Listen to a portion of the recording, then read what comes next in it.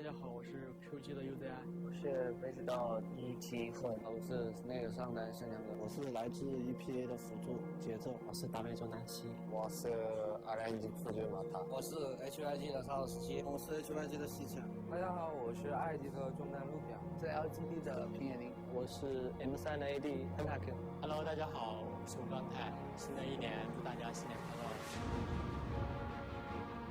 本决赛的目标，一届的目标当然是拿上青年赛的冠军。不是靠在单青赛的目标，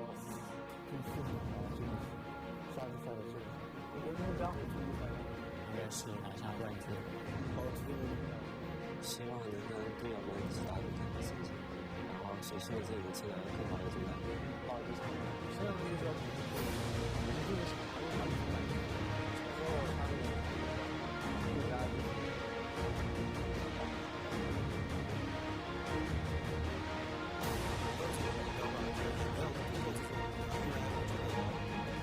现在我的对手不是说一个人，而是说在我拿到世界冠军之前，所有的都是我的球员。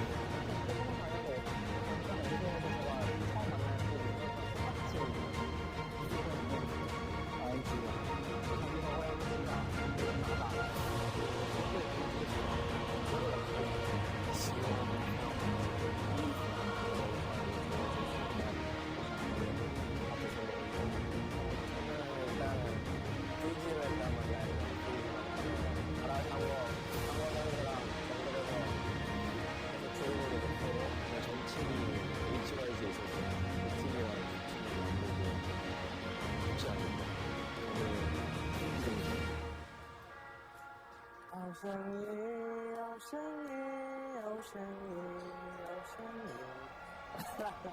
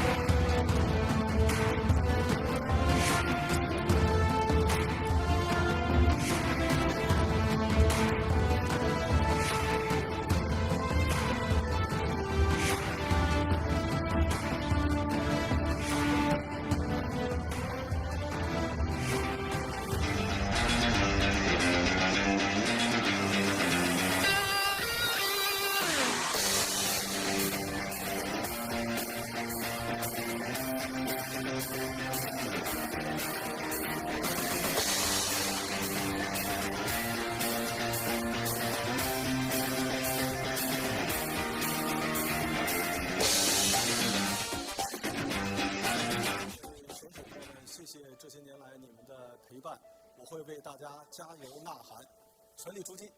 大家好，我是白客，感动自己，感动别人。新的赛季重新出发 ，LPL 加油 ！LPL 2016英雄超越巅峰，超越自己，永不言弃。这个赛季我们在这里看着你。LPL 2016英雄超越巅峰，感动自己，感动别人。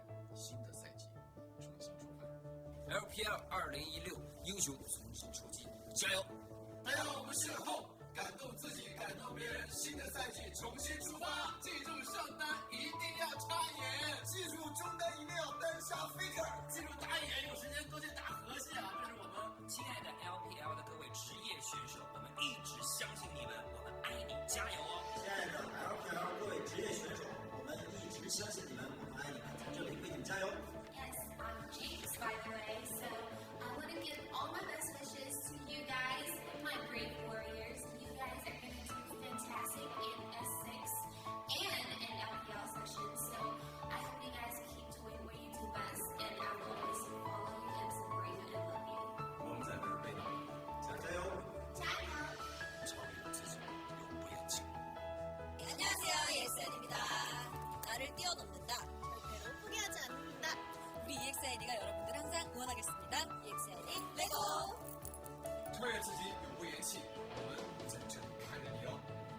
动自己，感动别人。新的赛季重新出发 ，No matter what, follow your heart。大家好，我是李凡。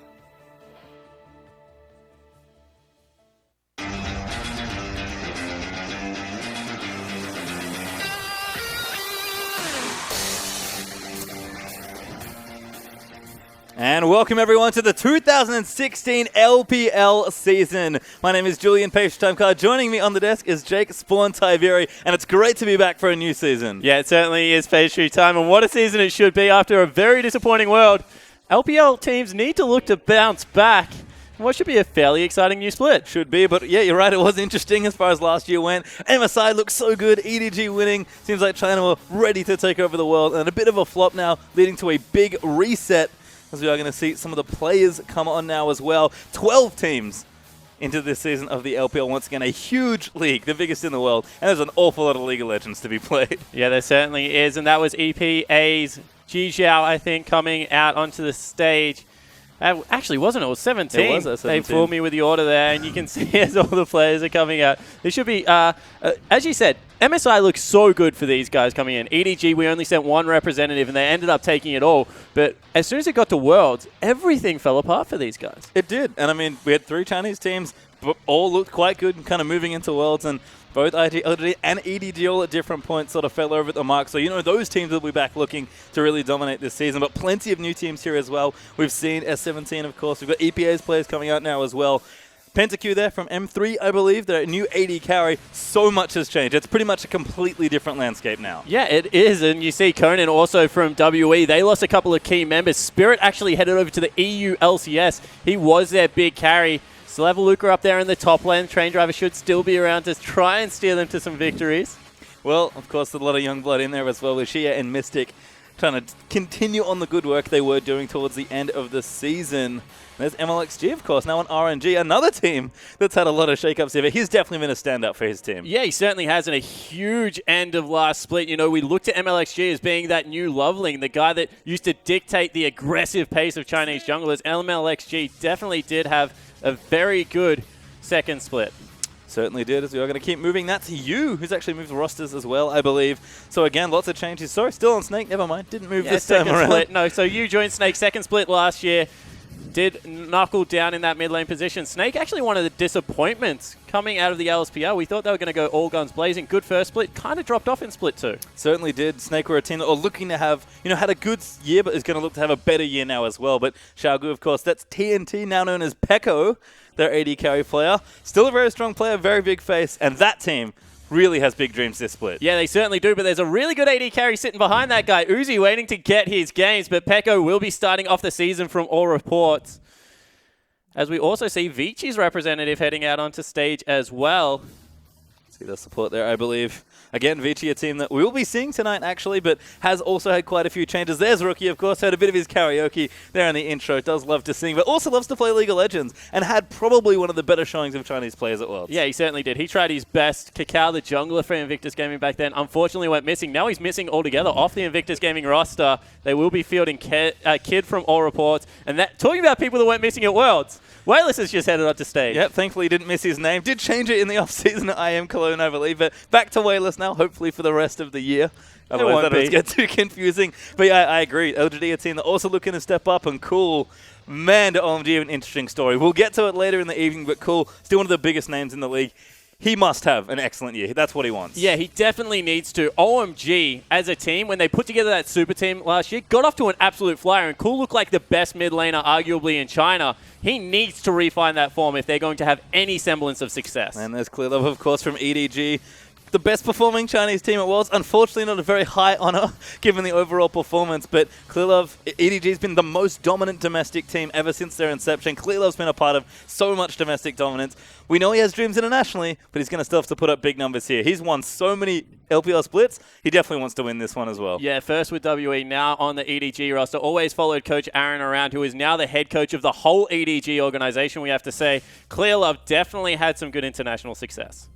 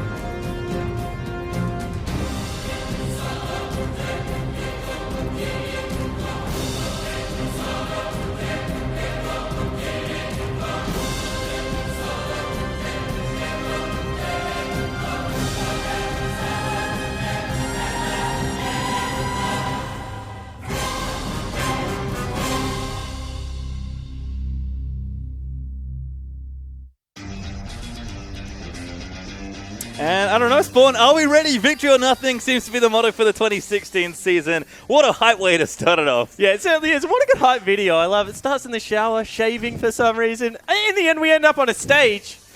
And here we are. And that's where we want to be. Ready to kick off the LPL again. Once again, Julian Pastry Time Card joining me is Jake Spawn Tiveri to start off a very exciting 2016 LPL season.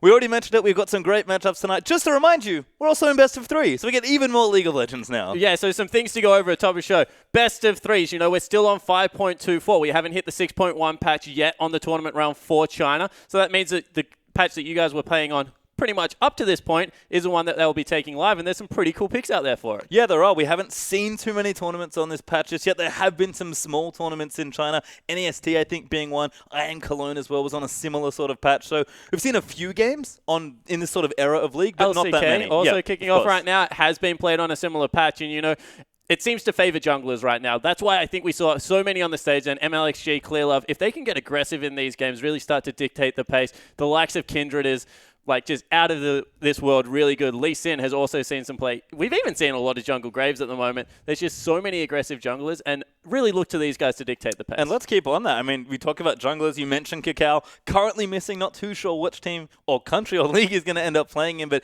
not on the roster right now for IG as far as we can tell. But we have had someone move back to the jungle. Another Korean favorite player of yours, Insec. Yeah, is now back. Back in the jungle. So, you know, when you look at the RNG lineup, which we will jump into shortly, Insec is sharing the jungler role with MLXG. A very good veteran jungler, has seen some Worlds performances, has won some OGN. And then you look at the other side, brand new Chinese jungler who had a great breakout season last time around. MLXG can definitely learn a lot from Insec, and I expect Insec to start some games, but for them to look to MLXG to be that new, fresh jungler coming through. And of course, we will start with that matchup. We'll start talking a bit more in depth soon, but on MLXG, I agree. He had a fantastic first year as this young LSPL player, basically coming up through the Chinese equivalent of Challenger and then really showing up. Did his team win as many games as he would like? Probably not. They had a okay performance, but mostly lackluster. But he's a player now that sort of has his first year, and it's a fairly good first year.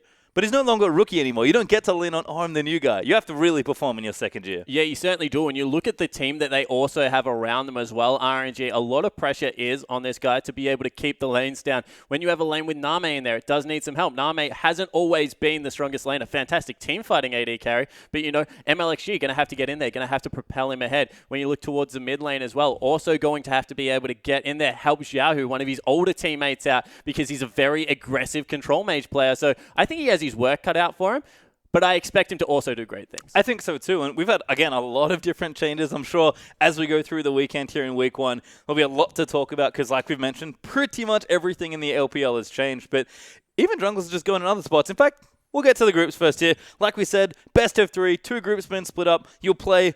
It's kind of a complicated format, but much cleaner than maybe the best of 2. Yeah, it certainly is. So what happens, you play your group twice, and then there is an inter-group round where you play someone across the pond. The way they did it is it was seeded based off last split standing and then drawn out into the groups. That is our first matchup of the night. EDG will be taking on RNG. And this will be fun.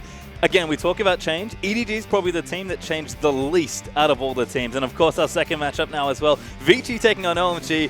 But neither of these teams are the teams you remember from last year. Yeah, they certainly are not. You see Cool in the mid lane. He's going to be taking on the Hoon, who has come over from the LCK. But OMG, this is really their rebuilding team, and I'm looking forward to see how Cool sets the pace for them in their first game, because he's going to have his hands tied down there with Easy Hoon in the mid lane. He is, and of course Vici moved a couple other things around. That is Dandy, you see, but he's moved back into his jungle position, which I'm sure we'll be excited to see later. But EDG are going to be taking on RNG to start things off here. And EDG, like I said, of all the teams to go through changes, EDG went through the least. Yeah, and the changes that they went through, I think, are all good changes. Like, when you look at it, Amazing J, he's back on EDE, onto the second team. So Koro has the top lane all to himself. They put Firelolly in as an official sub now. He always was kind of that sub, but Clearlove is like, he's scrimming. I want to be challenged for my jungle position. And they also brought Athena across from Ever to help back up that mid lane where Pawn had been a little bit injured. And if there's anyone that I'm excited to see if he does get significant game time, it's a guy that beat SKT, went over and, I guess, beat up the Xiaogu Reapers in a pretty team fight-orientated, series there in a best of 5 and came out ahead. Yeah, new Korean team ever, did very well in early results, and EDG is like, oh, that mid lane looks pretty good. Get him over here, put him on the bench, and put him behind Pawn, of course, another great Korean mid laner. And the thing that I really like about it is that Ever when they were playing, kind of played... I'm going to say it was like SKT because they had these big hyper carries, Kassadin, Rise in the mid lane. They were willing to get behind this guy. And when you look at what Pawn does, he plays like all these pocket picks. So if you have a very standard mage player like Athena in the mid lane, and then you have Pawn that's willing to pull out Morgana, Lux, Fizz, Talon, weird stuff. Jace, he likes Jace as well. He does. Then you have this really well-balanced lineup, and it also suits how EDG play the game. It does, and EDG are a team that, again, not looking to change too much. They had a winning formula. They've been dominant for so long in the LPL.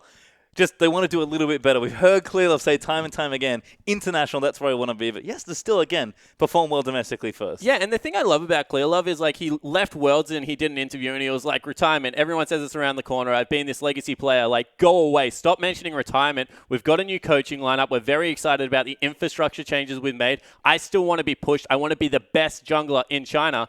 And we're going to win Worlds. He's like, I'm not putting a timer on it. I don't care if it takes me 5 years to win Worlds. I'm not retiring until I get the damn thing done. And, you know, you have to really respect that drive, that passion that comes out of EDG's jungler. Certainly do, and it's a team that you can tell where the passion comes from. It's been so much success. We've kind of addressed the top half of the map. We'll pop down to the bottom very quickly. Again, talking about no changes. I wouldn't probably change this lane. Deft and Mako is still there. Yeah, my rookie of the year. Mako came out of absolutely nowhere. Was like just picked up and he turned into this great engaged support that turned Deft, who this guy that couldn't lane and like everyone was like great team fighter, Samsung Blue Deft. What the heck happens in laning phase? Like, Imp is so much better than him, and all of a sudden, Deft is like this powerhouse at all stages of the game. Deft has also been very vocal about becoming a very well-rounded AD carry, and I want to see if he and Mako, because once again, not a rookie anymore, can make that next step, really put their dominance on the LPL as one of the best duo lanes. Yeah, excited to see a lot of these young players. Again, we talk about their first year being good, but these are year 2 players now. They're not rookies. They're hungry players that are looking to prove themselves, because you got top spots at Worlds to go through. You want to qualify. You want to place well in playoffs or even win the split if you can. And all these players that have shown so much already now need to prove themselves even more. Mako had a fantastic breakout season, but you don't get 2 breakout seasons, you just get 1. Yeah, exactly right. And, you know, we'll move on to the last position, kind of the unofficial 6th man. They've brought in Rapid Star. They've got Firefox, 2 brand new coaches. As I said, Aaron is now the head coach of the EDG organization. So we expect to see Firefox on stage with him. He's previously from LGD. We expect to see Rapid Star form a great mid laner. Was in the finals of a World of Zubu Frost. Yeah, very good player. So we'll see whether these 2 guys are able to propel this team in the right direction, because that's the change that they've harped on the most. Like, infrastructure is better. Our coaching staff is much good. We want to be able to adapt to patches very well. Our pick ban, it was horrible. We want to be able to... They used to pick Kassadin with no wave clear. We want to be able to clear all these things up and really put our stamp on as a very good team. And again, improving on greatness already is kind of EDG's thing, so we'll see if they can get that done here. Kind of moving... Oh, actually go through EDG. Never mind, we have talked through the lineup, but we'll go officially through them now as well. And actually, I want to see who they're playing, because in a best of 3, there is so much more opportunity now to change your rosters. We are going to see the players come on stage. I don't think I spotted Pawn. No, I didn't spot Pawn either, and you can see that he's not bringing up the tail either, so they're not marching out 17 people like they did the other day. This is actually their starting lineup, and Pawn is not there. And that's a very big change. In fact, is Clearlove there? I think that's Philo sitting in his spot. You know what? Let's give it a bit and find out for ourselves once we do run through the official roster, letting the players set themselves up on stage. But we talked about it. Best of 3, big changes. And you can start moving your subs in, so let's go through EDG. Yeah, so EDG, you can see, that's without EDE. That's their official roster. And it is Firelolly and Athena going to be starting for the first game of the LPL split. That is a bold statement from a team that usually starts the LPL strong. But let's go through the lineups one by one. Koro, still that veteran there in the top lane. This player has evolved into such a beast. Yeah, he's a monster. Koro got so much criticism in 2014 Worlds, and he turned into a great top laner last year. Yeah, and there's, of course, Firelolly. Saw him in a few games last year, especially in the latter half of the year. We're going to, of course, see Athena, the very exciting young Korean mid laner here, going to take over for Pawn in Game 1. Yeah, certainly looking forward to seeing if he can continue his form into the LPL season. Deft and Mako will be popping up quite shortly. Deft really was a person that stepped up at the end of last year. When EDG was struggling to make Worlds, this duo lane was the people that dragged them through the Worlds tournament, made sure that they got that second seed after they lost a disappointing set to LGD. Yep, certainly was. And I think, fun fact, I believe Deft and Mako are the only 2 players on their team to have played every single regular season game last year. So, going to start strong here, going to start in this game as well. I know Deft played every game. I don't know if... Oh, no, Mako didn't, because he subbed in week 3 for Mouse. Yeah, he certainly did. And I think they played Ray and Jin Zhao as well one game, and he went off on Draven. So I'm going to say there was one set that Deft did not play. Well, he's played a lot of games. I think he might have played all the split 1 or 2 games, but never mind. I like the EDG are starting this way. Again, best of 3. You can change players more often than you could in this, shorter best of 2 series. So starting with your subs is a big statement. Yeah, it certainly is. And I like the faith that Clearlove gave over to Firelolly because he was definitely very vocal of how much support he gives this guy as we see the RNG roster roll out onto stage. I spy MLXG. Looks like Insec will not be playing at least today, but we are going to get the players on stage and then go through their lineup. Once again, a team that made some pretty exciting changes to their lineup here, RNG. And if EDG are the team that kind of kept everything the same, RNG were like, you know what we're missing? 5 more players. Yeah, exactly right. We're not Starhorn Royal Club. We're not King. We're Super Starhorn King Royal Never Give Up Club. Yep. And they just kind of mash them all together. They have Looper on this lineup. They also added Mata, Name, some huge players. And you can see them all on your screen. 10-man roster for this lineup. Yeah, absolutely massive back pocket of substitutes. We are going to start Looper, actually, here. MLXG, Xiaohu, Whoosh, and Mata will be playing. So Name absent for game number 1 here. Very interesting lineup, but this is a team that can field so many different players. We are going to start with Looper. Yeah, it certainly is. Former world champion Sansan White Looper had a very good synergy with Mata, so I'm not surprised to see them playing at the same time. That forces Insec out of the lineup, and MLXG, that jungler we spoke so much about in the pregame, is going to take to the rip. And that's really what we expected for this team. Insec, I believe, is listed as the starting jungler for most of the lineups, but we did expect to see a lot of MLXG, and with good reason. He had an excellent 2015 as Whoosh. Again, another young player who's kind of shown up a few times, but this will be a different lane opponent. I don't think he's ever not played with Lei before, and Lei's a great player, but he's not Mata. Yeah, exactly right. And as we mentioned, the Mata-Looper synergy, everyone gave Mata so much credit for how Looper played during Worlds, and then Looper kind of proved them right when he went over and wasn't really able to keep it together on M3 with Dade. So now, back to that old combination. We'll see if they can make it work. And we talked a lot about MLXG being able to learn off Insec. Well, Wushin has Name sitting behind him. Yep. Pushing for that starting spot. And if there's anyone in China you want to learn the AD carry position off, it's probably Wei Xiao. But Name would not be far behind him in terms of being a very good teacher and mentor. Certainly not. So again, RNG reaching into those big, deep roster pockets and pulling out, I'm going to say 5 somewhat unexpected players. Yeah, I'm going to say the only person I expected was Mata and Xiaohu to be on that starting lineup. Everyone else I've crossed off my list. So it's good to see that, once again, these two teams, they're going to try something different. It is best of 3. Dropping games no longer costs you a point. You're able to pick up the 2-1 victory and be able to get full points for it. Unfortunately, dropping 2 will cost you a point, so we're going to have to make sure we do get 2 wins. Unfortunately, only one team can go 2-1, 2-0 or better, I should say, or 2-1 or better. And again, if we do see changes between games, it'll be interesting to see, as the LPL goes on this split especially, how these bigger rosters with more subs start to evolve. Yeah, and the thing that I'm really interested in seeing here is that, Mata was famous for leaving lane, setting up great deep vision, keeping everyone really safe, being able to track the jungler with Dandy. Whoosh is a very aggressive laner. Yes. Really aggressive. He's aggressive on Vayne in lane, so we're going to have to be able to see if he can cope with that and whether they've had enough time together to be able to catch the Annie, catch the Braum that came out of Mako so many times and was able to bully people around with this man on your screen. Yeah, Deft is very good. And not dying, I think, was always a relative skill of his, although he did flub every now and then in his early career. But he's just become, again, such a rounded player. And Mako's so good at stopping things like engages and good at engaging that I feel like if Whoosh does want to play like his old self, Mata's got a big job ahead of him trying to rein that aggression, kind of like the old Imp Mata synergy. Yeah, I certainly agree with that. And the other thing that we've seen so much more on this patch is the return of the 2v2 duo lane. We've gone a little bit away from lane swaps, and we've seen people run head-to-head in the bottom lane and in the top lane just because of the tanky meta again. It's very hard to dive these champions.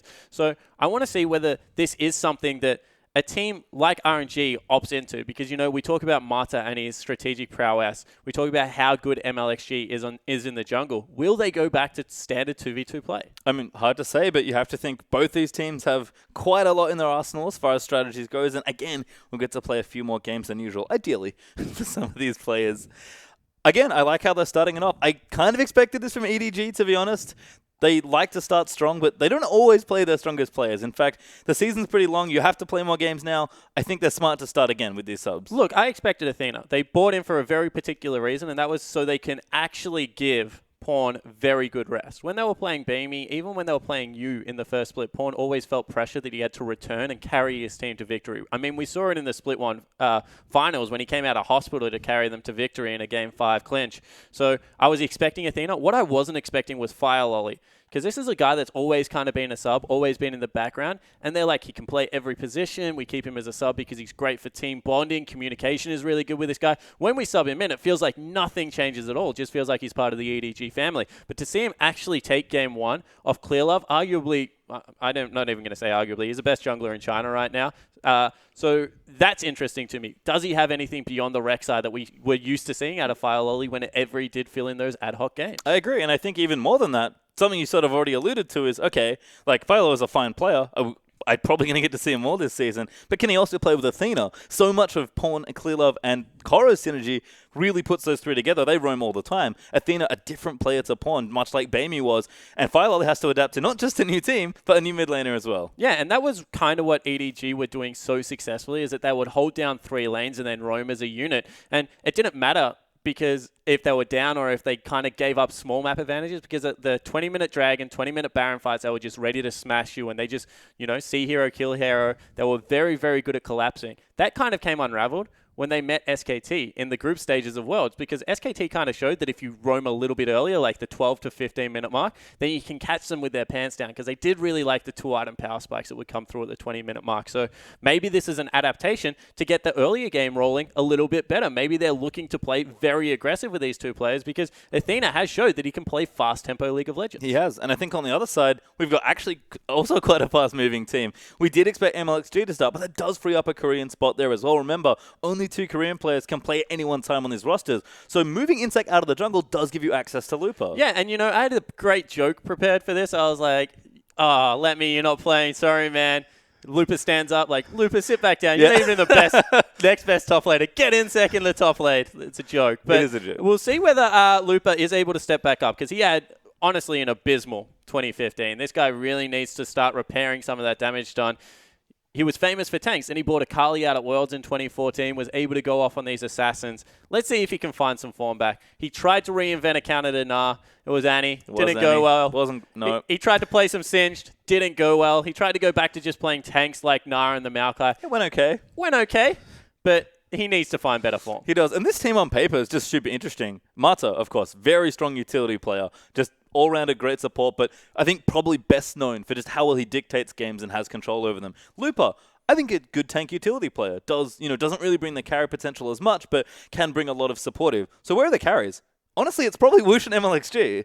Yeah, I'm going to say it is as well, because Xiaohu was really good at the control likes of control mages. So we're looking towards the Azirs and the Victors for this guy, not really going to be blowing people up. So I definitely agree. Whoosh has a lot of pressure on him. I think the team will position very well around Whoosh, that if there is a guy that will step up, Whoosh is a good person to have as a hyper carry. But what I'm interested in is Lupa and Mata synergy can never be questioned. Yep. They build a legacy off it. But how do they integrate with 3 Chinese players? We learned so much over the offseason that communication, like the ability to be able to make these snap calls to be on the same page, outweigh talent so much. And SKT, they had the best of both worlds, so were able to put it together to a flawless Worlds. I mean, they didn't drop a best of 3 at all. So really interested to see if RNG, a team that have been very vocal about getting back to the world stage, is able to make these adaptations. Yep, you have to remember Royal does have quite a legacy as a team going all the way back, but things really have changed since then, so we'll have to see how they line up in Game 1 here.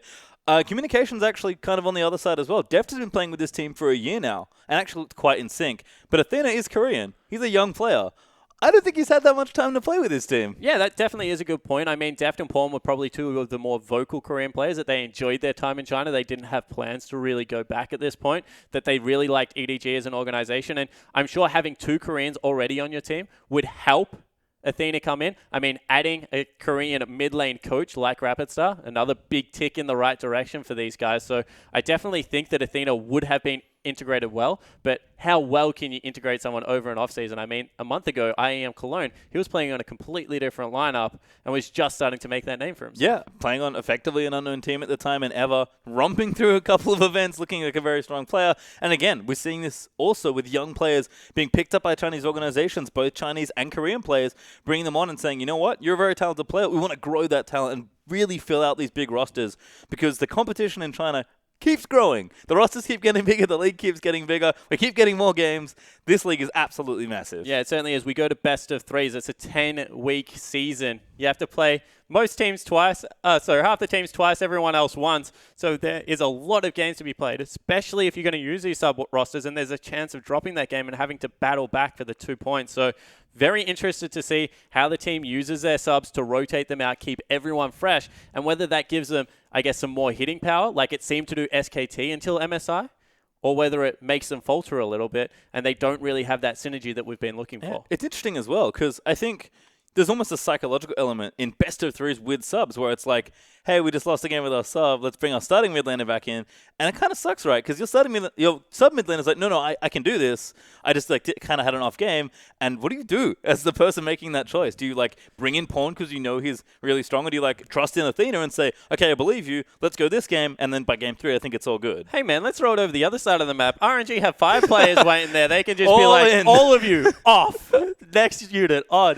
Play it like NFL style, just like offensive and defensive liners. But I'd certainly agree with you. There is that psychological element. It relies very heavily on the coaching staff, I feel, and how the team reacts as a team. Athena has to be willing to be like, all right, cool. I understand that for this matchup, I am not the best player. Send in Pawn. Or vice versa, Pawn has to be able to hand over the keys, which probably doesn't have a choice right now because from all reports, he's still not 100%. And be able to say, Athena, I trust you to get my team to a point where they're successful without me on Summoner's Rift right now. And again, if there's a player to watch that's exciting as a young new player, Athena has to be number 1. I'm so glad he's playing in Game 1 because this is a big team with a big legacy and a big name now. The most dominant team easily now in LPL history at this point. They've usurped World Elite. They've usurped OMG. They are now just the best team to ever play in the LPL. That is a big pressure on a little player like Athena. Yeah, it certainly is. And, EDG are probably the most vocal about, yeah, we won Split 1. Yeah, we won MSI. All that did not matter because of our performance at Worlds. And then to throw a brand new mid laner, pretty much a rookie, into the mix with some very good veterans around him, but, not necessarily utilizing them like Clearlove, but he'll still have Koro up there in the top lane, is going to be a lot of pressure. And, they were able to massage Mako through that last year when they did bring him into the lineup. So hopefully the transition's just as smooth for Athena because, as you said, everyone in the LPL right now, all eyes on probably 2 teams. LGD, how do they bounce back?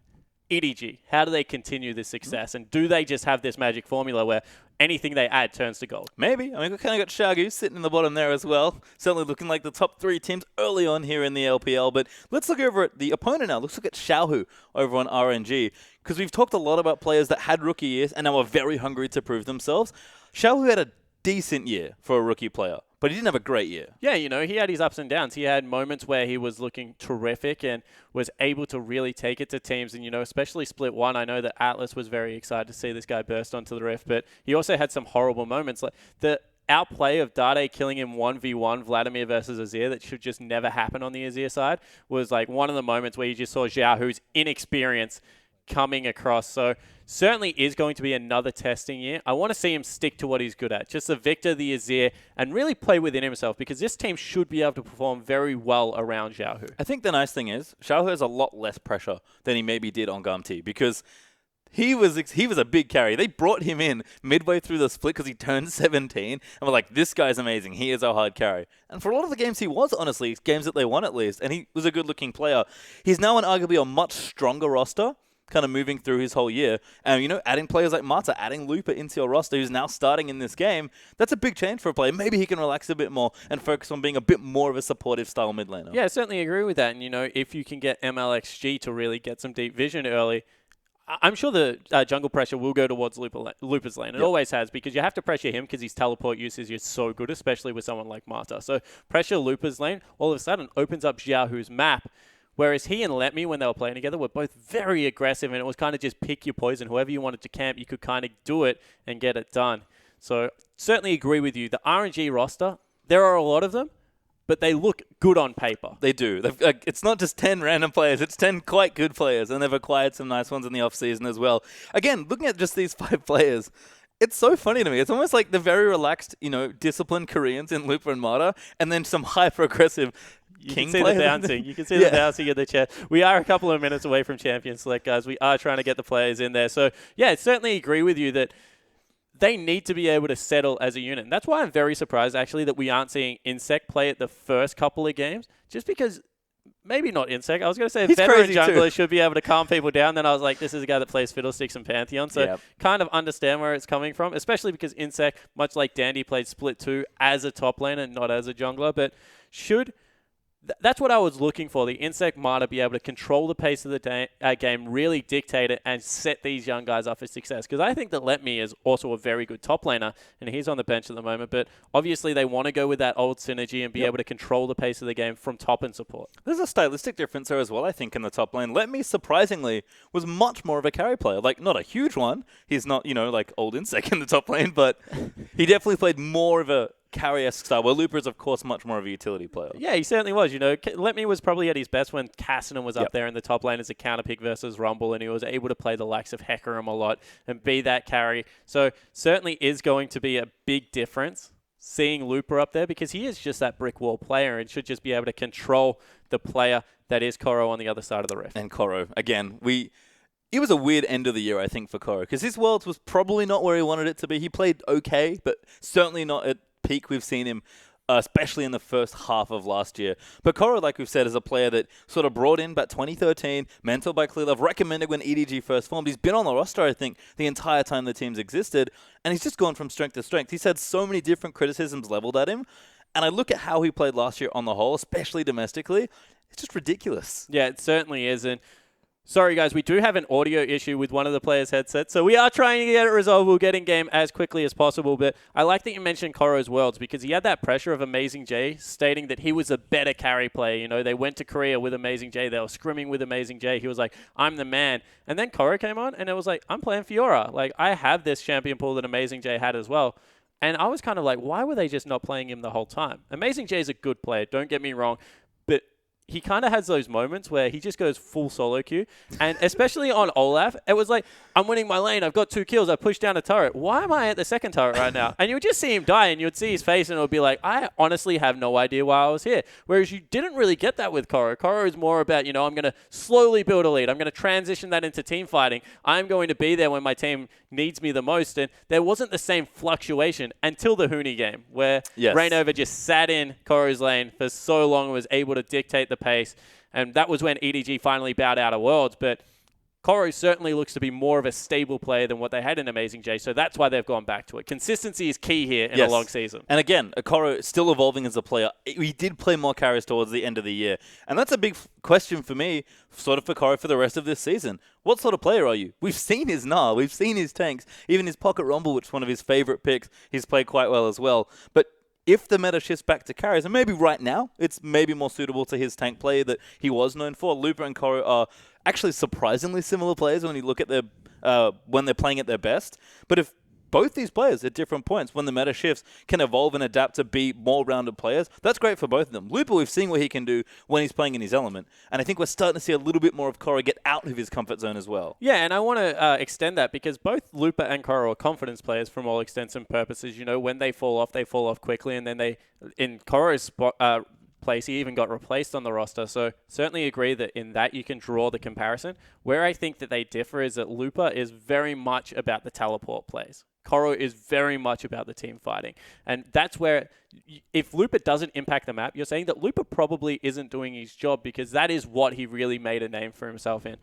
Koro, if he just goes even in lane, EDG, like, thumbs up, buddy, like, we got the rest of it covered. They don't give that much pressure into the top lane. They concentrate on Pawn and Death's lane and making sure they can get those going. So certainly think that even though they're similar players, there's a lot different pressure on each of them. Certainly is. And again, EDG are a team that look good, have almost always looked good, traditionally start the season very strong, but are going to have to do, want to make sure they put that good work in.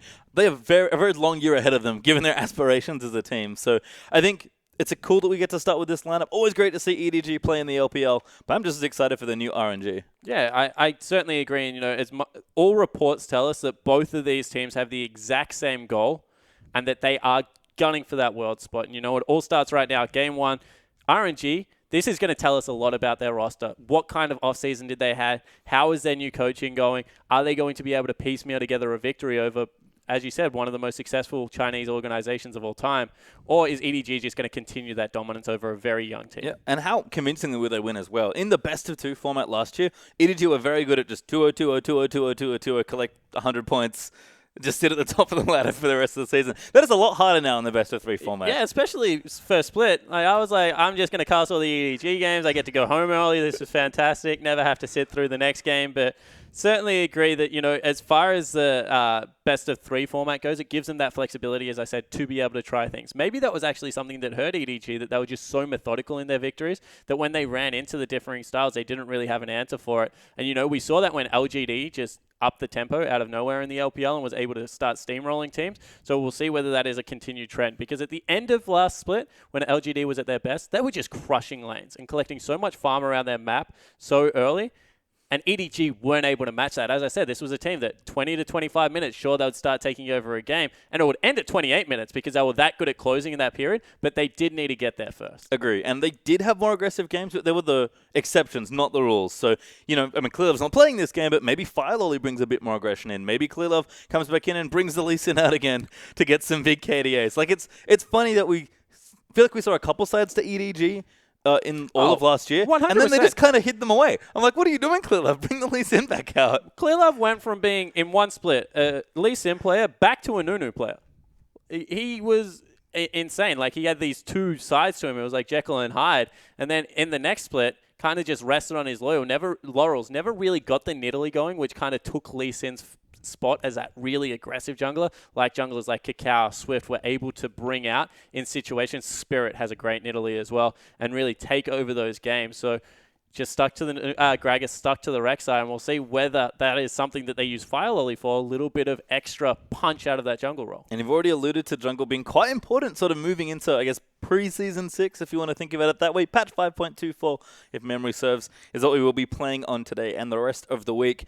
MLXG, you talked about Nidalee and Lee Sin. This man is a Nidalee and Lee Sin player and a Rengar player. Yeah, he certainly is. And Rengar is the other champion we have to talk about. It's much easier to get cooldown reduction and armor penetration into your build. That's why we're seeing a lot of AD carries being played in the jungle position as well.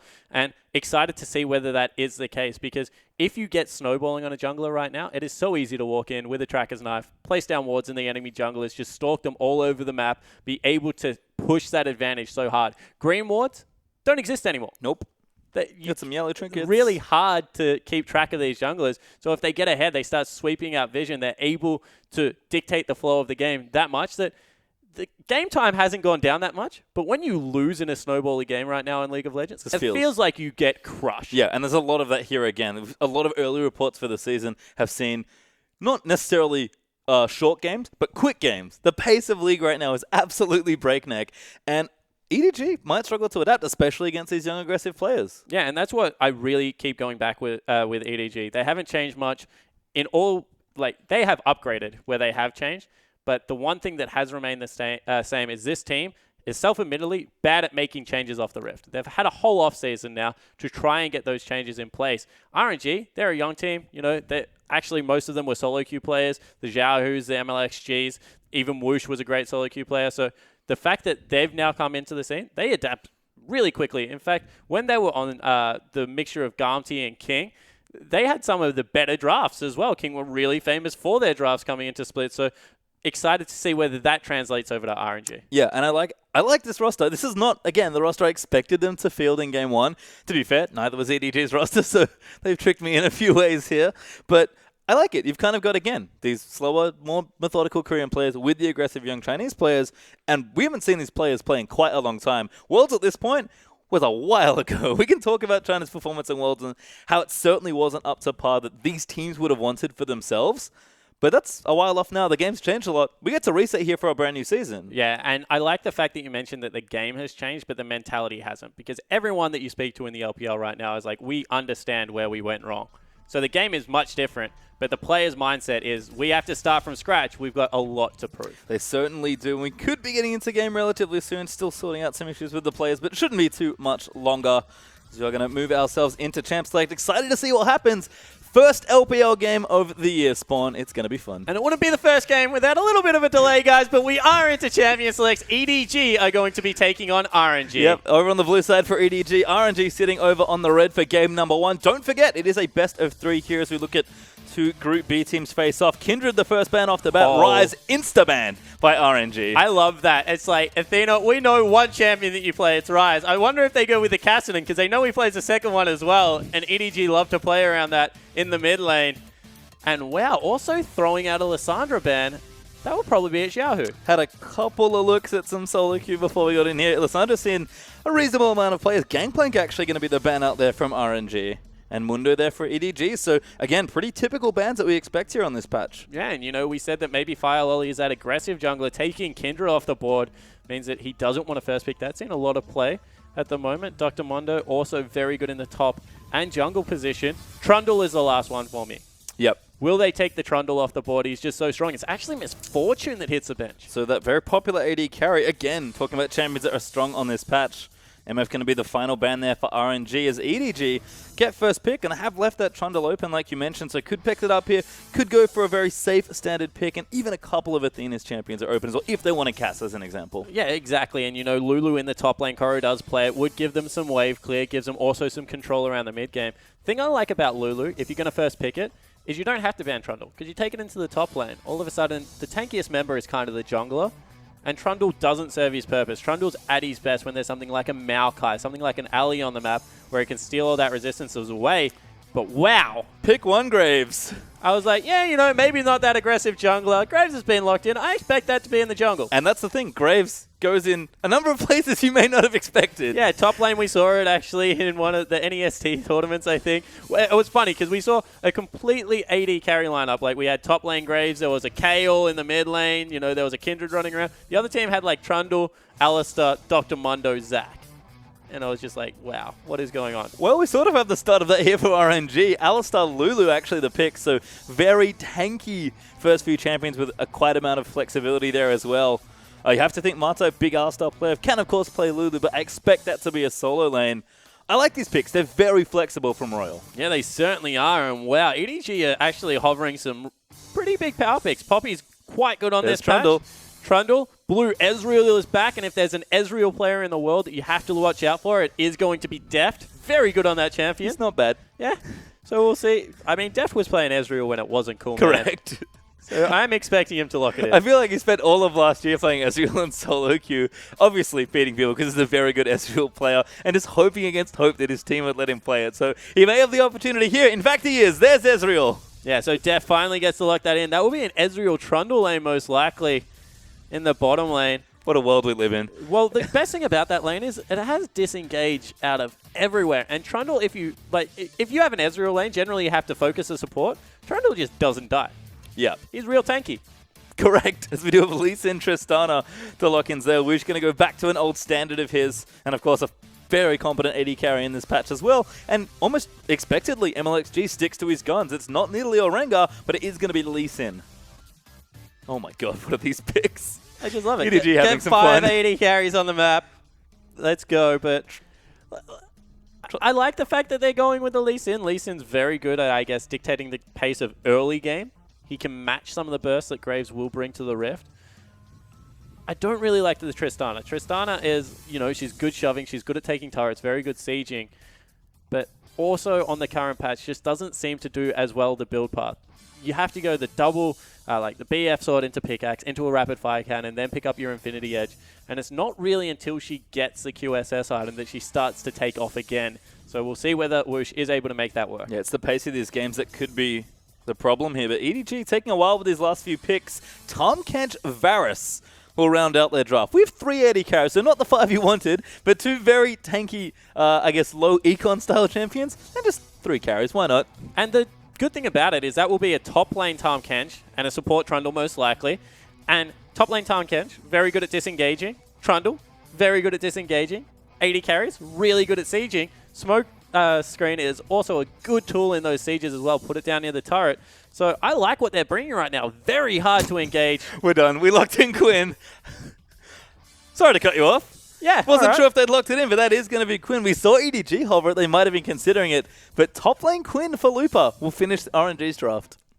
And, you know, we said Looper more of that tank player. Not today. Apparently doesn't care very much. Actually, so it's going into the mid lane. So Looper will be on the Lulu and Xiaohu will be on Quinn. That makes a little bit more sense to be able to utilize that roaming pressure. And Quinn, very good at shutting down those AD carries if you can hit the blind. Also very good at shutting down melees because it's going to be taken back in the top lane. They haven't quite decided yet, I think, but it is good that they have the flexibility as they are demonstrating here. I love this patch already. We have so many AD carries in this game. Yeah, no, this is going to be exciting.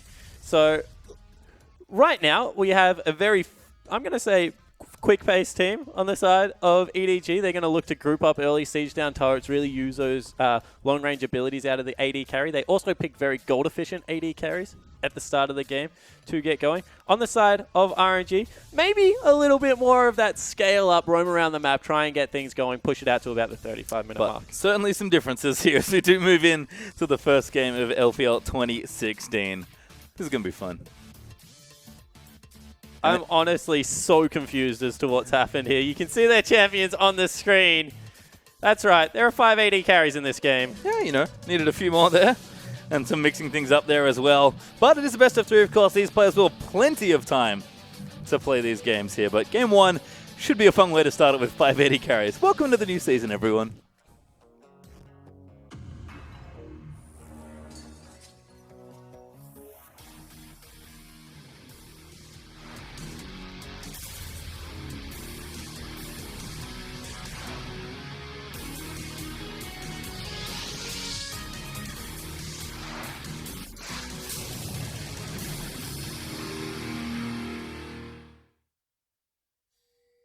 And we're on to the Rift here for our first game of LPL's 2016 season. EDG taking on RNG. And do we have a treat for you just tuning in?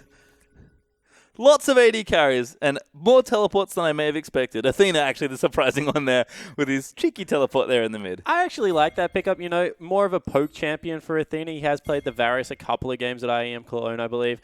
But needs to be able to match Xiaohu being able to roam around that map. So we'll see whether he's able to keep up with the Lulu. Mako actually in a bit of trouble. Marta and Woosh going to try and get it. There's the Pulverized Thunderlords procs in there as well. But Deft going to move back in, fire in. We are moving Xiaohu down as well. But Deft, he will be safe.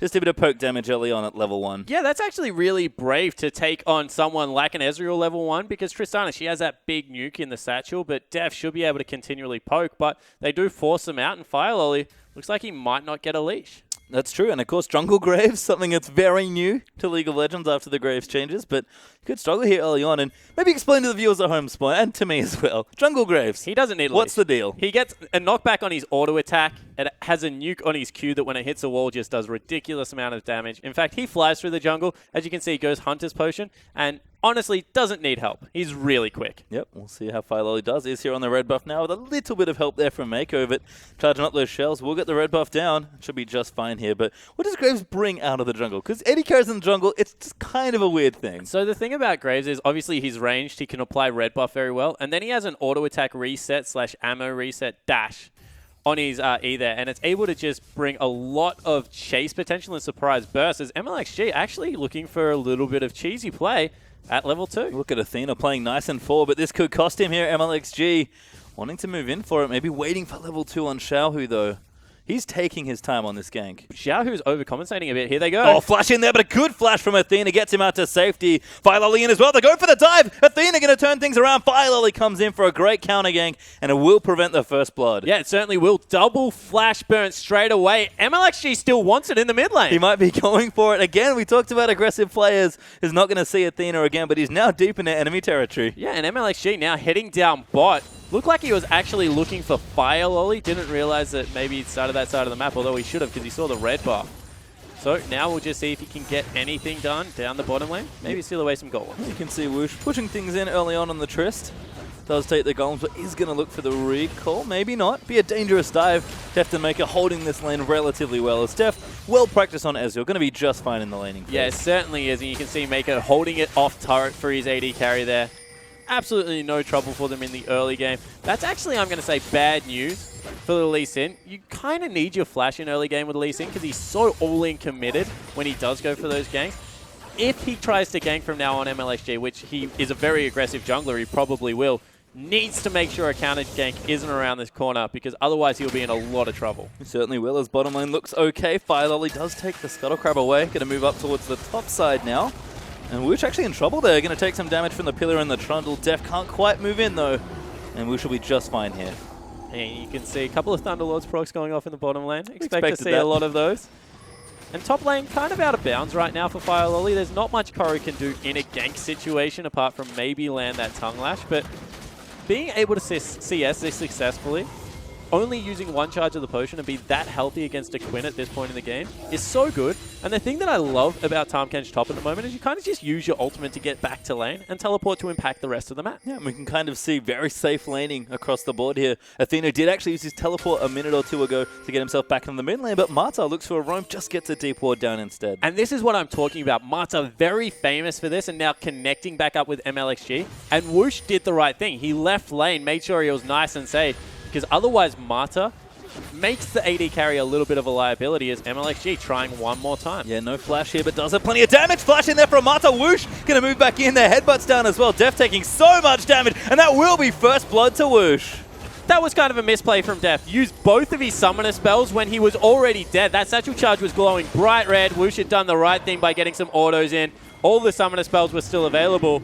First blood going over to RNG, and honestly, MLXG, as we expected, dictating the pace of the game. Certainly is, and he likes to play fast and loose. Not necessarily in that order, as they are going to take this pink ward out as well. It's funny, we usually credit Def for exceptional summoner spell usage. A rare misstep there from the AD carry. Yeah, it certainly was, and you know, they shouldn't be rushing the lane at this point. Def was pushed up a lot. It looked like they had a deep freeze. As soon as Marta left, they tried to push it out to get the tier shop in, but getting killed on Ezreal, kind of inexcusable at this point of the game. He's known to scale very well, needs to be able to stay safe in lane. You don't want to get the Tristana ahead. Yep, tier vs BF, so it could be an awkward start here. It's Fire Lolly looking for a gank. Athena tries to line up the Q, but doesn't quite land it. Xiaohu will dodge out of the way there. Yeah, Fire Lolly just headbutted the wall with his E. Not great. We'll have to cover mid. Athena wants to push this out, but this is the thing about these AD carry comps. They will eventually get outscaled. Alistair will get very tanky. So will the Lee Sin. All of a sudden, you got a Lulu knocking people up. They do have engage here.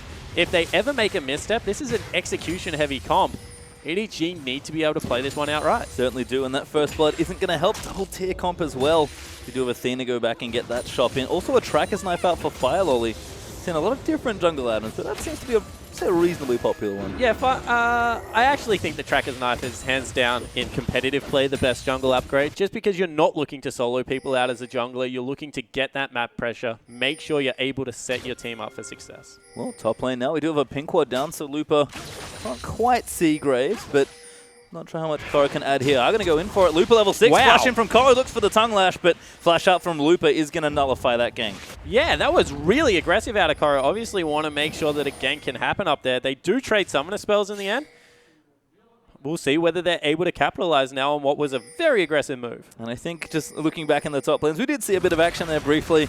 We're going to see a little bit more of this here as well. Lots of swiftness boots in this season as well, Spawn. Swiftness boots are really strong right now. Slow, spooky ghosts have seen a lot of play in the mid lane. You can see that Xiaohu already going for one. Seen a heck of a lot of play. Unfortunately, there won't be one on EDG unless a funny champion picks it up. But with the rise of the spooky ghost, everyone realized that these swiftness boots things, they were kind of good. And, you know, Trundle, he's got a slow. Blue Ezreal, he's going to be packing a slow as well. On the other side of the map, you know, you have Lee Sin. Not really much else, actually, apart from the spooky ghost and the Lulu. But for 800 gold, for the most movement speed out of a boots that don't go away, why not pick them up early? Yeah, we've seen again, they'll be quite popular as Xiaohu moving in. Does see the pink wall, but doesn't quite know if it's safe enough to clear. Fire Lolly actually doesn't quite see the other ward that's been put next to him. Marta is going to roam in here with Woosh, and Fire Lolly going to have to give up this red, I think. He has the smite, he will get it. Marta a little late there. And this is a good thing about Jungle Graves. You're able to kite the buff so well, stay incredibly healthy. there's not really all that much pressure on you being invaded, and they want to fight for this. Vision collapse here, but Fire Lolly dashes out of the way. Pink Ward is going to go over to RNG. They'll keep supremacy in the area. Varus couldn't collapse quickly enough, and that's it. RNG get the ward and get out. And look at what Mata does to a team. Double red pink ward in the enemy's jungle. Pressure for the area. All of a sudden, EDG have to move back up there, try and reassert some dominance in the vision, but that's how Mata used to win games on Samsung White. They would just wait for a team to make one mistake around that kind of vision control, capitalize, and you can see he and MLXG already looking very much on the same page. Yep, Mata and Woosh going to get another shop in here as well because Deft and Mako moved up to clear the pink ward. Are going to stay. Good pillar from Mako is going to see them, and Deft going to go back and chop. About 10 CS behind so far in the Ezreal. And of course has that death in the column there as well. So we'll see if things do improve for EDG. Right now it's RNG, keeping about 1,000 gold in the lead and look to take Dragon #1. Yeah, MLXG actually looking to solo this at this point. Xiaohu will move over to give him a helping hand. But Deft actually stuck around, and I was going to say 10 CS, given the kill that went over onto the Tristana, not the worst thing. He's still scaling up with that tier, wants to remain relatively safe. As long as they don't start bleeding like 30, 40 CS advantages, it should be okay for EDG's bottom lane. The mid lane and the top lane, however, that's where they need to start worrying. Oop, Koro actually going to go in for a gank, uses the Abyssal Voyage. Looper going to have to try and get out of there. Don't think he can pop tag him quite quick enough, and Koro is going to see him, going to try and tag him up with the Tongue Lash. Does get it, but a nice bolt over the wall. Really nicely played from Looper there, actually. Positioned that very well to get over the wall. As soon as Tongue Lash had gone out, there wasn't really much else that Koro could do to catch up to him there. Fire Lolly, that's twice he's tried to gank the Quinn in lane, and it's just not working out for him. Not just yet here as Mata gets tagged by Ezreal ulti. Xiaohu, I think, ate some as well. Athena here with blue buff doing a nice job poking him out. And again, we talked about the scaling from EDG. This is a team that plays relatively safe in lanes and just sort of gets that mid-game advantage going. With only the one kill on the board and a slim gold lead here for RNG, we are heading towards that mid-game perhaps. Yeah, it certainly are. And, you know, RNG, they grab the first dragon. That's good for the extra stats, but games aren't really going in long enough for 5 to make a difference. EDG, they'll continue to scale up. Looks like they're still going to hit 2 items at relatively the same time at about 20 minutes when we would expect them to. When those double Muramanas come online, expect them to try and take over with some sieging. You can see now Mako moving in. Just going to clear a bit of extra vision here. Really had to follow Mata around in the early stages and try and keep on top of that vision game. See trackers for both there, and Warrior upgrade actually finished for MLXG, of course, on the way for Fire Lolly as well. Dive might be coming in here. You see that MLXG is looking to get aggressive. Mata had ultimate. They just decide to not pull the trigger. Maybe looking at for this time around. Fire Lolly completed the recall. They don't have as much vision, but Fire Lolly has gone. He was in the right place. Good tag from Def. He's going to spot MLXG, and RNG will let vision down here. Might just have to take a tower, and that's it. Even Xiaohu looked to move down, but Athena's got that tagged as well. And the ward goes over the back. You can see that they really want this turret. Def gets chunked out. Needs to be careful. Certainly does here, but Mako and Def going to clear that CS out ASAP. Def burned his ultimate just to make sure that stayed there, and Fire Lolly's back in the bottom lane with his Warrior now. Yeah, but that turret will fall relatively soon. You know, that's now a 20 CS advantage. We said needs to stay at around the 10 mark. If the turret goes down at the same time, that's even worse for this EDG lineup because all of a sudden Tristana's rolling. She can rotate into that mid lane and start picking up structures. Well, thankfully Def's a bit healthier now with the help of Mako and his charges. Athena still staying safe here, just playing back with his poke champion Varus. He does have that serrated Dirk online, so looking to build up towards those next few items. The Fire Lolly finds himself a ward. Poor Graves, he takes so long to clear these pink wards. Yeah, he certainly does. And you know, Athena probably going towards a Yomu's Ghostblade. Expect a Mortal come out as well, you know, just to try and keep the Lulu at bay. Doesn't want to be bursted down by that. Ooh, Fire Lolly needs to be careful. Does get tagged by Xiaohu's Frost Queen's claim, flashing from Mata. Woosh over as well. Exhaust is down, headbutts there, and Fire Lolly can't get out of this. Woosh going to get his second kill of the game. Yeah, Fire Lolly actually could have probably ulted himself backwards there to be able to flash the wall. Of course, Graves' new ultimate gives you a little bit of a gap closer. I think Caitlyn, Nat. Yep. But does fall down, and that's a second kill picked up for RNG, and honestly, they're dominating this game. Ooh, Koro's actually eating Looper. This could be a solo. Looper going to get tagged to get good flash. Yeah, actually, Koro able to start bullying this top lane now that he's picked up some of that HP. As soon as that goes into a Sunfire Cape, Looper might actually need to be careful. Ult going towards the top lane also? Yep, doesn't find him though. Does tag Xiaohu for some damage, but Athena's out of blue buff, so could be tricky to stay in this lane for too long. Although it does have the mana from the tier and that corrupting potion. Looper though, no flash now. Koro will have his back. And he's moving in towards his first item also. Whoosh, they're going to take this tower. It was sort of given gold here, and they are going to pick up the first one of the game. So that's 2,500 gold, the lead right now for RNG, this young side that we said had so much to prove. They've been very vocal, actually, about how good they thought this lineup could be. And we see level 9 has been reached. We're swapping over to some blue trinkets. This is when we expect the tempo of the game on the 5.24 patch to start accelerating. Well, you can see finished item actually for Whoosh. He's got the Infinity Edge already done.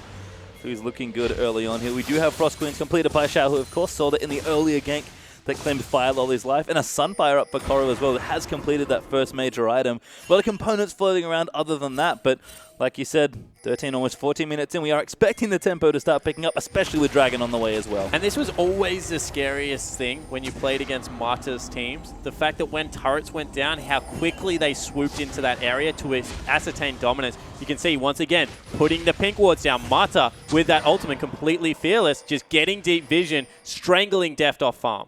And Mako and Deft have to hang all the way back here, but MLXG is going to wrap around as well. That's going to move them back to their Tier 2 turret now. And any hope of getting this Dragon for EDG is kind of dashed at this point. It's up in 50 seconds, but RNG already have the chokehold. And it's not only what it did to the bottom lane. All of a sudden, Athena in the mid lane had to walk all the way back to his Tier 2 turret because there's a Lee Sin, there's an Alistar. If they get behind you, they just punt you out. And you can see they're doing it to the bottom turret as well. Trundle went and tried to help the Varus. Now they're just going to take the bottom lane turret. Yeah, and this is something that Triss does do very well. Really chop down turrets quickly, and RNG going to keep pushing that advantage. That's 2 turrets down in the bottom lane. RNG taking a 2-0 lead in turrets now. And this is just phenomenal vision play out of RNG. When you look at it, they don't even have to fight. They're stronger right now. They're just able to push and bully the EDG lineup of 2 structures. Bottom half of the map just completely belongs to MLXG and Mata right now. And there's nothing the EDG lineup can do because they went with 2 tiers. They just haven't scaled up to that point of the game yet. No, certainly haven't. It's Koro really with the only completed item on the lineup so far. And Dragon number 2 should go over to RNG. I mean, again, games don't tend to get that late, but you might as well take it, continue having objective control, or maybe they just go for mid lane. Yeah, exactly right. All of a sudden, they can swap all that pressure out into mid lane. That's a little bit harder to siege. You can see why they stayed in Deft's lane a little bit longer, because that straight line wave clear from Varus that we talk a lot about is still available. And 20 minutes still isn't there. Don't expect EDG to fight this one, but they are positioning for it. Mata's behind them. Steel does get it. Fire Lolly claims the Dragon. That's a good first one to get, but Mata wraps around. Flash out from Fire Lolly as Mako and Lolly will get knocked up there. Ulti out there as Athena gets exhausted. MLXG is low, but the ulti up from Lulu. He's going to give the kill over onto Graves. Now MLXG bleeding red in the backline, but Athena forced to move away. Good eat there, but Loop is going to swoop in for a kill. Now Athena lowers Whoosh, jumps forward. Resets. Damage is good. Whoosh going to get it. Going to keep resetting it out in Koro. I don't know if he can do enough. It's another kill over there now to Lulu and Deft. The last one left alive. Has to be careful. Going to try and clean it up here. A double kill already. Xiaohu! Oh, he missed the Q. Needs to land the slow, and Xiaohu, little low on mana, is going to keep running Deft. Can he chase him down? Gets duped and clears the wave instead. Xiaohu, lucky to be alive. Oh, and Deft misplayed there. That should have been 3 or 4 kills for the Ezreal, because you can see with that Iceborne Gauntlet, the chase potential is unlimited. But RNG, let's take another look at this. Fire Lolly does the right thing, but the flank from Mata, double teleports coming in, just meant that the collapse was way quicker from RNG. And honestly, MLXG getting this execute here and able to get away just is like the story of this whole team fight. You can see that Whoosh playing nice and aggressively, able to get the resets. And everyone is so low, but Deft just can't clean them up in time.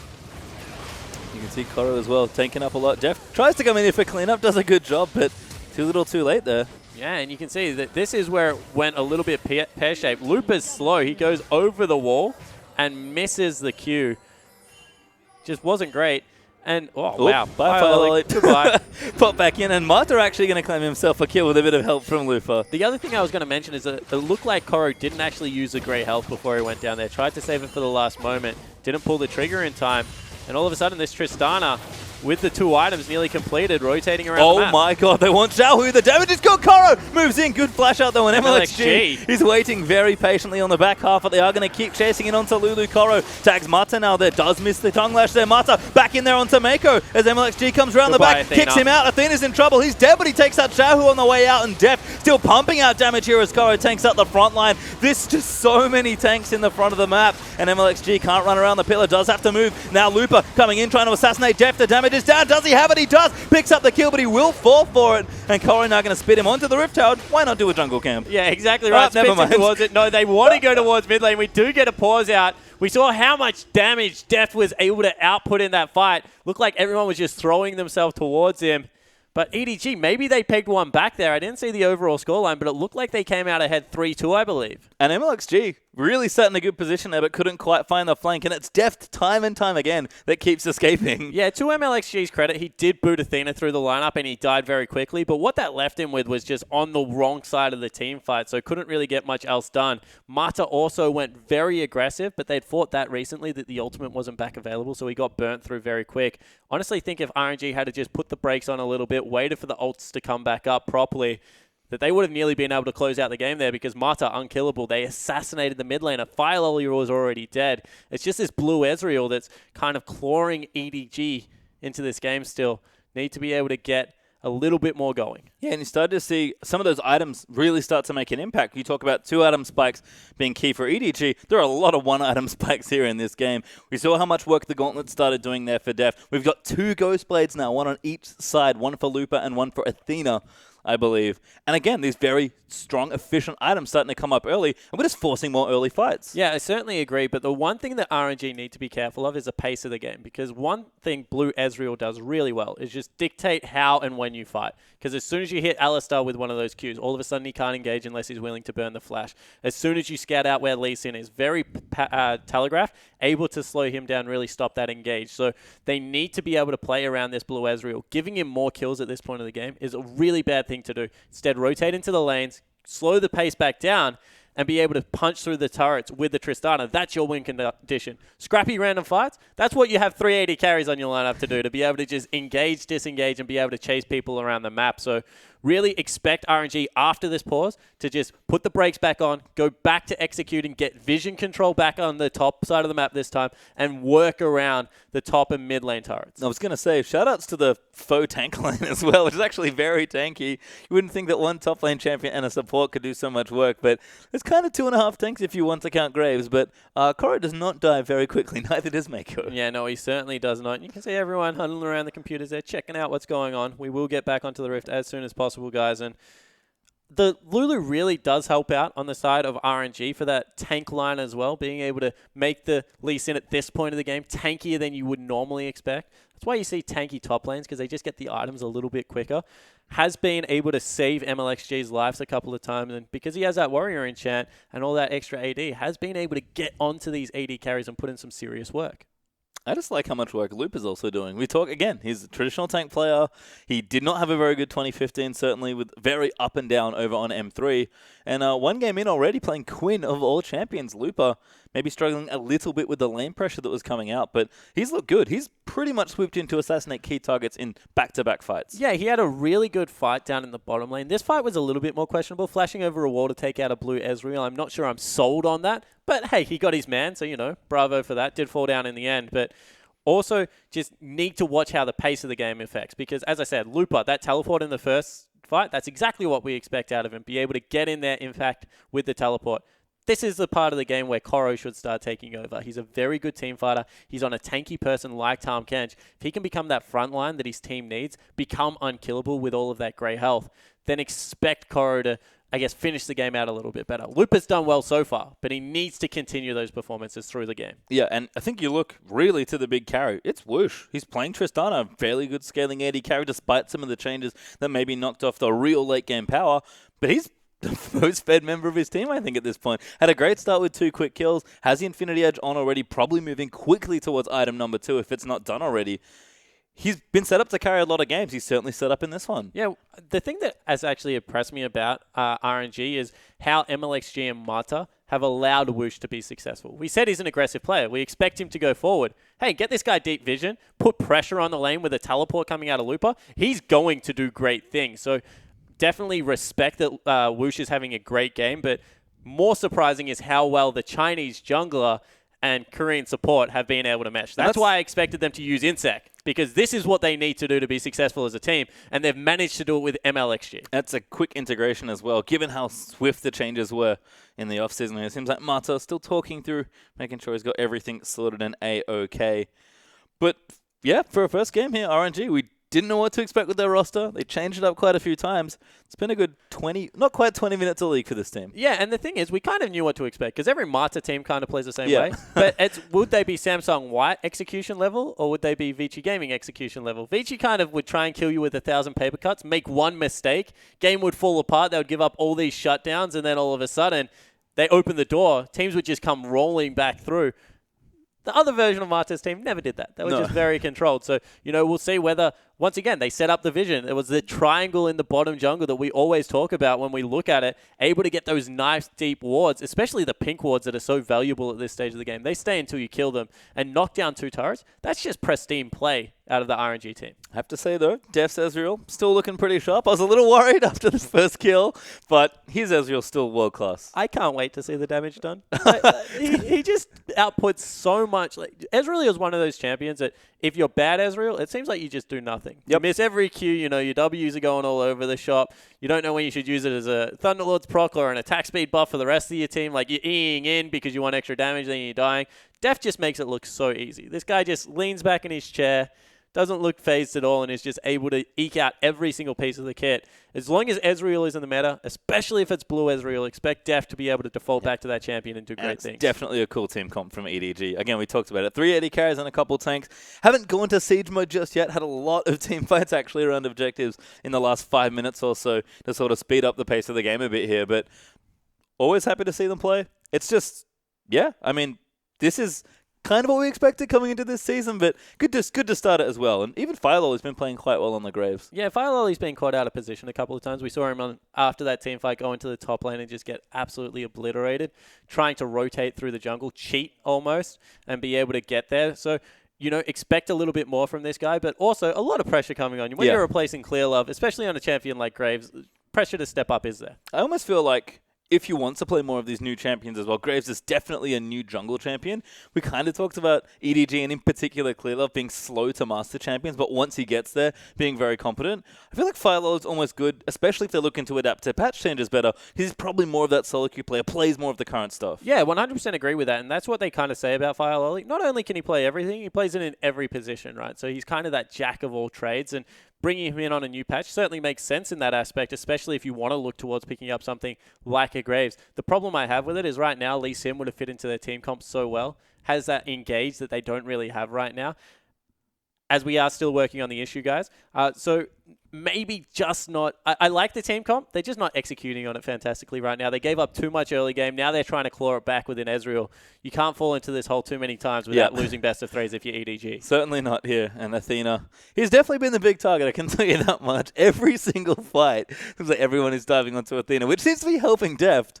But I feel like you have to sort of control both, because either of them can carry a fight. Well, when you look at it, Athena really needs to set up for a fight. So I understand why they're going for him. Immobile, he's kind of like Victor in that regards. Once he's into the middle of the fight, he can't get out. Deft, on the other hand, has an Iceborne Gauntlet, is very tanky to AD damage right now, has the E, the flash, the heal to be able to get away. So I actually agree that RNG right now, they're focusing Athena, but it's because he took a greedy summoner spell and teleport that we already hit at the top of the game to be able to rotate around the map.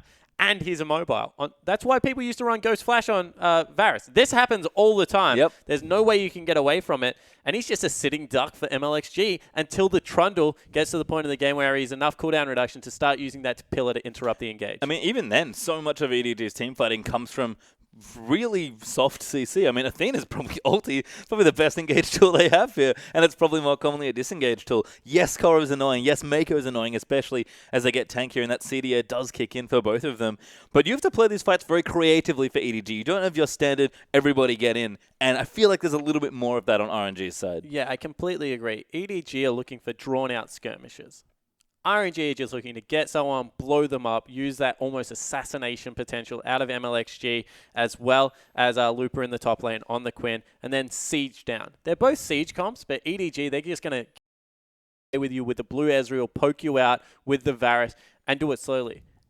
RNG, they just need one person dead, and they will rip through structures. We've already seen it with that Tristana, with the Quinn in the top lane. So we'll see whether that is something that continues to develop, whether these two Siege comps are able to play it out. Because right now, RNG, when you play a similar game style and you're ahead in gold, it feels like it's almost magnified because the other team has the same win condition at you. They're just not able to execute it as well because they don't have the same amount of resources. Yep, and it's always a big strain. League is certainly a game of resources.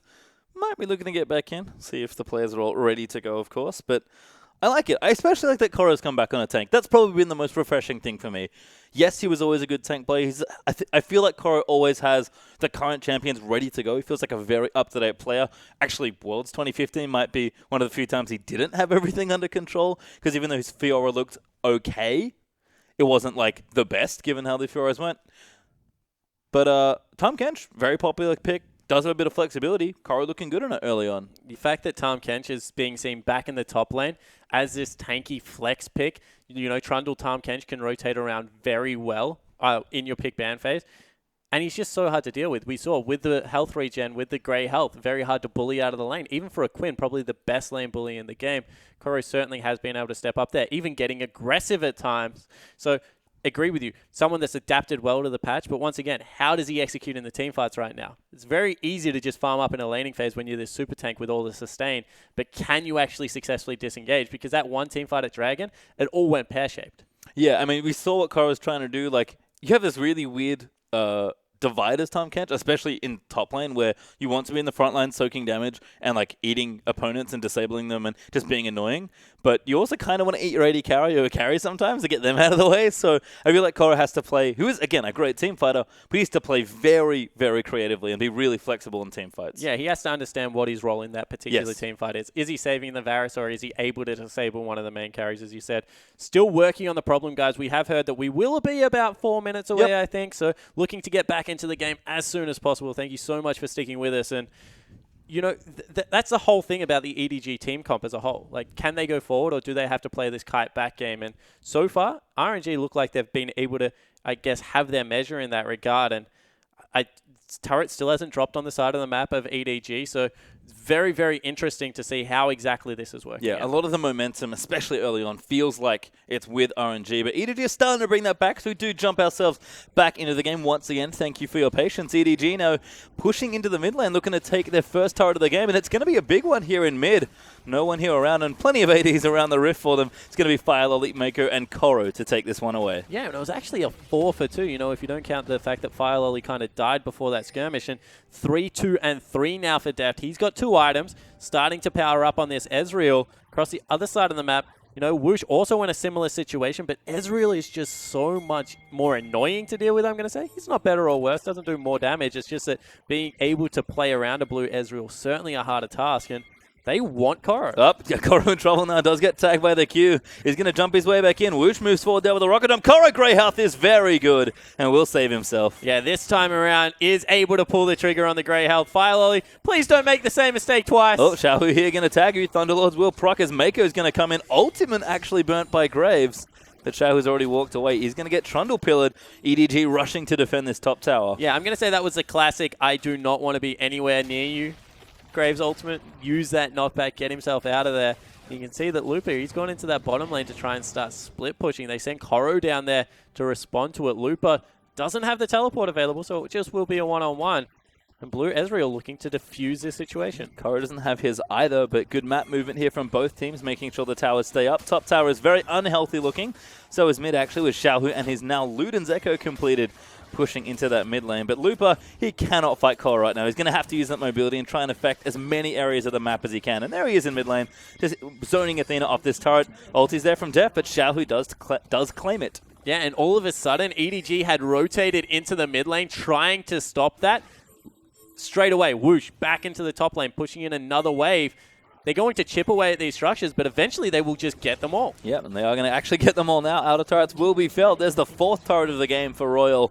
They've already got 2 down in bottom lane as well. So EDG's map's starting to look a whole lot smaller here. They have a lot more ground to cover, and RNG still have quite a few structures up. It's only the 1 turret currently for EDG. But this is the big test. Now that you've got the outer structures, where does your vision go? Where are you playing around? Is Lupa looking to get aggressive on Koro? That's good. Xiaohu's down here to help him out here. Xiaohu's got plenty of slows. Koro can't quite get away from all this. He does have the Grey Health. He'll turn it around. Ulti out there. Grey Health popped in as well. Lupa vaults out of the way. Koro going to flash forward in there. Ludens is proc. The push damage is good. Koro does so much work, but it's Lupa that claims the kill. Yeah, almost able to get a kill there. In fact, they had to burn so much in response. Ultimate came out. Now we'll be looking for it in the bottom lane. Oh, let's find it. Deft with the kill. So in the end, I'm going to say that's a huge win for EDG just because it proves how strong at this point in the game Koro is. Now goes back and picks himself up. Randuin's Omen, sorry. And that was just phenomenal. I mean, you can tell why they brought Xiaohu down. There's so much armor here on Koro that it's pretty tricky to kill him with just 80 damage there from Lupa, but RNG cannot afford to send that many people against 1 tank, and Koro going to sit in whichever lane they choose and just be annoying the whole time. Yeah, so we'll see whether the split pushing does start to become successful because you have to send 2 people into the bottom lane to deal with the Tahm Kench. Baron starts to look mighty tasty right now. Trundle is able to tank that one up quite nicely. Actually doesn't go to face of the mountain right now, Mako. Doesn't want his team to be any tankier. Goes for that Eye of the Oculus. And we'll see whether he's able to use that to good effect. Haven't really seen many of these items picked up. Actually, both supports go for it. Yeah, not opting to finish those items, but going for the cheaper versions. Now Marta is going to go in. Firelolly gets bounced around. He'll flash out. A good ulti might keep him alive as Def comes in with a heal. Xiaohu, though, will claim the kill as Koro's on the back line. Getting onto MLXG. Does take out Mako. Def still kiting back. Koro right in the front lines. Needs to CC someone out. Def misses that Q. Xiaohu getting low. Will get taken out by Koro. Athena forced to flash out of the way and whoosh. He is deep into enemy territory as EDG look for the re-engage. But look how annoying Deft is. He can continue to chase. Might even go over another wall. No, doesn't hit the Q. And you can see, even though that's a 2-for-2, right now, this is Whoosh's game. He is so fed, but Deft is just able to continually kite back and then not able to land all the damage they need right now, RNG. And you can see they have their carries, but RNG just don't feel comfortable fighting 3v2 as they are going to watch this one again. Yeah, and look, Marta gets a great flank. Headbutt pole. Firelolly once again deleted out of this fight. He does absolutely nothing. That ult scratches people, but Def flies in there with the heal, able to get over the back, and just look how much work he's getting done. MLXG falls down, and Koro honestly is unkillable, and Deft is just such a pest. And that pretty much sums up the team fighting, I feel like, as we do neutralize the fight here. But I mean, that's the comp they picked. Lots of slows out from the blue as your super annoying front line, particularly from the top lane. And it's working time and time again. RNG are starting to fall behind in these fights. Yeah, they certainly are, and they're getting desperate. In fact, they pull the trigger on a Baron. No one from EDG really in the area. Teleport coming in. Yeah, way prepped in the bottom lane, but Athena is going to make it in. Mako can have to do some heroic work here in the Baron. Athena takes out MLXG. They don't have a smite. Mako's going to walk back in. They need to get the jungler in there, but Xiaohu does take out the Baron for himself. Marta off on the bottom side is low, and Xiaohu getting shredded as well. Dice to Koro. Lupa barely any health on the other side as Def looks for him, and that Baron was not worth it. Yeah, Def goes over the wall. Will pick himself up a red buff. It is still 2 members alive, but they trade a 3-for-2. Here goes Whoa, Lupa. Lupa goes straight in. Whoosh in there as well and takes out Firelolly once again. Def can't kite away from all of this and will die as Lupa gets the double. Def missed a couple of crucial Qs there. Koro still wants in. Tags his Whoosh, and that damage is good. Athena picks him up with 1E, and Lupa trying to kite away. He's popped into the bird form, though, and he is uncatchable. So in the end, it's 4-for-2. Baron's still on Lupa, who's the split pusher. He has teleport available, so maybe, just maybe, this is going to come out in RNG's favor, as Lupa also picks himself up a red buff across the other side of the map. We talk about Lupa being a good utility and teleport play. I feel like Lupa is just playing the champion of infinite teleports because you can go everywhere as Quinn. Yeah, you certainly can. You can just see him flying top speed around the map. Deft finally has the transform, looking for that QSS. Probably next. Actually, why the heck have you got that? We'll find out later. Caulfield's hammer and pickaxe, the current component sitting in the inventory. We do see Manamune there as well for Athena, so also looking for his transform. Koro only getting tankier. Essence Reaver actually done for Lupa, and Luden's Lichbane is the build for Xiaohu with IE, Rapid Fire Cannon, and another Zeal plus Last Whisper up for Wish, who has an unholy amount of damage built up now. Yeah, so I really like Lupa's builds here because Essence Reaver means that he can proc his passive so many more times, has the blind out as well, which is against a 380 carry comp pretty much, so definitely like what he's going for.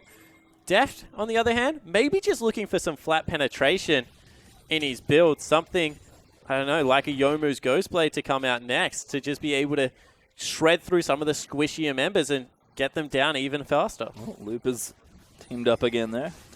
Doesn't quite see the pink ward that's sitting as Koru will pop into the bottom lane to clear all that out. Xiaohu also clearing out the mid lane. Plenty of wave clear available with the Ludens. I really think Merc Scimitar could be a good pickup here for Deft. Able to cleanse off a stun, or a polymorph, but also the fact that he's able to get that short movement speed burst and maybe get away from a Lee Sin kick, something like that. We always talk about how crucial it is to be able to kite back on Ezreal.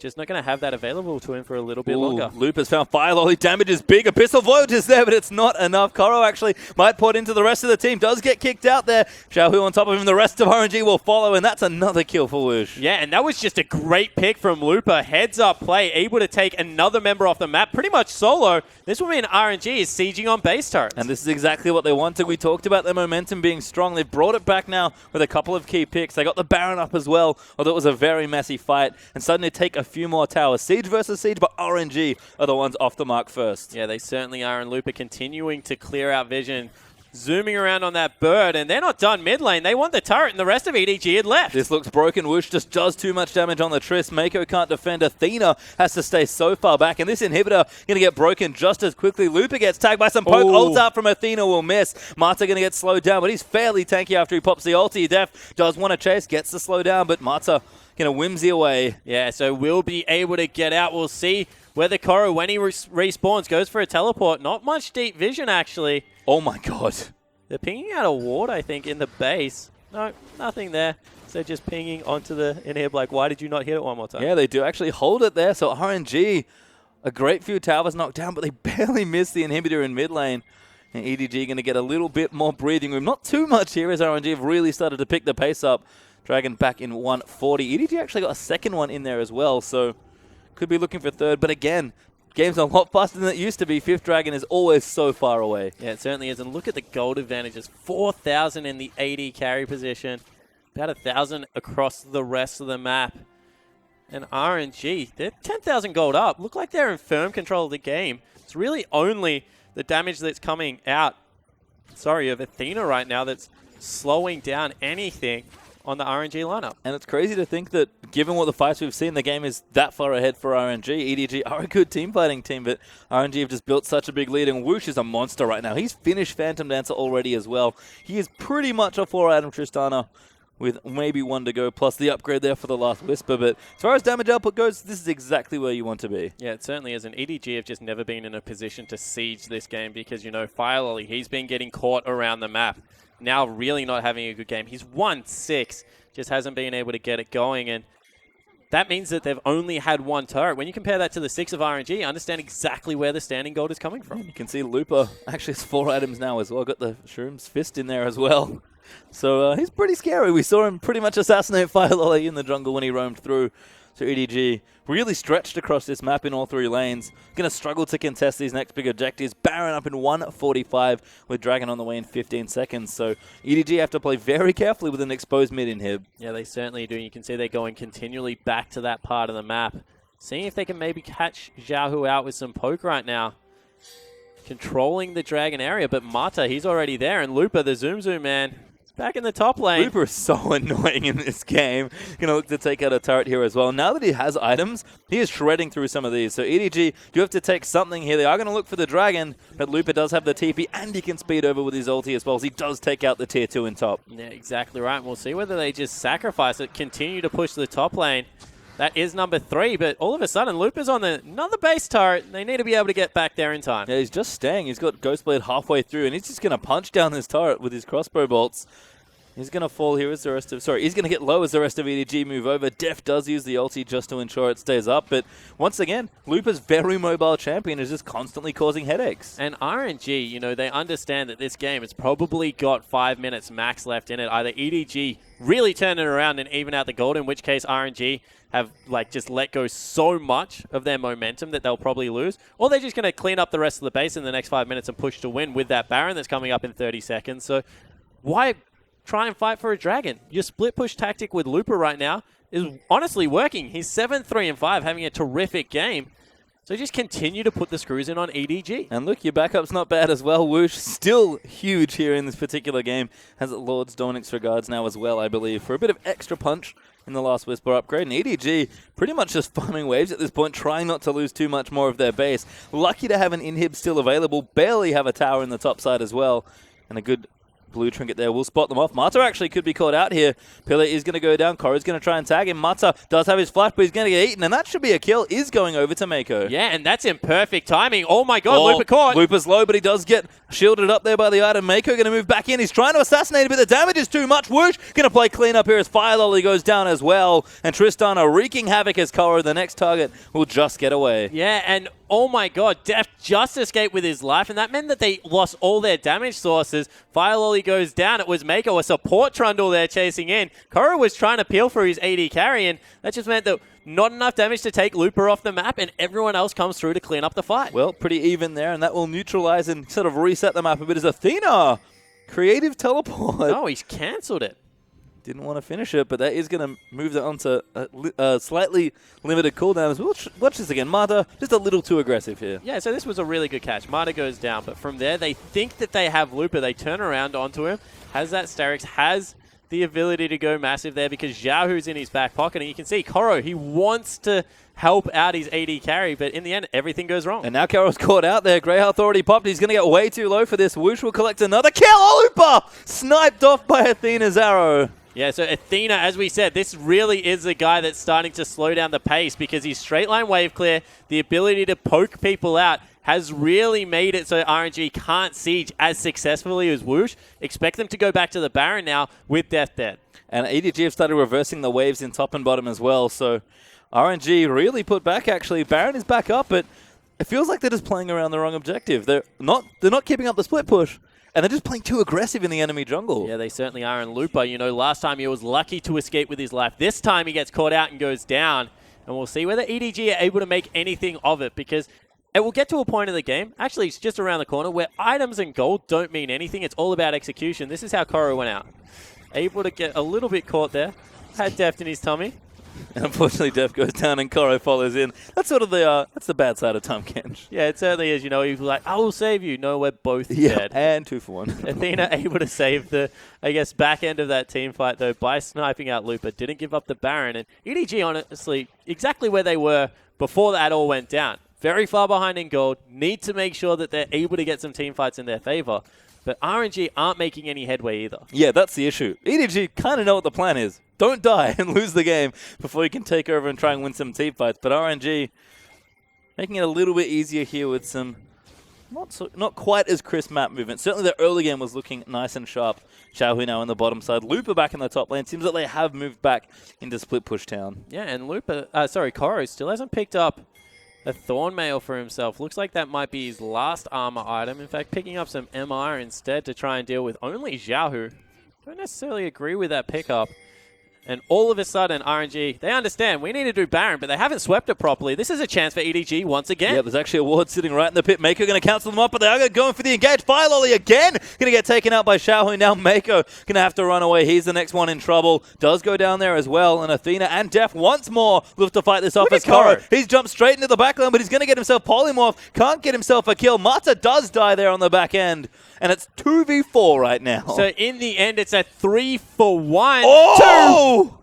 Just gets Whoosh with the ulti. Yeah, so Deft and Athena are honestly playing out of their mind. Fire Lolly is 1-8. And when a Tahm Kench can't save you pastry time, that means you're in a bad position. Time and time again has just been caught out. You see, once again, get punted into the middle of the team. Mako, we understand why he's there. He's a big tanky guy. If he and the Tahm Kench are taking all the damage, and you can see how long Koro stays alive for here, then good things will happen as long as Deft and Athena continue to poke. And this ulti from Deft was a very nice end. Poor Whoosh backing, realizes too late. Not even MLXG safeguard can save him. And you saw they called it. They were like, ulti's on the way. But Koro had to use the teleport there. That means Looper once again can go back to this annoying split push duty. He's reasonably tanky with that Sterix gauge and very annoying with all his damage items and mobility. So we'll see whether EDG can control the pace of this game, because it looks like they can't at this point. I mean, it's crazy to think that from all the chaos of this sort of late game stage, as Fire Lolly eats a ghost to the face, Def Dragon has is an Essence Reaver. Yes, I did. Oh, he does. Interesting. He needs CDR. I spawn. understand if he... no, I don't understand it. Okay. Does he think it's the old Essence Reaver? Maybe. So Essence Reaver was changed to scale with crit, of which Deft currently has nothing. It does give him mana back on crit, which he has none of. So, you know, overall, not a great item pickup for Deft, I'm going to say. But we'll see if he's able to make it work, as EDG look like they want to start the Baron with Xiaohu in the bottom lane. I mean, Xiaohu does not have teleport, so this is not a bad trade if they can make it. EDG are fully committing to this Baron, though, but RNG do know it's coming. In fact, Xiaohu's going to keep pushing. EDG all in at this point. Yeah, they certainly are. This will be a 4v5 because it looks like RNG want to fight it. Athena caught. Loop around the side, going to try and assassinate him. Does get the kill there on the back end, and Def now has so many people on top of him. He's going to live for a little longer. Koro does eat him. He needs to pop him out of the way. But Whoosh is just wreaking havoc as Mako's going to die as well from the ulti. Def finally falls. Koro's going to die as well. Xiaohu even came up after taking out the in here, but 4v5, no problem for RNG. RNG completely smash EDG in a 4v5. Sorry, Xiaohu will just go back to cleaning up the rest of the base. Obviously wasn't needed in that one. Game 1's going to go over to RNG. That's going to be it. It was quite a long one, all told here. EDG, though, could not hold on. And a Looper really putting his team on his back in the end there. Very strong fights across the board. Great early game as well. And game 1 of the best of 3, it does go to Royal. Yeah, and you have to question the jungle substitute now. 1 and 9, time and time again. Firelolly just caught out of position, and Looper, honestly, was everywhere, able to dictate the pace of the game. This is what we wanted out of him. New RNG looking pretty good. Yeah, Quinn feels like super singed in some ways here. Just run around, be annoying, and cause problems across the map. But we wondered how the synergy was going to go. Marta is a great asset to any team he joins, but not every team can play how Marta wants them to play. That game, especially early, was surprisingly clean. Yeah, how they manufactured the victory, I'm going to say, by setting up the pushes on bottom turret to get them to snowball, and then just giving all the power over to their AD carries and being able to dictate the pace of the game. They had some hiccups. Looked at one point around that dragon fight that Def was going to get going, but they put the brakes back on, slowed the pace of the game down, and in the end came away with a pretty clean victory. Yeah, and I guess on the other side, you could see what EDG were trying to do there. Athena and Def did a lot of work to keep the team in those games, but that last team fight really showed what happens when they both get caught. And RNG's league was just too much, so even 4v5, Athena and Def couldn't sit in the right spots. Looper just swooped in and assassinated poor Athena. And that was it from that point. Your carries can't do the work. EDG just couldn't win a fight from that point. And this is why we saw Varus kind of fall out of favor, because he's just so unforgiving. He has no mobility. Sure, in a straight line, you know, we're just going to siege down turrets. We have all the disengage in the world.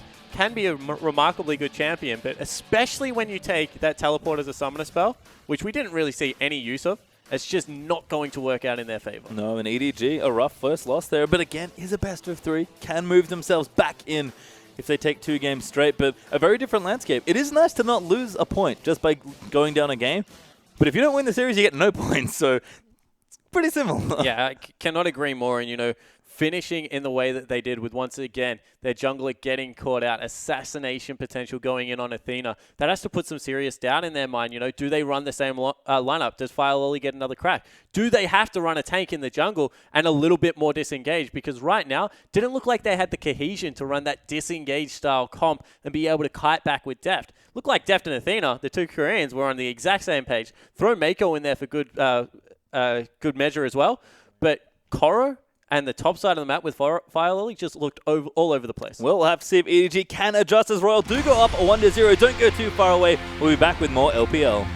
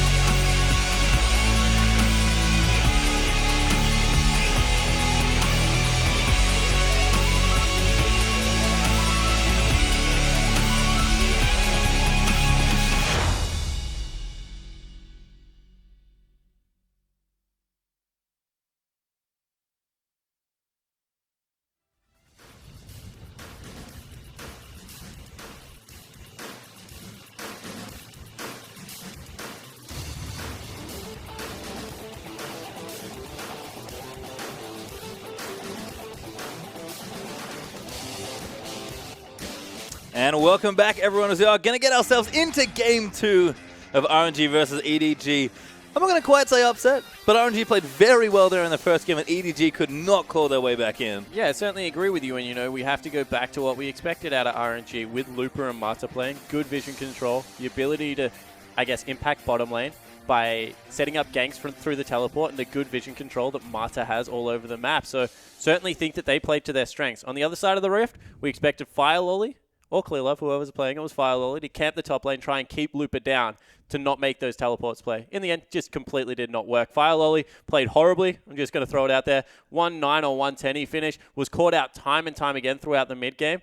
You know, Clear Love, you want a motivation to play, please get back on Summoner's Rift because your team really needs you. Well, we'll have to see if they do move Clear Love back in for Game 2. It was an unfortunate start there for Fire Lolly as he debuts back in 2016 LPL. Not a good start. It just wasn't good. And, you know, the comp that they put together was so exciting because, you know, we talk about EDG being able to execute compositions we wouldn't necessarily see out of the LPL.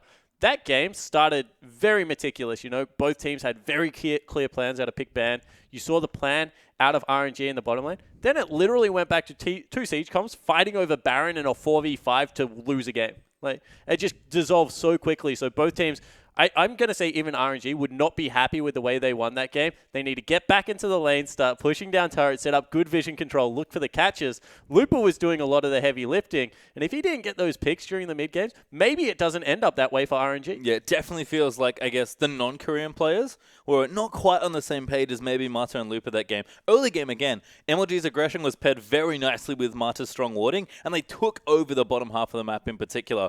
But it got to later game, the map opened up a bit more, and Looper's running around on Quinn. He can kind of do whatever he wants, and he did. But that's not true of Xiao or MLXG, who did get caught out a few times. Yeah, exactly right. You know, there were some times where their picks were really good because there was Fire Lolly cheating through the jungle, able to pick him off, but then they just continued to take the fight, and the Blue Ezreal was able to dictate the pace of those little skirmishes. Instead, what I want to see them do is run a very similar comp, get that one pick, then just walk away. Refuse to fight EDG for the rest of the time. Set up again in a lane or go to an objective like the Dragon, like the Baron, and just be like, okay, now that we've reset, you have one less member on the map.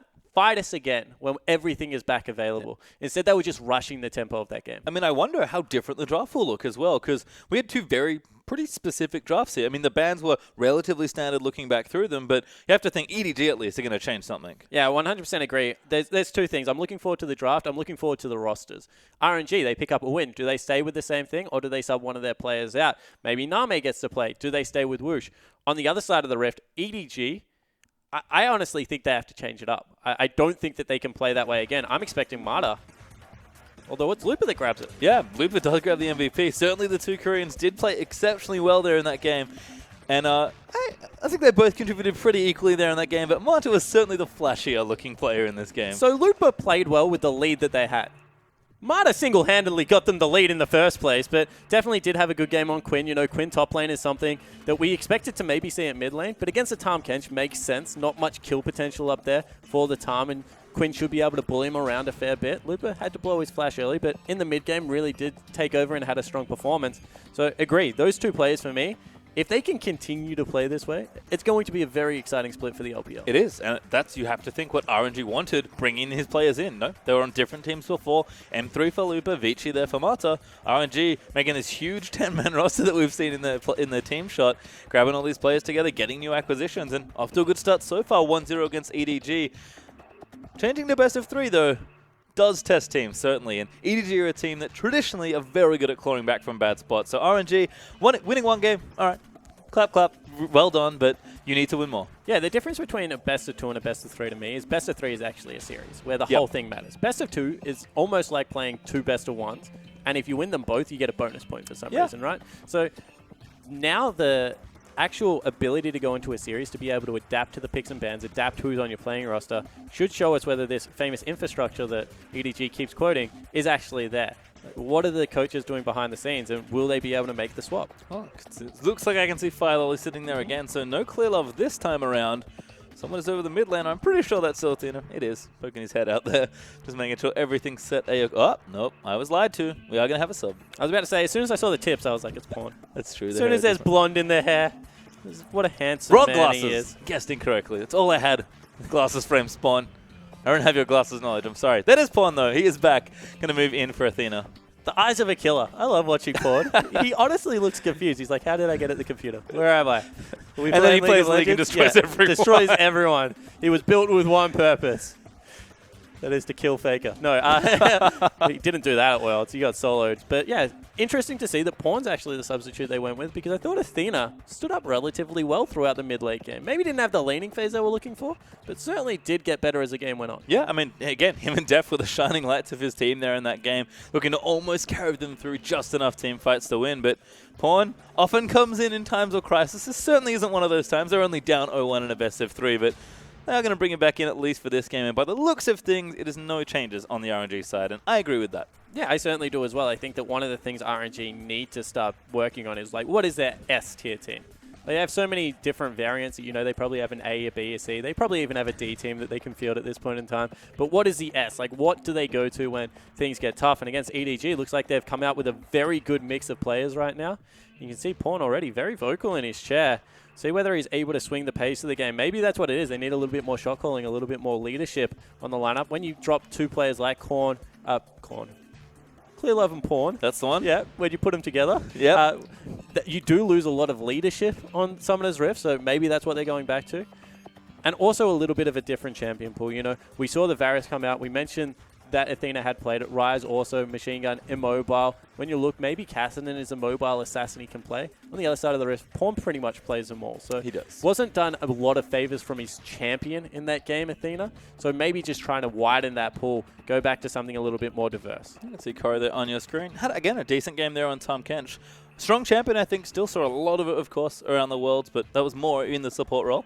So when I met Coro and Clear Love, the one thing I was very surprised about is their posture. Yeah, they have probably the two best posture I've ever seen, sitting and standing. Like, I'm going to say it's world class. If nothing else, their posture is very good. Yeah, you can see it there. Looking good. Contesting OPL's own Radiant, perhaps, for best posture in a League of Legends competitive team. Yeah, my posture is horrible, but yeah. Oh yeah, don't cut back. You know, just something I wanted to point out there. And just we are about to head into Champion Select for Game 2, and maybe not the mix-up we're looking for, but if we explore Pawn's champion pool a little bit more, I think Jace is relatively good on this patch. Also fits into the AD carry meta a little bit better. When you look at maybe something like Talon, you know, we had the Assassin Mastery, Talon with Thunderlords, very good. Pawn flashed it to us a couple of times last year, didn't actually get the Talon game didn't in. Get his Talon game. But maybe that's something that they can look towards, an Assassin in the mid lane. Well, we are going to find out soon as we're back on into Champion Select, for game number 2. Swap sides, of course. We're all going to hit on the blue and get first pick, first ban. EDG over on the red. One up, of course, for Royal, so not only need one game to take the series, EDG must win back-to-back in order to claim the point here in the first LPL game of the season.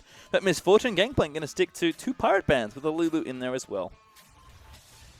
Yeah, so Lulu actually getting taken off the board this time by RNG, not wanting to go back to that for Xiao, who also don't want it to be picked away for maybe a protect the carry comp for depth. And Kindred once again on EDG's side being taken away. That's one of those champions that you don't really want to give over. So Kindred does get stricken away. 10 seconds left now for Royal. The fact that they've banned it on blue and red side just tells me EDG, maybe Fire Lolly just does not play Kindred. Don't want to take it into mid and AD carry and all the other crazy places that we've seen Kindred do weird stuff. So just get it off the board. Certainly very strong at this point. Yep, so going to ban away some pretty typical stuff here. I do like the Tahm Kench ban though from RNG.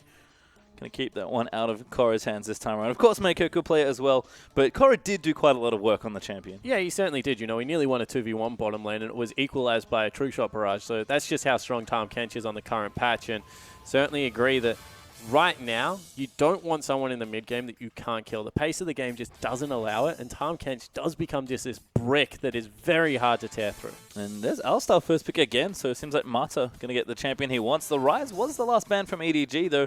Pawn maybe remembering some of his bad times over in Worlds. Oh, but goodness. Interesting with Athena off the Rift here. That Ryze does get banned away. Still a fairly strong champion, though, as Mundo is notably open. You can see EDG at least considering it here. Yeah, and Fire Lolly flashed the devastating pick himself. It's the Mundo Soraka, where Mundo just kind of runs around the jungle. Soraka heals him up in the late game, and you have this unkillable lineup. In fact, one really fun team comp that I've been seeing run a little bit is the Mundo top lane and the Zac jungle with a Soraka. Because all of a sudden you have 2 brick walls that have a lot of continual CC, the slow from the long arms and the cleaver. as well as the knockups out of Zach. But Trundle, kind of a similar thing. So much chase that will come out of these two hugely beefy champions. And EDG looking to go towards more that tanky lineup this time around. I mean, they had two good tanks to start things off here. We're going to go very tanky with the Mundo there as well. Trundle, of course, probably Mako's champion, but a little bit of flexibility available there as well. So I do like where they've started. Graves insta-locked, I believe, by MLXG. And there's Lissandra. Was bad last game. Xiaohu going to pick that one up, you have to think. Yeah, Xiaohu probably will pick it up, especially if Pawn goes towards an assassin, but also has a flexibility. Loop has played it in the past. And right now, it looks like a much more skirmish-heavy comp coming out of RNG and just all-out late-game team fighting, really, for EDG. I mean, Elise is already there, so that is going to be the jungler for Fire Lolly, which likely means Mundo top Trundle support. And Def flashing Twitch. I don't know if he wants to play it, but he's Corky. Very legendary from last year. We'll see if they do pick up an AD carry, and if so, where they want to put it. They are going to get the benefit of a counter pick here in this game.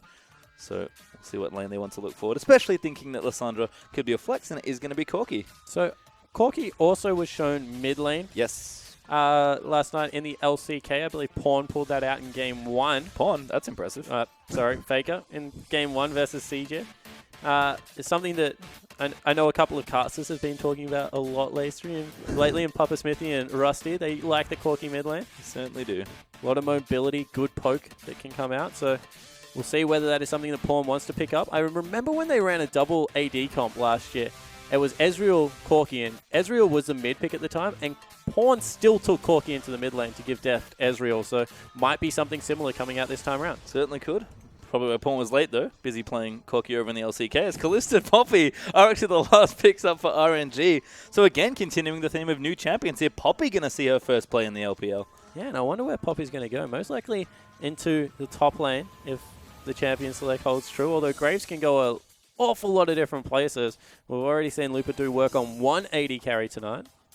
Certainly have, so we'll see if he wants to take one here, but I have to think that jungle pick, actually I guess it could be Poppy as well, so plenty of flex picks here for Royal as EDG considering their last pick. It does seem like Deft is going to be the one with the Corky, so we'll see what last pick they want here, presumably from mid lane. Already flashed Ari, so an obvious mid lane pick there for Pawn. And again, Pawn's someone that pretty much always plays whatever he wants to play. Yeah, he certainly does. He kind of waits for the counter pick and then just locks in a random champion. It's kind of amusing to watch.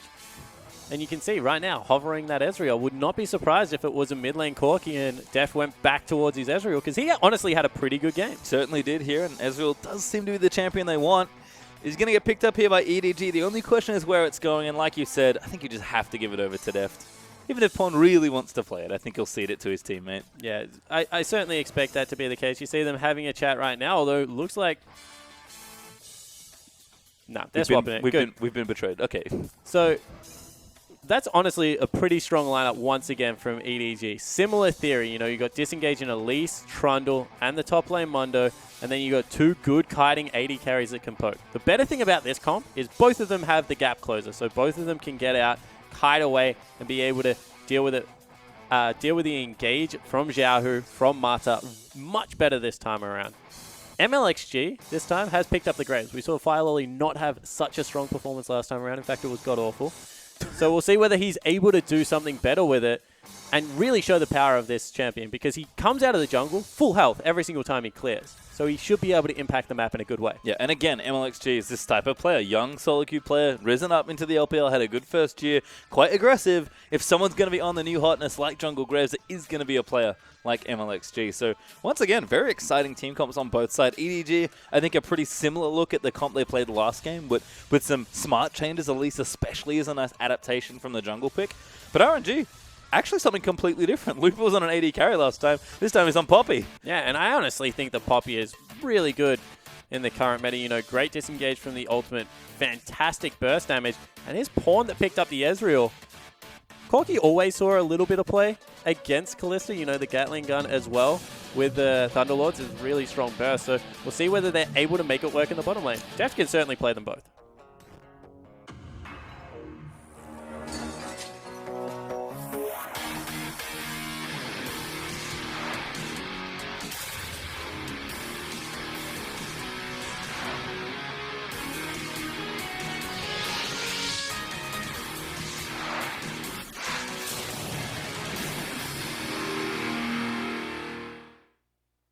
And welcome to the Rift for game number 2 as RNG are 1 up against Edward Gaming. Again, new season, new LPL, fun new champions here. We've got Poppy entering the Rift this time around. Pawn has come in for the lineup on EDG as well. And MLXG is going to take the Graves that Philo played in the last game. So pretty aggressive here, going to move in for some early vision. We'll see if Philo can have a different game. Different champion can have to play a little less reckless. You have to think out of position.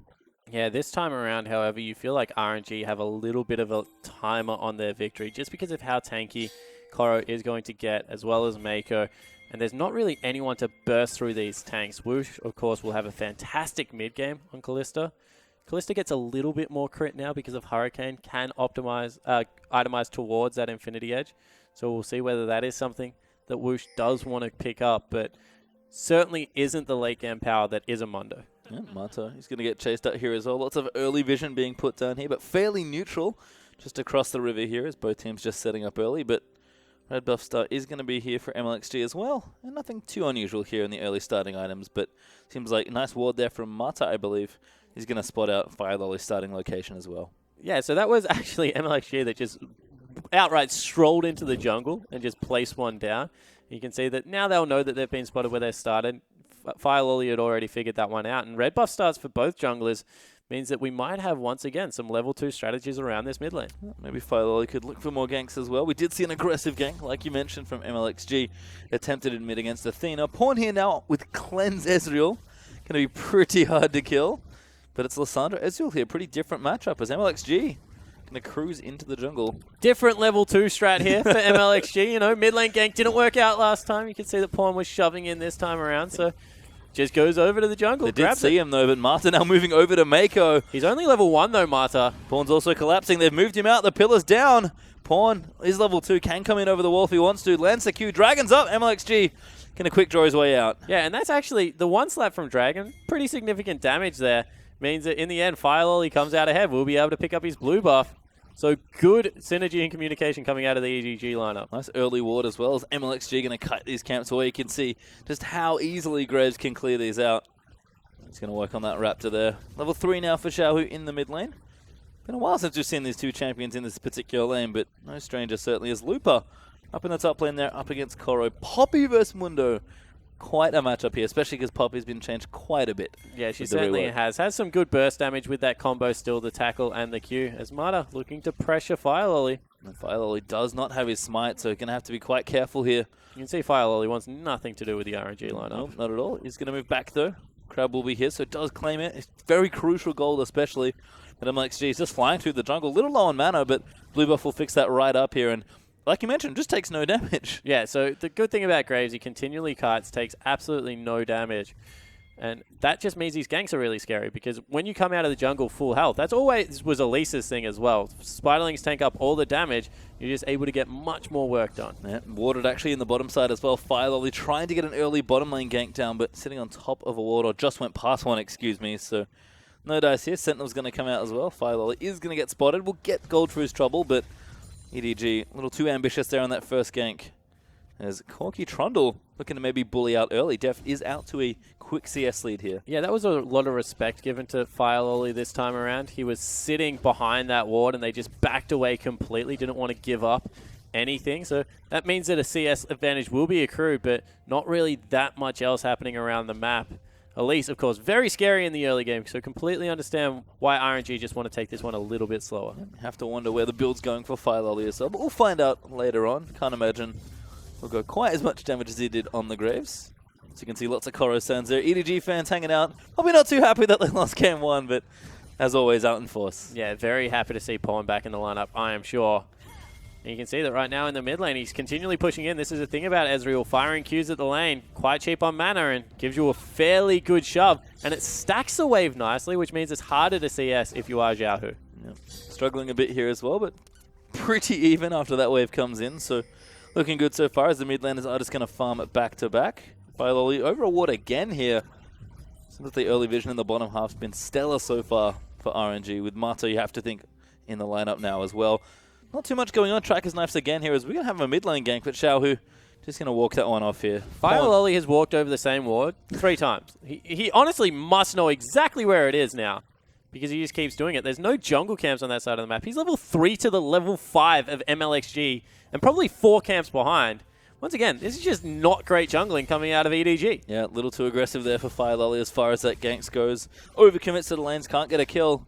And Graves, who, like you said, will fly through that jungle, quickly approaching level 6 as well. So, see if Fire Lolly can start to play catch-up. He will have to power farm through those camps. But RNG even have a ward on those Raptors. So but they're not going to let him. Like, there's just nothing he can take away right now.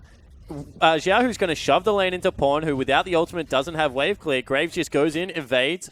Mid lane will always get there first. There's nothing Fire Lolly can do. He's level 4. Even a nice forward ward as well to get vision on that lane. Fire Lolly going to sneak in again, but there's no camp for him to take on that side. In fact, MLXG is now counter-jungling him as Koro is going to spot that. Might be able to get it. Does get the big Krug, but MLXG is going to get himself to safety. Yeah, but the message is already sent, 12 CS, that's 5 jungle camps at this point of the game because Gromps have been taken in favor of the Graves. And MLXG is honestly just jungling circles around Fire Lolly at this point of the game, who hasn't been able to get any ganks to work and just has roamed like aimlessly around mid lane for a while. Yep, certainly struggling early on here as he's going to return back to bottom lane. Does sweep it out, knows that there isn't any vision there, but lane not in the best place. Sentinel's going to get spotted, does get taken out, but will spot Mako there, so pretty obvious stuff. Stun goes wide there as well. And RNG going to be comfortable in this bottom lane. We've got the Rico bow up for Wish already, so working in for that quick Hurricanes, you have to think. Actually, he has a longsword as well, so most likely going for the old build with a Blade of the Ruined King. Still going for the Emax, so not much changing on Kalista right now. And MLXG has just not had any of his camps taken away right now. He's regained control of that side of the jungle. There's nothing top lane. Is Koro looking aggressive on Lupa? Koro might actually be able to get this kill. Pops the ulti. Good ultimate out from Poppy. Gonna disengage. That ulti's great. Yeah, Koro actually probably could have flashed it there, I'm going to say, and got on the other side. It meant it wouldn't have hit him, and it would have made Lupa burn the flash. Also, being behind Poppy is really good, but he'll just go again. Oh, does pop the W there for a bit of extra move speed. Koro, though, needs to line up these cleavers. Port's in as well. But Koro does have his flash. It's Lissandra that's coming. Koro going to maybe commit here. Good flash, but he gets ultied still by Xiao, who going to move in for the snare. Koro wants it, but he's not going to get it. Great flash from Lupa. And the stun will miss. Xiao, who still not alive. The Spiderling gets first blood, and Koro lives. Now the flash in. MLXG takes out Ezreal, and Lupa lives as well. And it turns out you can do absolutely nothing, and Spiderlings will still get you kills on Elise. Now needs to be careful that MLXG doesn't clean him up, because you can see there's a 2-level gap still between MLXG and Fire Lolly. And he's just going to keep taking camps. Does get the big Krug as well. Quick draws over the wall to safety. And MLXG, we talk about him being an aggressive jungler. We saw it on the early ganks for Lee Sin. Let's see this. Poor Pawn just gets absolutely munched. Yeah, he certainly does. And, MLXG coming over the wall. He's just so strong at this point in the game, because all he's done is power farmed. Back to live as Marta and Mako tangoing a bit. Could be trouble there. A couple spears into Mako. Does see a bit of poke happen, but Deft going to stay nice and strong on the Corki. Got his quick sheen as well, so of course that Trinity Force will be coming in a relatively quick succession. We did see a lot of Corki from Deft early last year in particular. He's not too bad at the champion. Yeah, no, he certainly is not. Corki, Jinx, probably the 2 best champions that Deft was playing last year. As Yahoo will pick up his first blue buff of the game, and Koro surviving that gank is very important for the pace of EDG's game, as Pawn looking to snipe away a blue. Didn't quite manage it. Not going to get his own blue now, though, so we'll be just fine. All Fire Lolly needs to do is steal that, and, right back in the experience gap. Probably not good news there. Pawn will collect it for himself instead, as Mako and Deft going to take out this pink quad in the tri-brush. As you can see, very different bottom lane. Not nearly as much attention as the last game. Deft and Mako doing what they did pretty much all season long last year. And that's performed nicely in the bottom lane. Although Woosh and Marta keeping it very even early on. Yeah, they certainly are. As MLXG will spot out a deep ward. I think that was just placed by Fire Lolly as well. So really not going to be his game this time around. Still 2 levels. 27 CS behind. When you only have 25, that's a very big number. And another tier build coming out in the mid lane means the ramp-up time will still be there for EDG. And that was sort of the other thing I wanted to mention, is that we talk about MLXG being an aggressive player, and we saw it with his Lee Sin in the last game, very aggressive on the ganks.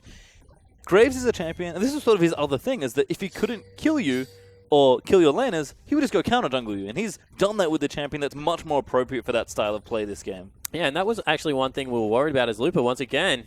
Koro's doing quite nicely in this lane, but Lupa, he's going to just pop his W and be safe for now. Does need to get a bit tankier, but Koro getting the early bully on in this lane. In fact, Mako's all the way towards top side as well. So we might even have a lane swap. I see. No, that's MLXG. He's the jungler, not the AD carry. Thank you, Graves. Maybe just going in for a gank as File. He doesn't check the brush as well. That was also a brush that Mako had walked over. So 2 members of EDG. A little bit lazy pathing there. Means that no danger in this mid lane whatsoever. Yeah, you can see they're just grouping. Might try and take it out as the Rift Herald, first one of the night, I believe, is going to get taken over. I imagine this will go to Koro. And he'll start really bullying the top side there as well as he does pick it up. Yeah, so Harold finally gets to see some play in early grouping this time. This is what we expected to see out of double AD carries in the mid lane. Just group up, take their stuff. You can see the Thunderlord's damage there. Has to get himself out. Koro going in back on a looper. Pops his ulti a little late. There's the ulti up for the quick knockup. Koro going to get taken out potentially. No.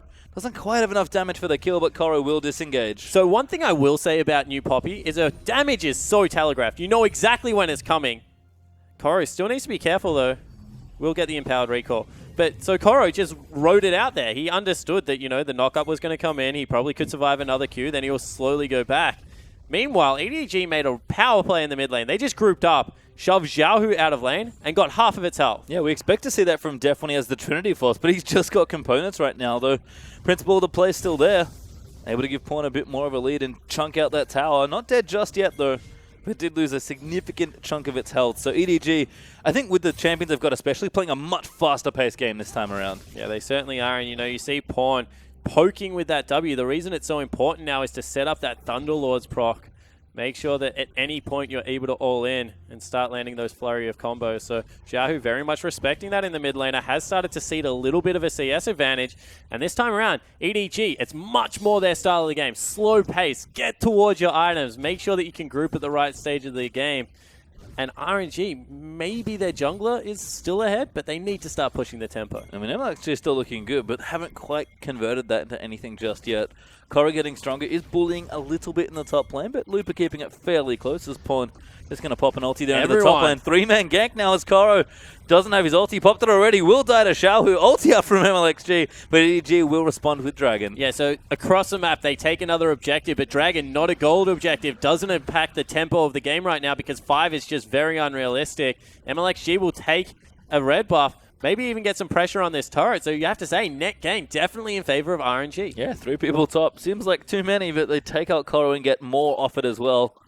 So a nice little play there from RNG, sort of bringing the game back after EDG's own power play earlier on in the mid lane, but we'll see how things develop. Can Looper get the tower in the top lane? That's going to be the question here.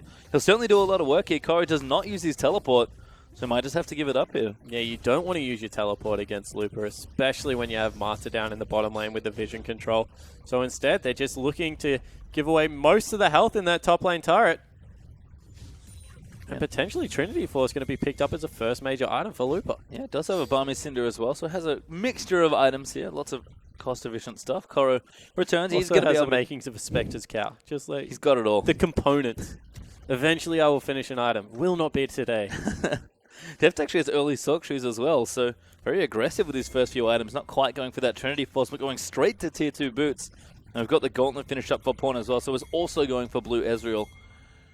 Once again, we saw it in the last game with Deft and Athena. Could be seeing a very similar 2-carry threat here between Deft and Pawn. Yeah, definitely think that is going to be the case. And you see that because of the Corki, because of the Mundo and the Elise on the map, very smart for MLXG to go towards that Hex Drinker. And Firelolly wants to be aggressive here. It's a decent time to fight, actually, for EDG. We saw how much work Deft did with just his one item last game. Pawn has the same item here, and red buff is there. We're just going to get some wards down here and look again for this mid turret. Xiaohu really can't stay here without help, although his teammates are coming to save him. Yeah, this time around they finally come. Good thing about the wave clear of Xiaohu, you have to respect it and back away because it is that claw and can bring him into range to lock up one of those important carries. Koro's still just trolling around this top lane, throwing ukuleles at people. Maybe he's a banjo. I don't know with that skin. Oh, good check there from Pawn on the blue, but is going to go back to Xiaohu. Pawn not going to get the free blue, going to have to take his own instead, but he's, of course, aware of that timer. So smart usage there of the ulti. Xiaohu, though, teleporting. Top lane. He's going to look for Koro. Koro's deep in the enemy territory now. Does have his flash. Forced to pop the ulti. Ukulele in. 3 members again. Good snare there as well, but he is going to need to flash. Is already there, ulted up. Good ward there from RNG, and Koro is going to live for a while, but not too long as MLXG takes him out. But this time, what do they give away? Because they're not going for a dragon. They want the power play on the mid and bottom lane turrets. Top lane will fall down for RNG, but what can EDG take in response? Well, they're looking to get Dirty down here in the bottom lane, but Fire Lolly doesn't quite line up the dive. Pawn does get the tower in mid lane. So sort of splitting the map into two halves here, and 3v2 down the bottom side. RNG forced to give up the bottom outer. So second time, definitely not worth it for RNG. Another kill goes over to the Graves. But in the end, it's only going to be one turret for two. Very well played in the end for EDG. They were able to pull the trigger. Uh-oh, Pawn in trouble. Good Fulverize in there. The cleanse is good. Pawn, sorry, trying to get his way out. But he is exhausted. That's a lot of people, and Whoosh is going to get the kill. Port cancelled by Koro as well. Yeah, and not really all of that much expended. Teleport for Looper really was probably overkill, but it was only Mata that used double summoner spells, and all of a sudden the siege starts in mid lane. That's a misstep from Pawn, honestly, to be up that far. Great rotation there from RNG. He's going to get themselves the mid lane turret. Looper's going to come in as well just to make sure it's all 5 now in the mid lane, and Whoosh will collect the gold as well. So in the end, they swing it straight back into their favor. Pawn overextends, get caught. 0-2-0. Not the start I imagine he was hoping for the LPL split. Don't think so, as Deft does ride the package down the mid lane. Trinity Force completed. This is when EDG typically like to start fighting with their Corki. They've got the items, but haven't quite been sitting in the right spots just yet. Are starting to hammer down mid lane, though. Yeah, they certainly are, but let's take another look at what was happening with Pawn. He goes down towards Mata there instead of just running straight back up because he knew where the Graves was. In the end, burns a lot to try and get out. Whoosh also flashed over actually in the end, so a little bit more used by RNG, but I guess they still got the advantage they were looking for. Yeah, Rift Herald is going to get taken again. Koro loves Herald. He's going to get both for that Baron will spawn, so he can do a lot of work actually heading bottom lane now. With that completed Sunfire Cape and item number 2, probably Spirit Visage on the way relatively swiftly. He's pretty large. I mean, Looper's farming up as well, but we talked about Super Tank Mundo being a big threat in that late game. Koro is on the way at this point, 17 minutes in. Yeah, he certainly is. You know, he's died twice, but had a lot of attention in his lane. You have to say that he's probably performed pretty well for his team so far. As Pawn looking for Xiaohu. Just going to trade some ward blows here. Pawn, ooh, he's going to miss it. Mako going to come in, provide a bit of extra vision and finish that off for him. Mid lane turrets are down, so Landers are going to have to be a bit more careful. They do want it. Mata goes in. Xiaohu claws his way in as well, but Pillar's going to stop them. And that's pretty big commit there from RNG. Yeah, it certainly was. And once again, uncharacteristic misses of poke there from Pawn. Just like we were seeing out of Deft last game, means that they're not really able to return with any aggression of their own. Whoosh continuing to farm up in this top lane. And RNG can just roll into their mid game. Once again, they have the gold advantage. It does feel Still, MLXG is bullying Fire Lolly around Summoner's Rift, and there's not really much they can do. No, I mean, it's only 1,000 gold up for RNG, but they're up in kills. Equal on towers right now. Plenty of maneuverability here for RNG, but it does feel like we've split the map a bit. 18.5 minutes in. Dragon is going to be back up in 15. Baron will be back up soon. And Koro's just trying to get work done here in the bottom side, and this top side of the map is completely owned by Royal. Yeah, it certainly is. You know, they're just looking to continually pressure down turrets. EDG missed a trick when Pawn got caught out because that's when they should have been grouping with this Iceborne Gauntlet and Trinity Force combo. So instead, they have to continue to wait for maybe the next blue buff to become available before Pawn can start poking people off turrets. Yeah, you can see movement towards the top there. Do have Deft and Mako looking to take out that outer, but MLXG is going to get on top of the Dragon. Usually the first one's pretty good. Kora's around the area, but that will go over to MLXG. Marta comes in just to make sure it's safe, but they might try for the trade. Deft almost gets smacked into the wall. The Looper, big burst damage early on, and Deft doesn't have help right now. Ulti up from Looper as well. Now Deft can't get out at all, and Fire Lolly gets denied there by the W. Koro in late, as Looper is going to take some damage. Might just go down here, but Poppy will flash away. Follow there from the rappel. Looper with a good stun. He's staying alive for so long as Koro finally gets the kill. And he nearly got Fire Lolly. Meanwhile, mid lane, they're pushing down another turret. This just isn't good enough play out of EDG. They're being comprehensively beaten around the map. And really no response. No, not at all. In fact, the rest of RNG are here in mid lane just to make sure everyone's okay. Koro is going to try and chase in. It does miss with the ukulele. And once again, they chase in middle lane after all that damage has been done. Meanwhile, Xiaohu bottom lane, sorry, it was Whoosh, going to be able to take out another turret. And EDG just look like they don't know what's going on. It's just a bit sloppy, as we are going to see a replay. Looper played this very well. Yeah, he certainly did. So Def doesn't use the Valk to get away because he recognizes the fact that Looper's W is available. You see it there. Fire Lolly comes in spider form, almost like he didn't read the patch notes. Probably should have thrown out the cocoon in human form first, and then nearly falls down to Looper's burst damage again. Well, does live there barely on the back end of that queue. But Woosh getting stronger also. You saw him take out Tara in the bottom lane. He's got the blade done already. Probably Runan's now with that recurve bow. And he's going to get quite strong. Even Xiaohu looking good in the mid lane. Morello Nomicon, cooldown boots, and a quick need to see large rod all completed. EDG, they've had their items for a little while. The gold lead's not massive, but they're not picking these spots. Yeah, the problem is that they've completely missed the power spike. Trinity Force, Iceborne, Gauntlet, you saw that they tried to group up. They got the one turret with it, but it just never rotated into anything else because they lost all tempo of the match when Pawn got caught in the mid lane. Since then, RNG have honestly just dictated the pace. Once again, MLXG looking so much more impressive than Fire Lolly over the other side of the map. And it's just created these huge disparities where with Moore and the jungle item, MLXG can honestly fight anyone on the other team. Yeah, he's almost a fighter at this point with Graves. So I do like the build out there as EDG trying to get some traction here. Pawn and Mako pushing out that mid lane. But again, there's nothing really to fight over. Baron is up, but it's a little risky and too early to take it. They have spotted MLXG, but he's going to get himself out of the way after taking that Scuttle Crab. EDG looking to get vision supremacy over this objective, but gonna have to wait it out. In fact, Xiaohu's going back. He's bottom lane now with that teleport, able to split push as Lissandra. And Zonya's already completed there as well, so he's ready to fight. If RNG want to fight, they can, but right now they're more than happy to just keep pressuring these side waves. Yeah, and the thing about RNG's team comp right now is they've got a very good kite back threat and two people in Lissandra and Poppy that are very good at diving the back line. It's almost impossible to peel Lissandra because of how she gets on there quickly with the Claw out of Fog of War, with the flash ultimates. And then Poppy, especially if she goes for a 40% cooldown reduction tank build with the slow from Iceborne Gauntlet, just impossible to peel. So all of a sudden, even though you have two good persistent damage threats in Ezreal and Corki, you have two people that can continually chase through, dish out massive amounts of damage, and there's not really all the same that you can say on the other side. Mundo, very easy to kite. Trundle, the exact same. So EDG need to get a move on in this game. Well, looks like Baron is the order of the day at this point, but RNG are going to go back in. Make sure they're the ones with vision supremacy. We talk about what Mata brings to teams. The most common thing to bring up is certainly vision. And again, got perfect vision around this Baron. Two pinks there, sort of blocking off the primary chokeholds into the area. Good poke, though, from Pawn. Oh, Deft going straight in with the package, but he gets exhausted, knocked up there as well, and Deft is dead there as Woosh takes him out. Now Fire Lolly got caught on the other side there. He's going to have to repel away to a minion. Woosh will flash in to try and finish the killers. Looper fighting into the front line there as well. Mako is quite low. Woosh will take him out. Xiaohu flashes in to clean things up as Korra is dead on the left-hand side, and it's just not enough here. Pawn, he'll get chased down. He'll be the last one, and that's the ace for RNG. And look at how easy they do it. They're just able to persistently chase with the cooldown reduction on Looper. Not enough damage at this stage of the game to deal with them. They'll be able to pick up Baron because of how much damage Wushin does to it. And honestly, this was insane by Deft. He flies in double Valk. Still can't get away. Gets completely smashed. Fire Lolly separated from the team. And this was textbook from RNG, just able to chase and clean up after very sloppy fighting out of EDG. You can see Fire Lolly going back in for the wraparound, but Looper springs the trap. And poor Pawn, little Ezreal gets locked up there by Xiaohu.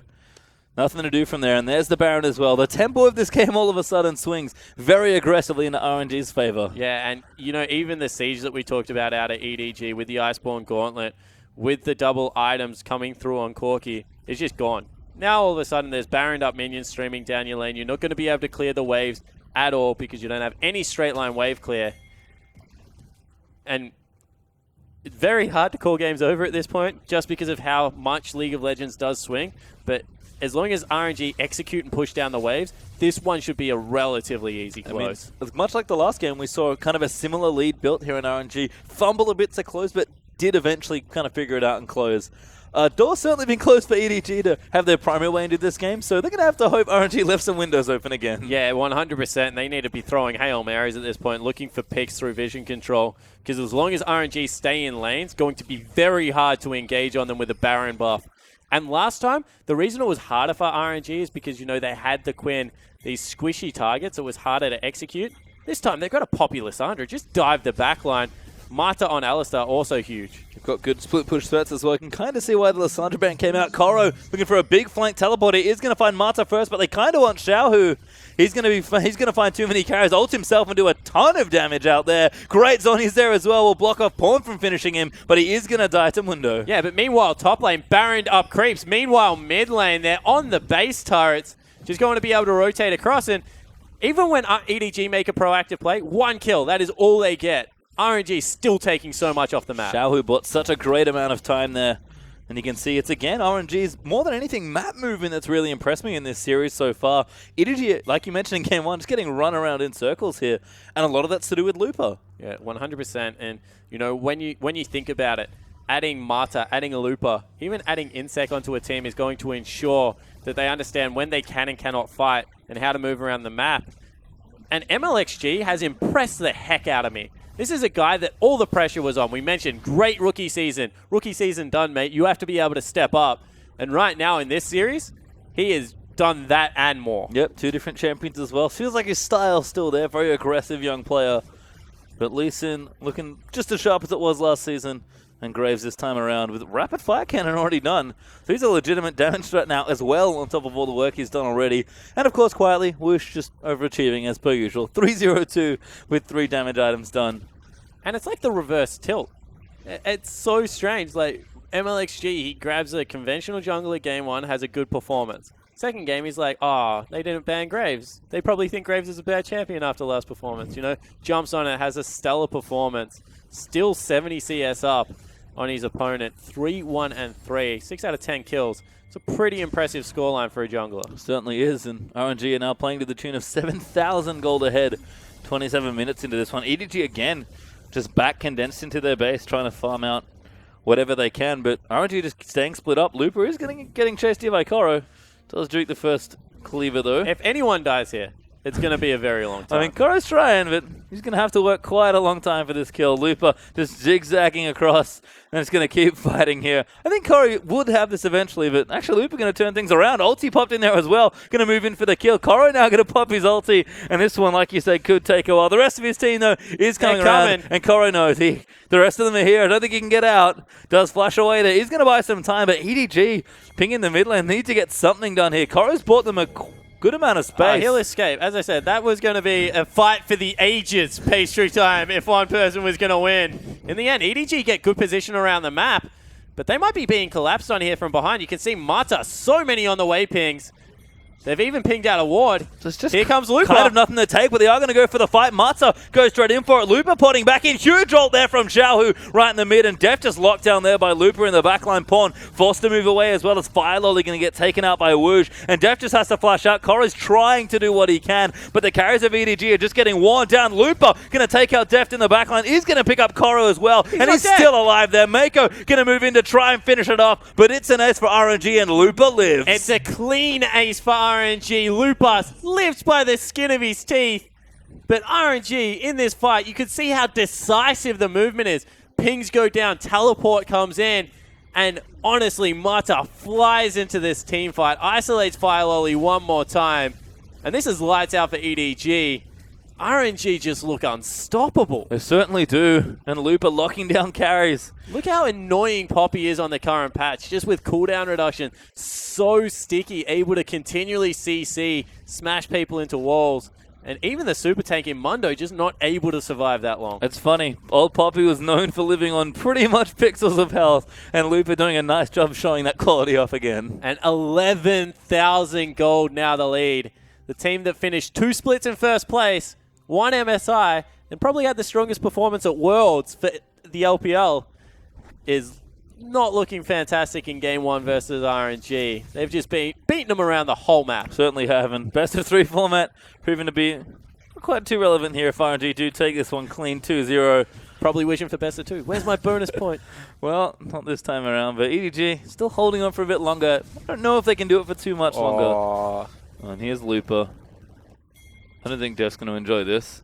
He does have 3 people here. Maybe Looper's actually going to back away, but he's hidden in that bush from what we can tell. They probably think he's going back. Once again, this is just a flank opportunity. The whole team has collapsed.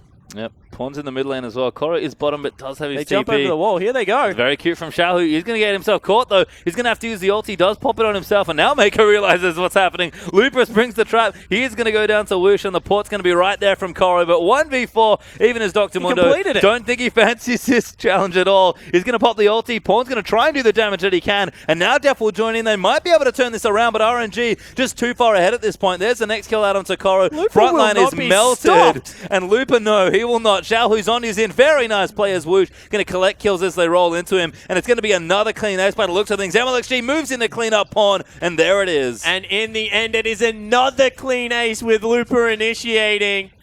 RNG just stream into the base. There's already super minions there. They'll pick up the 2-0. And what a performance out of this 10-man roster. They only used 5, but they used them pretty well. Yeah, pretty good players here. Is going to sweep EDG in their first match of the 2016 season. Mako doing what he can, but it looks like Just Die is going to be that one there. Woosh pads his stats. Looper dives into the fountain, and that's going to be game 2 as RNG sweep EDG out of week 1. And you know, we came into this saying, is this even RNG's best lineup? Name's on the bench. Will they play Insect? In the end, Woosh and their jungler MLXE both have fantastic performances. Looper looks like he's back. Everything clicking for that team. That was beautiful. Looper is the man that I look to in that series. 2 great games, 2 distinct champions. And given how poor he played in 2015, and make no mistake, it was not a good-looking 2015 for the man. It's only 2 games, but it feels like Looper's back already. Quinn and Poppy, 2 pretty new champions, and he makes it look easy. Yeah, and you see EDG, they actually huddle up and have a little bit of a chat after that. Def not looking too happy, actually, with his team. We'll see whether they continue with this Fire Lolly strategy, whether Clear Love will make an appearance again. I mean, we saw him at the top of the show, so we know he's around. I don't know if he can play, but he is certainly available as far as we can tell. Well, you know, you could ask the same questions about Fire Lolly right now, Pastry Time, because he seems to be there, but I also don't know whether he has much more play left in him because, honestly, MLXG, that second game, you know, Fire Lolly got caught out game 1, but at least he had a presence on the map. This time around, MLXG just completely erased him from about minute 4. And that's what MLXG does to junglers. I think, especially Fire Lolly, it's only a few games, you can get to see too many, but MLXG loves punishing weaker junglers, and that's exactly what he did. And this sums up the series. Looper. Just getting in there. Doing Looper things. And in the end, you know, RNG, they were just able to make too much work. Def going over aggressive on this play. Just wasn't great from EDG, and they look like they just missed a trick here somewhere because they weren't on the same page. No, I mean, Koro, again, a good tank game here. This time, Mundo was Tom Kench, of course, in game number 1. But again, it feels like Koro and Clearlove, that pair that's played together for so long, was certainly absent here in this game. And the 2 Korean carriers this time could not get it done. MLXG starting to celebrate some victories. He had 2 great games. Yeah, he certainly did. You know, we said he's our player to watch. Another great teleport play coming in here for Looper. And you could see he was just zooming around the map. Looper and MLXG. MLXG, we expected to play well. Looper, we wanted to play well, and both are over in this set. Certainly did. I actually missed that when I watched it originally, but Looper cruised over a wall with a ward that was there to smash Deft into that. Wanted to go around for the flank because that's what he'd set up, but saw a nice juicy carry to go in instead, and Looper lived somehow so many times in those last few team fights. Yeah, it was just fantastic play from the whole of the RNG lineup.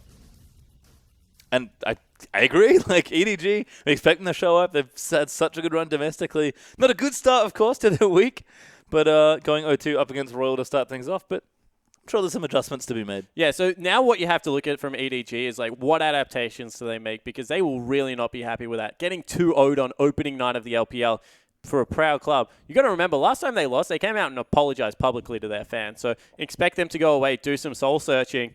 On the other side of the rift, you know, where does this RNG lineup max out? They've got so much talent in their lineup. You know, we talked about the coaches that they added and being able to perform that well.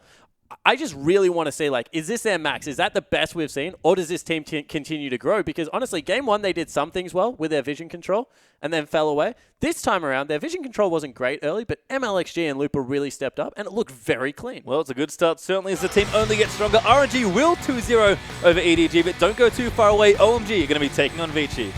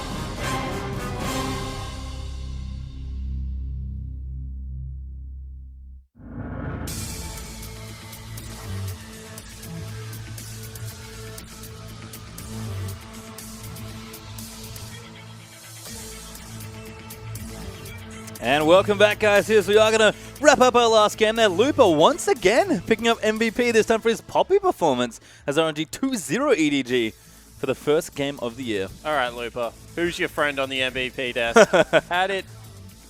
MLXG had a pretty good game, but Looper, once again, very sticky on that Poppy. And, you know, two different kinds of champions, an Assassin in Quinn, very sticky bruiser, anti-carry in Poppy. Played very two good games. Still think Marta and MLXG are my ones, but definitely can't argue that. What I will say is, if you compare it to last split, played out of his mind. Yeah, I agree. And Looper, it's only 2 games in, but very impressive so far. Seems like the roster changes certainly helped both RNG and Looper now find a bit more form. And it's early days still, but hey, if you're going to start your league off, it might as well be 2-0ing EDG. I agree. And the other thing that I liked about Looper's play that I think that I will point out is he didn't hesitate. Last split, it was like watching, I don't want to pull the trigger on my teleports. Like, I need to stay in lane. I need to farm up and carry. This time around, was very decisive, happy to stick around, did a very good time, able to get in there and, I guess, take out the game. I guess I think it gifts around there somewhere. So you guys can check that one out if you want to see a bit more 2015 Looper.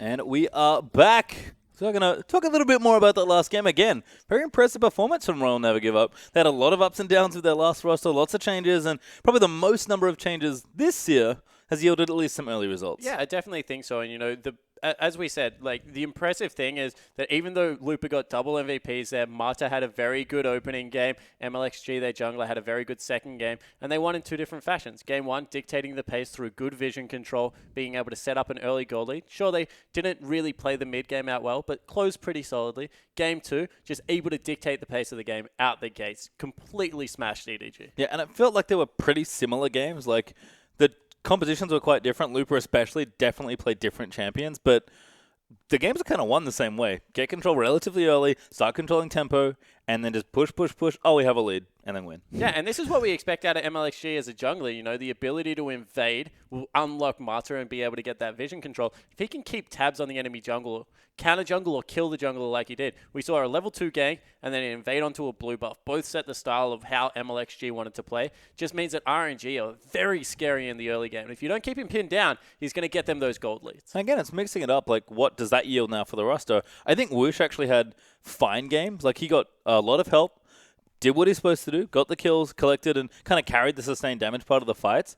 But I feel like Name is just as good, if not better, at that role. So it actually feels like they have pretty similar AD carries. Yeah, I certainly agree. And, you know, Woosh wasn't maybe as aggressive as we thought he would be. Is that because he's playing against Def Mako? Probably a little bit to do with it. But also agree that Name can do that in a team fight situation as well. It's kind of how Vici used to play, right? I'm going to say the same thing that I used to say about Vasily, about Endless, is I want to play AD carry on these lineups. Because when you have Marta, MLXG, you know, Lupa, Xiaohu running around, Woosh has got the easiest job in the world. Yeah. He performed it extraordinarily well, right? He positioned very good, went aggressive when he needed to, kited back when he needed to. But when you are the 5th less threatening person on the team, you can just sit back and rain hell and death fire down on people, and that's what he did. Exactly what he did. Justana, Callista, 2 carries great suited for that job. Just play cleanup the whole time. And how disruptive MLXG and Loop were, that actually maybe impresses me more than the Mudder Looper synergy that we expected. It's just that MLXG and Looper together playing relative frontline threats in both games, definitely doing a lot of hard work and initiating and just really getting in and starting fights up for their teams.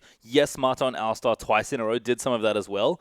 But MLXG and Looper were the pair I didn't expect to see play so well together. Yeah, I certainly agree. And, we honestly didn't think we were going to see that pairing. We thought we were going to see Let Me and Insect play in at least the first set because that's a roster they listed. But being able to communicate so well across the map the way they were, like the play that stands out for me is when everyone tried to catch Xiaohu on the Lissandra. And across the map, they were able to take mid lane turret, get some pressure down in the mid lane, rotate, take top lane turret, disengage successfully, then set up another team fight about 40 seconds later that they won. Just shows how well these guys were communicating, and Marta just directing them around the map. For a multi-language team, that's impressive. Yeah, especially early days there as well for those. So impressive 2-0. It's no mean feat to 2-0 EDG. It was hard enough in best of 2s. In a best of 3, arguably even trickier there as well. Xiaohui, though, you brought him up. We kind of expected this from him, but he just played very normal, safe League of Legends. Yeah, he pushed game 1 when he was against Athena a little bit more, and game 2 just gave Pawn the respect he needed. Pawn's a very good laner at least, and just allowed himself to be shoved in, farmed up very, very nicely, and then in the end just was a beast in team fights. When you got a Lissandra, when you got a Poppy, the backline threat is just way too big to be able to run these double AD carry comps. They tried to negate it with a cleanse in the mid lane, but in the end, they were just way too sticky. So definitely agree. He played his role well, and that is exactly what they need out of Woosh and Xiaohu. Probably the 2 members we didn't speak about the most, but that's just because, for 2 carries, they're role players. They have the easiest job of just being able to sit back and output their damage with a very threatening team around them. I do wonder if we'll see more Lissandra, because I agree that the way Xiaohui played that champion, especially with teleport, it's so annoying. Like, he could do everything. He could initiate, he could back out, he could split push, he could start team fights, he could contribute, he could end them. Like, Xiaohui needed to, was playing a utility champion, but Lissandra has a lot of utility. Yeah, she certainly does, and very high damage, offense and defense capability as well. Even can peel if she absolutely has to for an AD carry. So a great versatile champion, good in mid lane and top lane at the moment, so expect to see a lot more of her. Yeah, we did see the ban as well from EDG in game 1. Maybe thought about it again, but again, there were plenty of other problems there for EDG in that second game. And, that's the thing about the 5.24 patch. Like, Mundo, Trundle, you look at the Kindred, you look at Graves, you look at arguably Quinn, Poppy, Lissandra, Misfortune. There are so many good champions in this patch that, people are like, how did that get through? And it's like, well, look at the bans. Like, they're banning so many champions right now. And then that's not even taking into account, pocket picks. Like, what happens when EasyHoon starts playing and, all of a sudden Victor becomes a huge priority or Azir becomes a huge priority for this guy? Like, you've got so many must-bans on this patch that you can't ban specific champions against specific players. Nope, we saw GP bans as well on those sims. So plenty of stuff open really good still. That doesn't even go towards Fiora and stuff like that, though she got tapped. So certainly think that this is a hard patch to draft on, and it seemed like RNG were able to play to their compositions at least much more successfully than EDG. What do you think of EDG's general compositions? Because they talk about drafting wanted to be a thing they maybe wanted to improve. Although we do have 2 new teams sitting down, so let's grab that. Talk about Vici versus OMG. We talk about change here in 2016 LPL. Very different landscape across the board here. Let's start with Vici, because they have quite possibly the most exciting pickup in the LPL this year. The Hoon! The Hoon! Has made his way across from Korea, of course. Will be sitting in that mid lane. Was very vocal when he came across that he is not Faker's disciple. He is a good player in his own right, looking to make a name for himself. Vici, a good team to go to with that. And I'm really excited to see how EasyHoon plays because, the control mages he's got in spades. Does he have aggressive picks? Well, I guess we'll have to find out here as we are going to go through the lineup. We'll see who Vici are playing today. Although it kind of means we have too many surprises.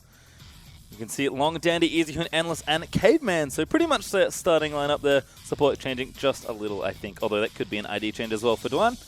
We are going to start things off in the top lane. Long, one of the best pickups here. Underrated player. Very solid here for Vici. Yeah, UP top laner came across in a huge trade that saw Hatong and a couple of other players go over there. Dandy, still a very good player. Ignore his last pick. He was a top laner. We haven't seen him for a split. It was a dark day. But he's back in the jungle now, which I'm sure Dandy fans are happy to see. There's the Hoon in mid lane. Easy Hoon, ready to really show the LPL what he's made of. And Endless retained on the team. Young Chinese solo queue player. Had decent games there towards the latter end of the season. Vici did improve as a team. Endless looking to really show up as, again, new support as well. So very fresh bottom lane for Vici. Yeah, it certainly is. And this is what I really want to hit on for Vici. Long, Dandy, Easy Hoon. That's a really solid core to build around.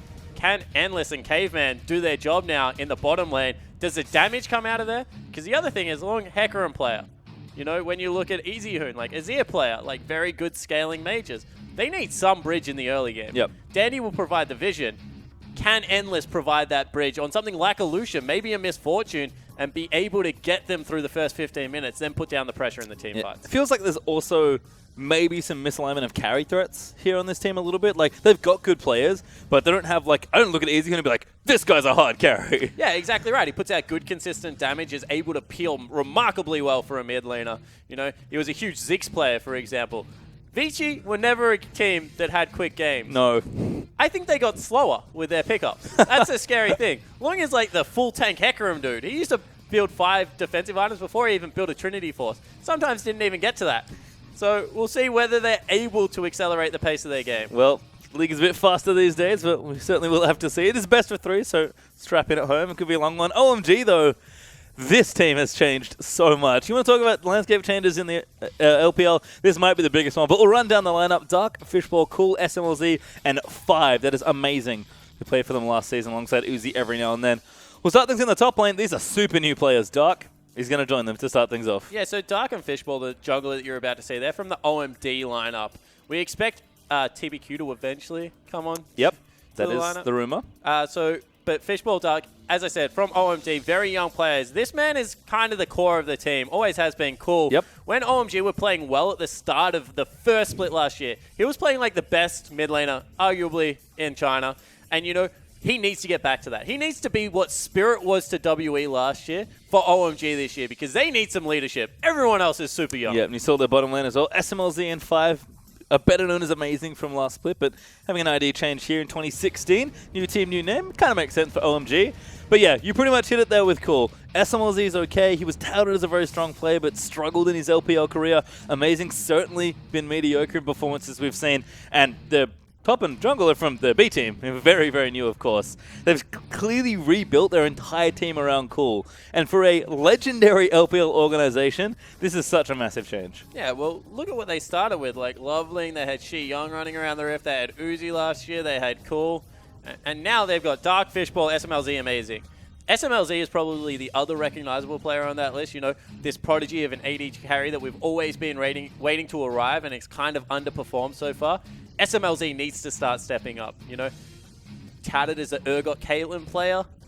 Caitlyn's pretty good on this patch, I guess. Maybe pull it out, and we'll see whether OMG... This is a franchise rebuilding. They're very vocal about being, you know, the Chinese team for the Chinese players, and we'll see whether they're able to get that going early on in this season. And this could be a struggle with a reinvigorated Vici bringing very strong name players into the lineup. That does, of course, not guarantee you any games. You do still have to play well together as a team, but the strength of players on reputation alone cannot be underestimated. And again, I'm sure fans are very happy, not just to see Easy Hoon on Vici, but also to see Dandy back in the jungle. That's the other big change for Vici. Yeah, 100% agree. You know, turns out he wasn't the best top laner. Rumble. He wasn't the worst. Oh, no, he wasn't the best Rumble from Samsung. I'm giving the title back to Acorn, Daddy. You're banned. But, you know, we talk about all these crazy junglers that are coming out. One that gets through a little bit is Rengar. And Dandy was always a really good Rengar. And the penetration changes means that Rengar is actually quite good on this patch. Thunderlords did him a couple of favors. So we'll see whether Dandy is willing to pick up an aggressive jungle maybe even. Or whether he just stays towards, you know, the typical Dandy specials and goes for the vision control.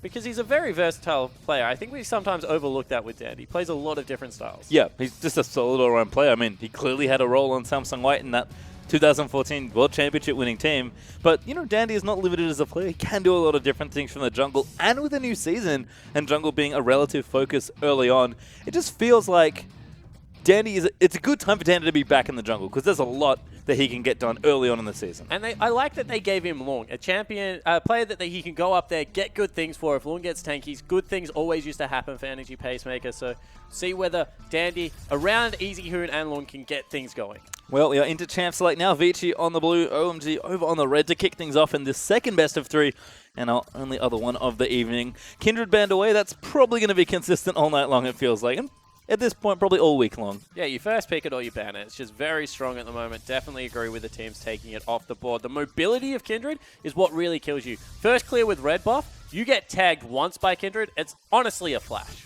Yeah, your summoner is dead or you are. Yeah, so, you fight or you get the heck out of dodge. Makes a lot of sense there, as we are going to see another ban coming out for Vici. Taking their time here with this one, actually. 5 seconds left to go. The Kindred one was easy. Is going to be Gangplank seeing another ban this evening, though. So Gangplank actually a little bit more prioritized than we thought it might be. Of course, Trinity Force Essence Reaver gave Gangplank a really strong 2-item spike with a 40% cooldown reduction. So not really all that surprised to see the Gangplank bans coming out tonight. And we'll see what OMG want to do. Both teams taking a while. Yep. Going to make sure they have these locked in. But Quinn's actually the ban there for OMG. So we did see Looper play it once already. Relatively impressively there as well. Misfortune going to get the ban as well. So a little bit more standard now. As Vici do take away their final ban. OMG now going to line things up. It's Graves that gets banned for the first time this evening. Yeah, so Misfortune, Graves, the two final bans that come out. 280 carries and there's Rise. Instantly picked up there for Vici. I mean, Easy Hoon, definitely a confident Rise player. Maybe a flex on the top side as well, but that's an easy first pick for your star mid laner. Yeah, it certainly is. The good thing about Rise is he's a hyper-scaling mage with great CC that peaks at about level 9 with 2 items and has wave clear. So, there's not much wrong with his kit right now, and good to see that he can come out in the second set for the LPL. Was banned a few times, I believe both times in the last game? Yes, was banned both times by EDG in the last series there, I believe. So clearly respecting the power of the champion there, but does get through here in this game.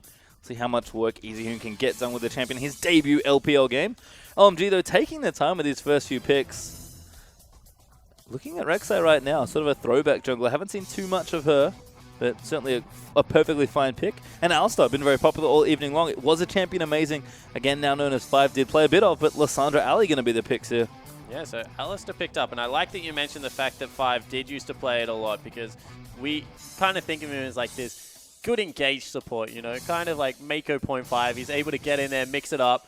Not great vision control coming out of 5, but will be able to start team fights for his team. Not much hesitation on him. No, and speaking of no hesitation, very quick drafting here for Vici. Rek'Sai Trundle, their pickups almost instantly here in this particular draft. And again, we talked about Rek'Sai. We thought Dandy might be mixing things up. He's going to stick to the relatively safe tank junglers, at least for this particular game. Yeah, cast a curse. I was like, very versatile, can play anything. Get in there, Rengar. Gragas Rek'Sai only for the whole split. Well, he's back in the jungle. He might have to readjust. He's going to at least take Rek'Sai into this game. Is OMG going to try and line up picks 3 and 4. There's Z was certainly a well-known Kalista player, so he's going to flash it here. And Elise, of course, solid as always. And there it is. Oh, Elise. Yep, Elise Kalista. Thought they'd swap back to Rek'Sai, but that can't happen because Dandy has it already. Yeah, exactly right. And, that's actually a really good mid-game composition right now for OMG. And we mentioned the fact that Vici might want to take the game late. So I like the fact that OMG, they spot that out. All of a sudden, there's a lot of threat on not only neutrals, but pretty good siege and dive potential out of the Alistar-Lissandra combo.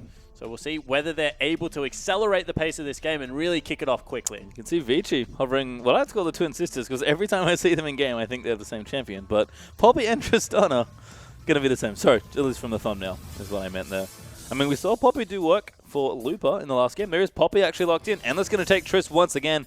Was the trademark pick of his last season. Vici Gaming, they're done with this draft. Yeah, they certainly are. And wow, what a power draft it is. Good siege potential coming out of Tristana. Trist, I actually like in this kind of comp because she is the only person that can really hit turrets.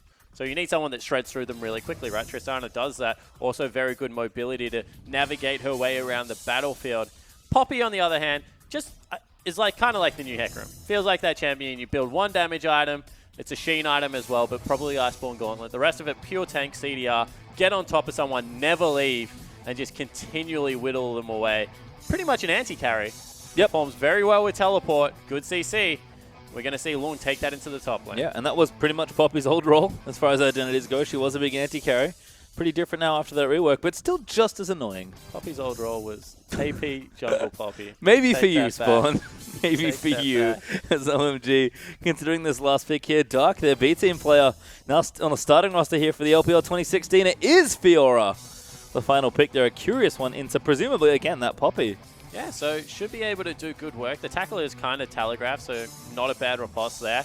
Also trades relatively well during the early game, so I like the fact that Fiora is coming out. And as far as, I guess, team fight navigation goes, we'll be able to get on top of EasyHoon at least initially and see if he can chunk him out. Someone really does need to be able to take care of EasyHoon in these fights because Rise, if he ever gets to that level 16 mark with 2 or 3 items, just unloads on people. Yeah, we've seen what Rise can do to people. Faker certainly showed it off there at World Championship, but EasyHoon saying, you know what? Used to be your understudy. This champion's pretty good. Probably learnt a thing or two, you have to think. Don't let him hear you say that.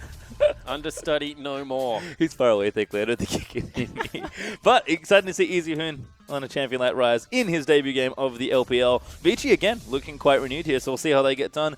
Looking down the drafts, I think both teams drafted quite well, but Vici seemed to really run away with it, you have to think. Yeah, I think that Vici are much better the later this game goes on. You know, they've got good CC, very good scaling composition. On the side of OMG, expecting them to try and accelerate the game. 25 to 30 minutes. If this one isn't done, going to be very hard to get it over the line. Because as we said, not great siege, all kind of mid-range.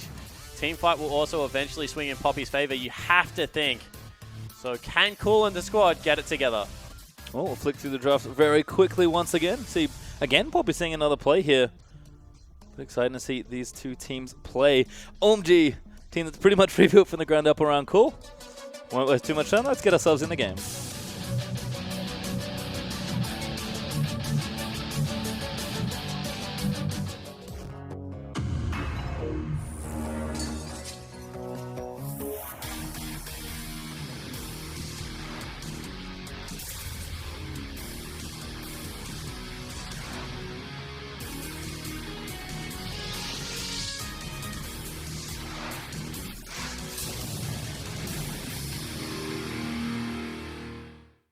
And here we are out into the rift for our second series of the evening as Vici Gaming take on OMG for the first time here in the LPL's 2016. Just fanning out now. Nothing too tricky happening in the early stages. But again, lots of exciting stuff for both these teams. And this mid lane matchup, this would have been a great one to see at Worlds, potentially, if OMG had made it. But we're going to get it here in the LPL. EasyHoon versus Cool.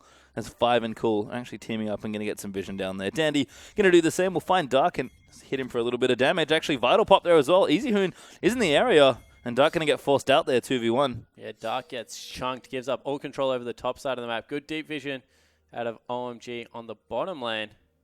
See along, just taking a stroll through. That was pretty aggressive, but presence felt. Pastry time. Does walk through the jungle there. Ward from OMG, I think spotted him here, but Endless actually going to move to the top side of the map, so could have a lane swap, but spotted nicely by the looks of things by OMG. Yeah, read by both teams, it looks like right now. We'll see whether Fishball actually gets a leash, because if they are lane swapping, probably don't want to give their position away too early. Both camps have been warded right now by Vici. This is something Vici were famous for. Their vision last year was phenomenal. They would get themselves into so many winning positions. They wouldn't necessarily always win, but they would set up the early game very well. Yep, and you can see they've refined that style towards the end of last year, so we'll see with some new players and some fresh blood just how will they do here in their opening game of the spring season. We are going to have the swap, of course, but just 2v2 on the top lane instead, so we'll invert things up. And there is going to be Poppy vs Fiora in that bottom side now, but effectively our top lane matchup. And double corrupting potion starts. We could see fireworks early on. That's 5 and SMLZ actually getting aggressive early. Caveman, he's going to eat a lot of damage here. Thunderlord's going to pop as well. That Rend did not go off, though. Yeah, didn't actually pull the trigger there, SMLZ. Tristana was generally seen as the counter pick to Kalista because Explosive Satchel does a lot of work. You can push her in because of the lack of AoE in Kalista's kit. But right now, it looks like the Kalista matchup with the Alistar just getting the better of the 2v2. Yeah, looking good early at least. 5 does also have Ignite versus the Exhaust for Caveman, so if they want to get aggressive, we've seen 5 play before. Yeah, that doesn't surprise me that Amazing or 5 has taken the Ignite. He's a very aggressive player. Oof, Riposte missed. Long trades very well there. Yeah, you have to be careful with Fiora, but you can see those Vitals doing work early as Fishbowl does get his blue buff. So junglers have been relatively quiet. Dandy going to be power farming, actually. There's a little head-on experience there, but as Rex said, fly pretty quickly through that jungle. Yeah, but you do as well as with Elise. Dandy's actually just stopped for every camp, whereas Elise spent more time walking. Instead, opting to take some Scuttle Crab vision. Can't say I really blame Fishbowl there, especially when you're jungling against Dandy. And wow, Dark just not having a great time so far. Yeah, maybe getting a little... Needs to shake off the rust, perhaps. Timing not quite there on those riposts just yet. As you do see a ward off to the side. We are going to have a gank swoop in. No, not quite. Fishbowl rethinks it after taking that Scuttle Crab. And Dandy's wrapped around this mid lane. Cool is playing hyper aggressive in this lane. Yeah, he certainly is. But the reason he's doing it, his jungle is actually sitting below him. Good vision control on the bottom half of the map. And he knows exactly where Dandy has to be because top is warded, 2 areas. Bottom is warded. There's nowhere else for the Rek'Sai to really go. So I like how Cool was playing. Push Easy Hoon up. The problem is, Easy Hoon just doesn't miss much CS. No. So Cool doesn't get anything from it. No, actually slightly behind here, but we'll be just fine. At least keeps him pinned down to that turret. So he can't walk anywhere and maybe get some work done. Teleport versus Exhaust. Cleanse versus Exhaust. So Cleanse versus Teleport. We got it last time. There for Easy and sort of forced out there by the pick out from Cool. Cool is going to have a bit more versatility with his Summoner spell. Yeah, certainly will, but he has to make sure that he teleports in the right area because otherwise just going to be able to be blown up. Lane's hit the turret in reverse for both mid and top right now, so Dandy kind of has his pick of where he wants to go. Looks like he just continues to farm up and not really much action in the early game. This is what we expected out of Vici. We kind of feel like OMG have to make some fireworks happen, though. It's hard to say what we expect from OMG, honestly, because everything's changed so much. We certainly expect to watch Cool very closely, though, as the season goes on. He's got a pretty tough opponent here in Easy Hoon as Dark. Working down here on the bottom side. Does have a slight CS lead, but Lung's going to catch up nice and quickly. Going to start shoving that in. We'll see if Dark can keep this frozen and maybe force a couple of CS denies. But right now, it's just very early farming, about 5 minutes in. No team's been too aggressive. Yeah, so everyone just trying to jockey for position around the map. As I said, with the lanes reversing, means that the pressure's kind of on Dandy right now to be available for counter ganks. Make sure that Fishbowl can't get in there on Elise and start disrupting lanes. Here goes 5. Nice combo, actually. Endless going to take some damage in. SMLZ can't quite get in for the rest of the trade. But good damage there. Ooh. Endless has to be quite careful, especially if the jungler comes. He's going to die quite quickly. That was actually pretty bad miscommunication out of Endless and Caveman there. 5 went in nice and aggressively. Looked like Caveman wanted to turn it around. SMLZ was continually smacking him, and, you know, Endless wanted nothing to do with it. He was out. Caveman actually going to get a ward down here, but at least has snuck in, I believe. Fishbowl not going to get spotted, although now going to walk over that ward. So that tower dive read nicely there by Caveman. Will be shut out by that ward. Fishbowl, though, he's going to get some vision down that Gromp blue buff intersection and then walk out safely with that Sentinel helping. Dandy is going to spot it. Actually going to face check here. Fishbowl could be in a bit of trouble. Dandy going to start to turn the damage on. Nice stun there out from Fishbowl. Easy Hoon flash in though with the Rune Prison. Repels up there as well. Now the teleport's getting burnt and Cool is back in reserve. Dark going to come back in. Dandy locks him up. 5 down here as well for the pulverized. Dandy way too low here for this one, and first blood does go to 5. Yeah, so 5 able to pick that up. It looked like Dark actually had his teleport cancelled there in the bottom lane. So we'll see whether that makes an impact now that Long has a chance to burn his. Cool, also very aggressive right there. Able to flash in and use that ultimate. That's what we want to see out of the mid laner of OMG. Nice aggressive play. See if he can carry this young squad through. Yeah, good collapse in general there from OMG, working together to secure that first blood. We thought Dandy was the one that might have found a good target, but Fishbowl had plenty of backup there from his team. Easy Hoon did make the aggressive play as well, did burn his flash in the attempt for the kill, but it's instead going to be 1 kill over to OMG. And a relatively key one as well, although 5 with his Ignite, maybe not the target they wanted to give it to. Yeah, you know, Alistair, you'll get tanky and stuff. It's still good to get that presence around the map. You know, early gold advantage. Everyone pretty much got assists. And 5 going back. Whoa, Endless going straight in. Now it's 2v1. SMLZ doesn't really have any friends, but isn't going to die. Good aggression there from Endless and Caveman, but SMLZ should be able to stay safe, farm this up. He's going to force it back now from the dual lane of Vici. Yeah, should still be able to pick up all the farm. Won't miss out on anything. Will get the same back timing. So in the end, it was a good try, but not really much coming from it from Vici Gaming, as you were saying. And Dandy right now, he's kind of just been farming up a Storm. Not really much presence on the map. And that's not what you're used to seeing out of Dandy. You're expecting the nice deep vision. In fact, that's firmly in hands of OMG right now, and they're looking good. Yeah, Fishball's been quite far forward. In fact, Five's even come down here as well. So you might have the swap back. SMLZ, I think, heading towards the bottom half of the map. Fishball does get caught up by the pillar, though. Dandy flashes in for the double knock-up, but that's going to be repel away. A port in now for Long's going to try and lock this down, and Fishball absolutely dead as Caveman. Support's getting kills across this game. Yeah, very bloodthirsty supports coming into this game. And, you know, that's what we were talking about. They had burnt the teleport on Dark, and you were expecting Long to be able to capitalize on that. Don't make an aggressive play. Just understand the fact that you're winning the early game. You're able to stretch Vici across the map. Get your deep vision, but then back away. Don't try and fight. Instead, they go for everything, and Long makes them pay. Yep, 2 different plays and 2 different kills for supports, as we are going to have the swap back made here, just to make sure we keep presence around that first Dragon area. Bilgewater Cutlass of for SMLZ, so another Blade of the Ruined King Callista build. And of course, that standard BF sword out for Endless nice and early. As we do look through, Tiamat already completed for Dark, but we do have, again, the tank items up for Poppy, Balmy Cinder, and a cloth armor to pairing with that potion. Yeah, so Poppy, it just gets through laning phase so much better with the Balmy Cinder, you know, gives her the wave clear. It's kind of the Yasuo theory, right? You can sit on it for as long as you want. You don't really have to upgrade. And Long going nice and aggressive. Yeah, really nice trade, actually. Dark couldn't quite have the Vitals in position to go in, although it does proc that one quite nicely. It's a buckler for his trouble, I think. And again, Corrupting Potion doing work here. I've seen it be quite a popular starting item here. And Dandy looking around, maybe thinking about a gank, just trying to get that Rek'Sai control that she's known for, but he's going to back away on the safety of that pink ward as Fishball moves in towards the top side of his jungle. Yeah, still has the ultimate available, so we'll be able to get there relatively quickly if he wants to continue to pressure this side of the map. We'll see now Fishball coming back, and as I said, straight away he's there. Also getting Easy Hoon to move across. Yep, Dandy actually goes quite aggressive there. Uses the ulti to come back in, and Fishball is looking for that ward. I think it's been put straight in the red pit. Doesn't quite get it now. Aggression from Caveman. He does put that very annoying pillar back up. And now collapse in from 2v2. Actually, Smite did go over to Fishball. I believe he secured that red, so wins that little counter jungling more with the help of his mid laner. Yeah, so Cool did rotate across, you know. Dark was stuck underneath his turret because of Long, but still wasn't able to get to the fight in time.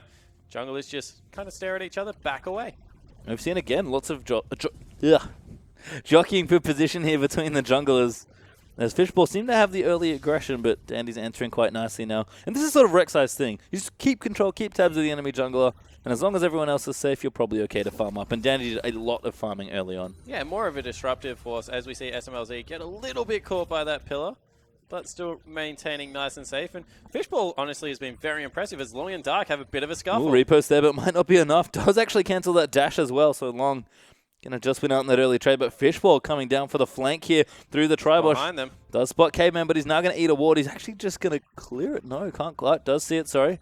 It swaps into the safer form to clear that out from range. Caveman going to spot the pink ward now. Sentinels will find him, but no pressure there. SMLZ, I don't think in position perhaps, or they just didn't want to take it. Yeah, it looked like there was too many creeps underneath the turret. Even though they had the teleport advantage, even though they had jungler there, did not want to go for it. And this is clever from Easy Hoon. Pushes in mid lane, he's going to recall, but instead of just recalling in lane, walks up into the jungle. All of a sudden, Dark needs to be careful. There might be a rise anywhere on his side of the lane. And it's just the little things that you notice when you see people like Easy Hoon, very cerebral, smart players moving around the map. He's doing just fine on CS as well, and items are coming along as well for the Rise Catalyst and the Tier. Plus, Merc treads nice and early to make sure he doesn't die in lane, keeps him nice and safe. So I like the early item pickups here. See double Cinderhulk as well for these junglers, so I'm going to go more of the tank route there, but do have the Tracker's Knife, which we've seen be, I think, 4 out of 4 for jungle, 3 out of 3, sorry, for jungle games so far. Yeah, certainly has been. Without Green Ward, it's just way too important to have that vision control around the map. So expecting to see them all season long till the other ones get buffed up a little bit. And Easy Hoon, honestly, with the thing about Rise is it's always been, 5 misses that combo. Yeah, and that's awkward. He's going to take quite a lot of damage as a trade there. Caveman puts up the pillar, Endless with the auto attacks. So I like the early game pickups from Easy Hoon because the theory behind Rise has always been as long as you're alive and dealing consistent damage, your output is higher. If instead he goes for the Sork Boots and he gets CC'd up, has to burn the cleanse and gets repetitively CC'd, not going to be able to dish out that consistent damage. And when you look down the lineup, there is so many threats and he needs to be one of them for these team comps to work. Then the Merc trades, especially early in the game, just make a lot of sense. Yep, cool. Does pop the Frost Queen's claim as well. Has it online already. But wanted a bit of vision, I think. Maybe thought the jungler was around. Those ghosts are pretty smart. I think he didn't want to get ultied and ran at by EasyHoon because of where the wave was sitting. So instead, he just uses it, moves up towards him. We see, again, another popular mid lane item. It's funny to see a support item in mid, but item is just very effective. That item is stupid. Cool snuck in. Actually, did spot him off near the Rift Herald. Dandy going to get CC'd up, though, by the snare. Yes, a flash here. Cool's going to have to get out. Good flash there. Rift Herald going to go to work. Very angry Herald.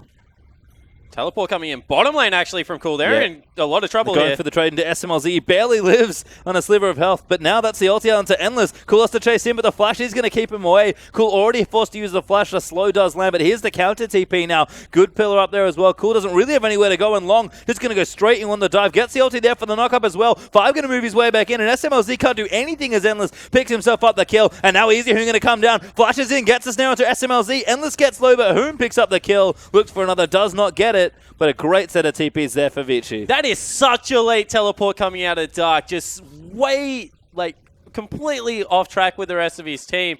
Instead, Long gets there first, able to set it up. Let's take another look at it. You can see that Dark has it available. SMLZ on your screen gets completely chunked out. And then the teleport comes in. Very nicely done, actually, from Cool. Able to chunk Endless out. He's done in this team fight right now. So all the 2 AD carries. And right now is when the Poppy goes. Because of the creeps under the turret, Fiora doesn't follow. And Long is just able to arrive way quicker and clean up the back end of this fight. Didn't have it, I don't think. Just use it then. Or maybe had to clear creeps out. But no matter what happened, Hoon arrives here, flashes in, and easy cleanup here for him. Yeah, it certainly wasn't. You know, Dark actually used his teleport first. Long used his second, and there was no return teleport to the top lane. So definitely had it available, just not willing to pull the trigger. And that's not good enough out of OMG. You know, we said that this is a very young roster, but things like being able to get into the bottom lane and help your team out, especially when the teleports are coming out of your lane, should just be able to follow those ones through. Well, good collapse from Vici. Does net them a few kills. Blue buff now going to get donated over as well to EasyHoon. In fact, Long might get aggressive. Dark again. Face plants I the love Poppy that W. interaction. Yeah. Just Poppy so disruptive with that W. Radius is really big at the moment. As the supports kind of look at each other, Pillar goes out. That's support trying to one-on-one. When in doubt, Pillar. Endless. Looking for maybe a jungle camp. Does start up the Krugs for himself. But not doing too badly on CS. We've got the Blade actually finished up for SMLZ, so his first item's online. And EasyHoon with that Rod of Ages done nice and early. As Dark's in trouble here in the top lane. Gonna say, if Long able to pick up that buckler, would have got the nice shield.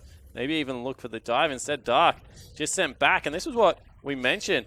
Finally, Vici have got this duo of really strong solo lanes. Before they had the support jungle really strong duo in Dandy and Mata. Now, with the mid and top laner having upgraded significantly over the offseason, this is going to be exciting to watch Vici play throughout the split. Well, looking good so far early on. About 1,000 gold up here. They are going to go in for the Rift Herald there as well. Looks like it probably going over to Dandy. Could be EasyHoon as well, but they should be able to secure that very simply. In fact, Long might even be walking down to collect it. And Dark still with next to no health. Very scared of being dove right now. So will finally back away from the turret. Long has the empowered recall, will fly back. Cooldown reduction boots and Sunfire Cape. A little bit of a different feel here out of the top lane Poppy this time around, but still, same idea. Get some cooldown reduction, be nice and sticky. Just dive onto that Kalista all game long. With a Pillar of Filth, has a pretty much guaranteed stun whenever he wants to. Should be able to make good things happen. Certainly should. We saw Looper do work in Game 2 against EDG. We'll see what Lum can get done here. Now, he's got some of those items online. Fiora is kind of coming up as well. Moving in towards Sterox, plus has a Tiamat already. He's going to actually finish the Hydra, so goes in there for the pretty standard pickup. In fact, I think sold the other item. Or I misread it. Because that's just the Hydra now. Definitely Jerome's Fist, and you know, I was the same thing. So actually, what happened? He built the Titanic Hydra, then swapped it over for free to the Ravenous. That's gorgeous. So wanted the extra durability in the laning phase. Didn't really think that he needed the lifesteal. So instead, builds up towards Titanic Hydra, swaps it over for free for the Ravenous Hydra. I wouldn't even have thought of doing that. He's a genius. Never mind. Take it all back. He's a genius. I actually thought he was a wizard at the start, but SMLZ caught out a little bit. And Alchemist perhaps transmutes the item as Five's now in trouble. We've got Dandy down here as well. Five takes a boatload of damage as both ultis are popped in the bottom lane. Dandy is going to track them a bit with the Tremor Sense, but Five's getting all the way out. Yeah, he certainly is, and that's the scary thing. As soon as you burn both ultimates, you're open to dives. All of a sudden, Danny on that bottom lane, mid lane being pushed in. They need to get the heck out of dodge. That's going to be 5 members of Vici heading towards the bottom lane. Yeah, great collapse here on the right-hand side for Vici. Dragon available as well. They might move in for it just because, as Endless going to try and knock down this turret. Is going to get it. Tristana still very good at knocking down these structures. And Vici going to collect an objective on the way here as well as Dandy starts up the Dragon. And the scariest thing is they have that confidence in the shots calling still to send Long back to the top lane. Dark won't get too much done up here. You know, not even burning a teleport, and they pick up 3 objectives on top of each other for absolutely free. Top lane turret, into bot, into the Dragon. And that's just great play here for Vici as they move themselves up in the gold lead standings. Long and Dark can have another fight here. Repost there, not bad. Actually, just gets the ulti. Now going to move it in for the Vitals here as Grand Challenge is issued. Long is going to get it procced on. Dark still chasing in, needs another Vital. Goes way past it, but now Dandy's here. That's going to force the flash out from Fiora. And Dark, who had the 1v1 in the bag, is forced to get away. Yeah, cool. And Easy Hoon also heading up the river. So Long will be able to get away with his life. Look like Dark actually might have that solo kill with some nice mechanics. And now everyone kind of heading towards the top side of the map. Well, he's going to give pressure relief down to the bottom side here. Endless, the one now, has to perhaps defend this bottom side turret. Caveman is in the area and is able to move out the minions pretty quickly with explosive shot as well. So SMLZ not going to get too much damage done there to that tower. And Easy Hoon still hanging out in the mid lane. Going to clear his continue to clear creeps out for himself. He's 20 CS ahead of Cool right now and stacking that tier quickly. That roll was done at 14 minutes or so. So he's going to be online with those 2 damage items nice and quickly. Yeah, he certainly is. You know, at 18 minutes into the game, 180 creeps. It's very impressive on a champion like Raz, especially when you're against a shoving mage like Lissandra. So we'll see whether he's able to keep that farm up, going towards that Archangels. And as soon as he has those 2 items, Rise just turns into a powerhouse. Yeah, we talk about Rise needing to sort of hibernate as the ulti does go out from SMLZ, looking for a gank. Nope, looking to escape. It's actually just 2v2, but they're scared enough of Trundle here. I think they may have thought a jungler was there, but Dandy's on the way. He's not quite there yet. And that's a wasted ulti there from Kalista. Teleport is available. You saw straight away they pink ward the brush behind them because it looked like they had prior knowledge. Teleport coming into the top lane now. Now going to come in. That's Cool. Going to move in. Repost does not get the slow. Cool. Maybe wants to flash for it. He's going to need to go in, but he's gone deep. He's popped the ghost as well. Moves in with the ulti. CC's there. Long going to move back in onto Dark, but that should be a kill. Dark is low. He actually gets the kill. Long is going to survive as well. Completely outplays, and now Dandy's here with Easy Hoon. Cool. Absolutely dead as he gets snared and knocked up out of his claw. And Dandy gives the kill over to Easy Hoon as well. Always the jungler feeding over his laners. And that is just, that's proof how strong Poppy is in this current patch. You know, we said how many champions we feel are must bans.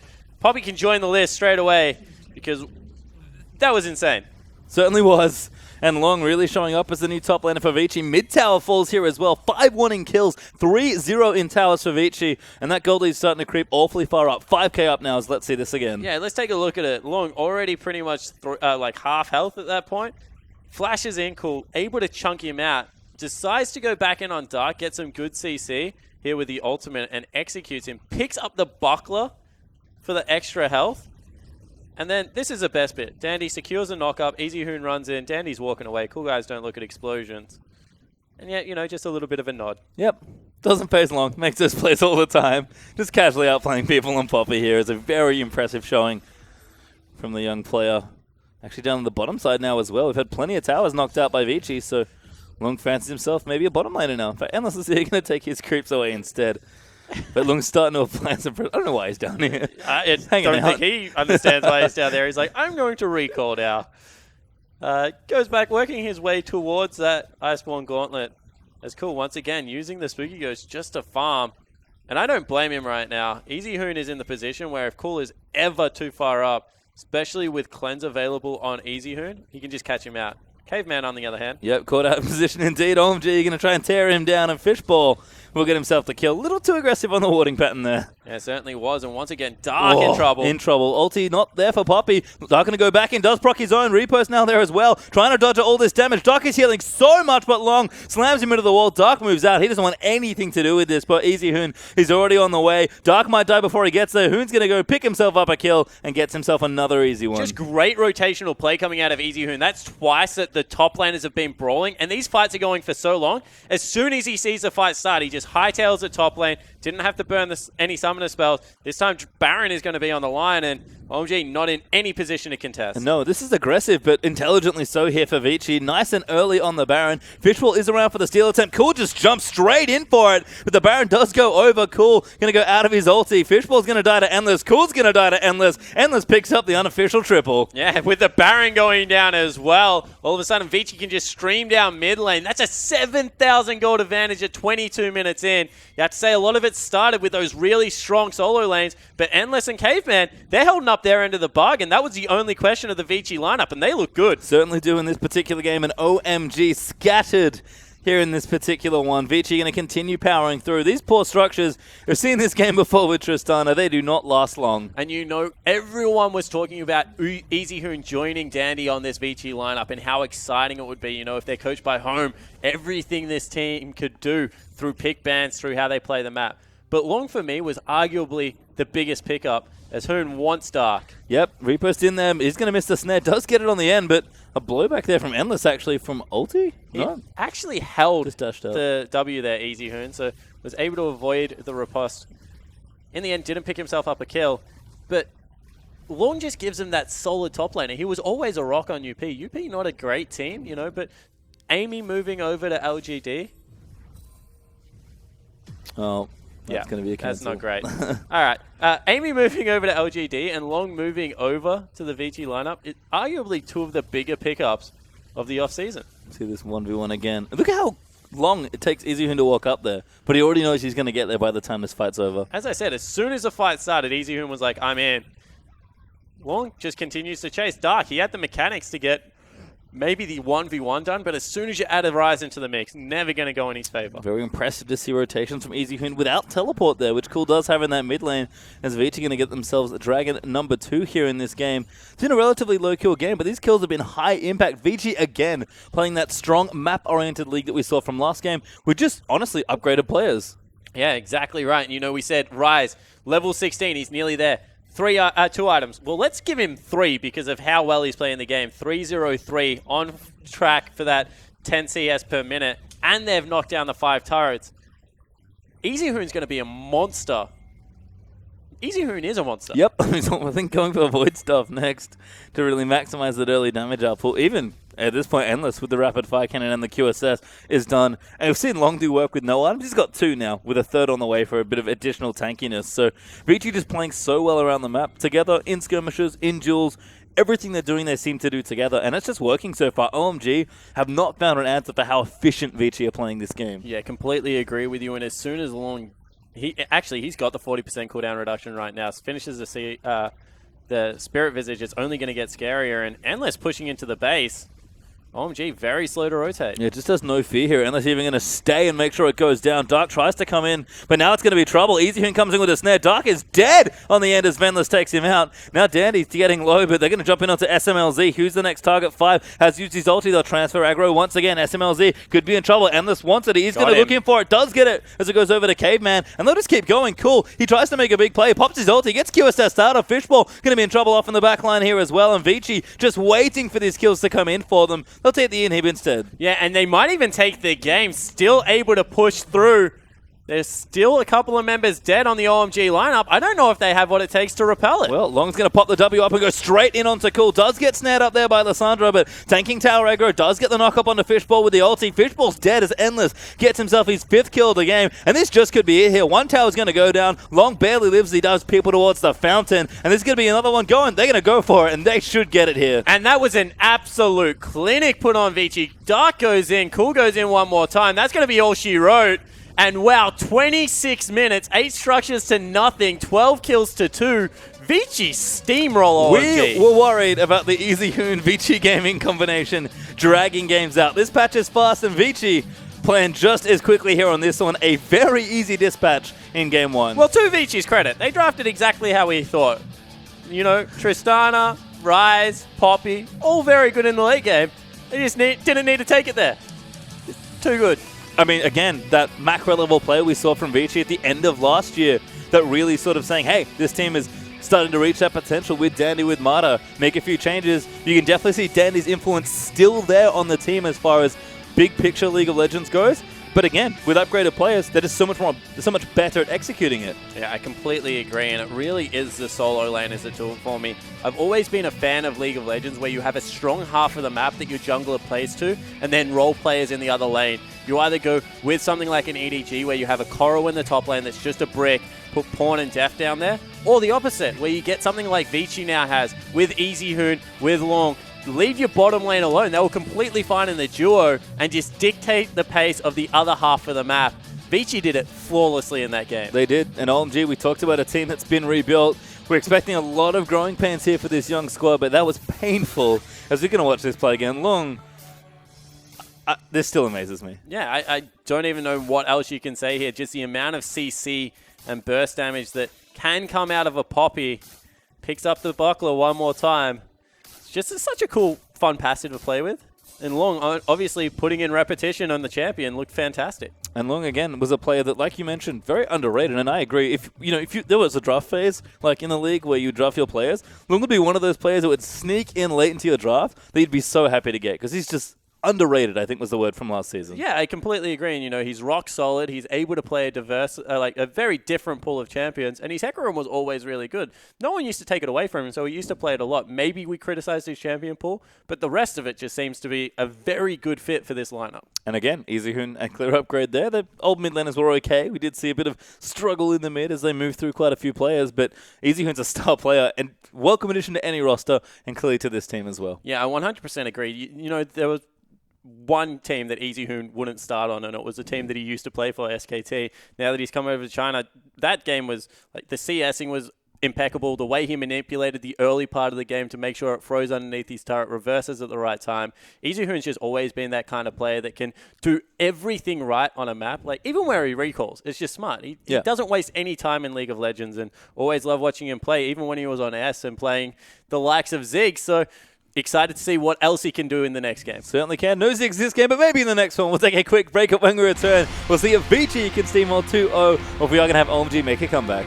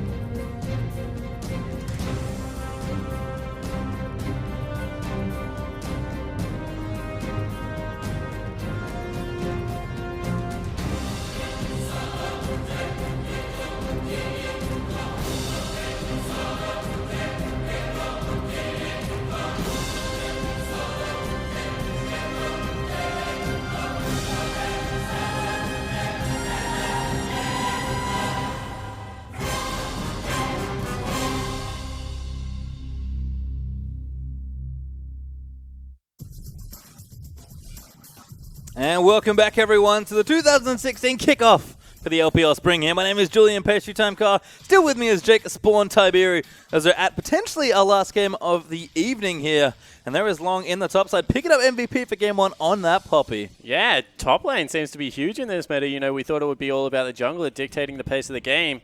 But Lupa, now Long, both having very good performances on that Poppy, and seems like a champion that you're going to have to start paying attention to in the pick bands a little bit more closely, at least. That was a last pick, I think, coming through in the last game. It certainly was there. Tristana Poppy rounded out the picks there for Vici, so a good performance there for Long. We talked about it. A strong player, maybe underrated from unlimited potential, joining, you know, maybe a bigger team here in Vici. And I like it. He's studying still in between games, you know. Head down, just having a bit of a read, making sure he can take everything away that he needs to. And as we said, that top half of the map just looked really good out of Vici. We always thought that these are 3 strong individual players. If they click, this could be magic. That man on your screen coming across, of course, one of the biggest acquisitions of the offseason. And honestly, Vici looked great. It looked like they still had the same macro play, but the micro was on point. Yeah, everything they did looked great there. OMG, again, a team that we expect to really go through a lot of struggles, particularly early here in the season, because they have rebuilt completely around Cool. Things look messy, to say the least, there for OMG. It wasn't that they necessarily played bad, it's just that they got run over because they just weren't nearly as clean or as cohesive as Vici look currently. Yeah, well, the thing about Vici is that they always used to build these small incremental advantages, but they never used to accelerate the game the way that they did in that. And, you know, maybe it's a patch thing that it's easy to accelerate right now, but as soon as they got that lead, it looked like they put their pedal to the metal, and that was huge. Well, we are into Champs League now, and OMG are going to change things up already. Of course, we've swapped sides. Vici up a game here, but that's a Rengar first ban, I believe. We talked about Dandy maybe wanting to play it. He's going to get banned away here as Kindred once again gets first banned by Vici. Yeah, so I mentioned the fact that Dandy definitely is a good Rengar player and, you know, has been known to pull it out in the past, but he was more of the tank Rengar. When you think of the damage Rengars, you think of people like Insec. But still a lot of respect being given to the World Championship jungler, and will be banned away. Yep, there's Quinn and Gangplank banned as well. I believe they both... Yep, both did see bans in the last game. So sticking to mostly the same here, apart from that Rengar change up from OMG. And of course, their last ban will be now 15 seconds to spend thinking on it, deciding as a team. We'll see what they want to take away here. Seen a lot of pretty standard bans, you have to think, most of the night. Do they ban Poppy? That's the biggest question for me right do. now, and they do. Well, means that something like Mundo will be slipping through the cracks here. Well, Vici do have a ban left, so they can take that away if they want. They actually ban Rise. So taking away from Cool potentially, or maybe even Dark. EasyHoon had a great first game on the Rise, of course, but respecting the power of the champion, now they don't have first pick, as Lulu has pretty much insta-locked there from OMG. So when we have a look at this now, Misfortune is available for the first time tonight. Graves is available after being banned the first game. Lulu was also the other ban that slipped through. We'll see whether any of these deserve the priority that was given to them last time. GP's up as well. That was the other ban that's come all the way through until this particular game. So, oh no, he's banned. I'm awful. Vici did ban it away there. As they do pick up the Trundle there for themselves. Might just go for Trundle Alistar. In fact, that's exactly what they go for. Yeah, and wow, that means it will be our first top lane Trundle or mid AP Alistar of the LPL split. Or top AP Alistar. Oh, please no. We'll have to see here, but they are going to take 2 potential support champions away, so we'll have to split them up into different roles, but Trundle especially quite flexible here on this patch, and we've seen the power of Trundle and the priority he's been given already tonight. Yeah, and I think the reason that they went with Trundle is because right now Mundo is a very good pick, and there is so much, I guess, you just want to pick him when he's left open. As soon as you take the Trundle, it really shuts down that option, and a lot of other top lane options. All of a sudden, Maokai, very hard to run if there is a Trundle on the Rift. And there's Rek'Sai Misfortune actually for OMG, so MF will get through for the first time tonight. We'll see what SMLD can get done. Had an okay Kalista game. EasyHoon actually going to lock in the Lissandra here, though. I like that. We saw that from MLXG in the first series, locking in the jungler out of Fire Lolly after game 2. EasyHoon's kind of taking Cool's champion from him, saying, hey, I'll take this. This looks pretty good. Yeah, not challenging him into the counter matchup, though, because Rise has been taken away. We've seen that Lissandra has got a very big priority right now. The ability to lock down a mobile carries you think would have to be some of it. And right now, SMLZ on that Misfortune, big target on his head. EasyHoon going to be gunning for him all game long. Yeah, and there's the Graves as well for Vici. So that looks like Dandy's champion, although again, could maybe go in some other spots. Vici really swapping things up here in this draft. I mean, they've got sort of the tanky call they had from last game, but different champions are going in different places here. Dandy especially would be a big change to see him go something like Graves. Yeah, it certainly would be, but I expect that he can play it relatively well. You also have to never underestimate Graves' early game power, as we saw when SMLZ play it. SMLZ. No, he didn't play it. MLXG, when he played it.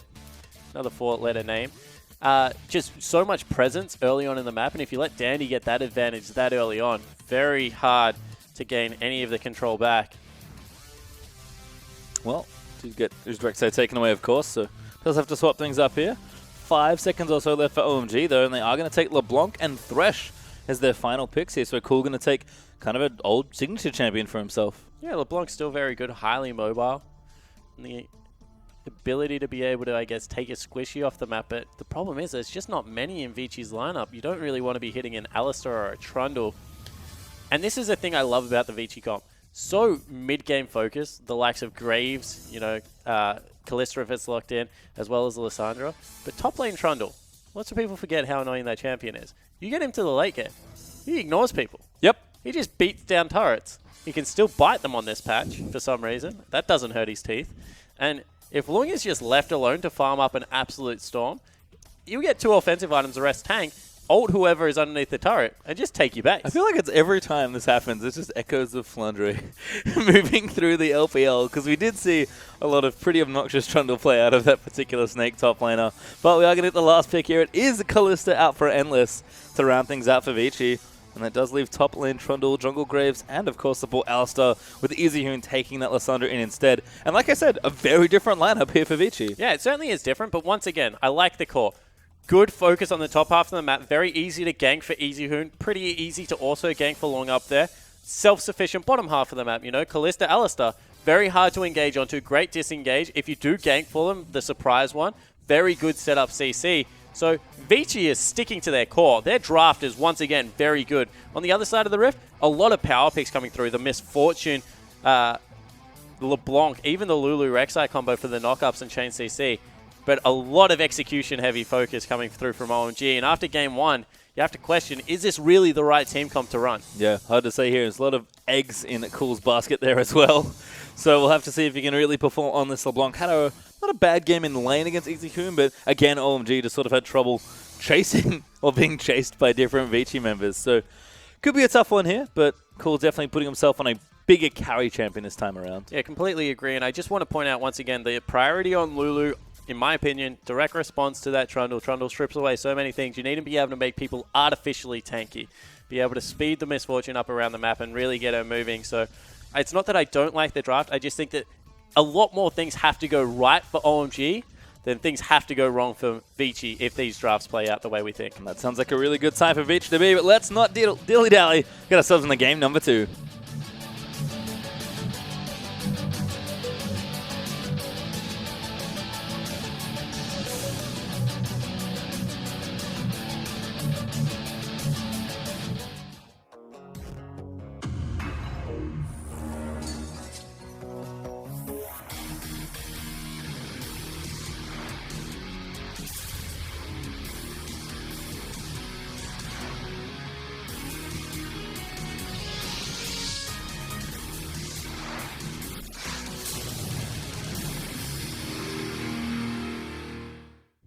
And welcome onto the Rift here as OMG going straight in an aggressive here.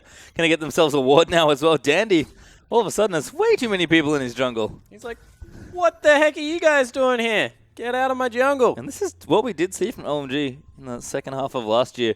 Being much more aggressive, playing as a team, sort of trying to bring back the old freight train mentality in a lot of different ways. They are going to ward for a lane swap here. Long almost gets the ward with the bite in top lane.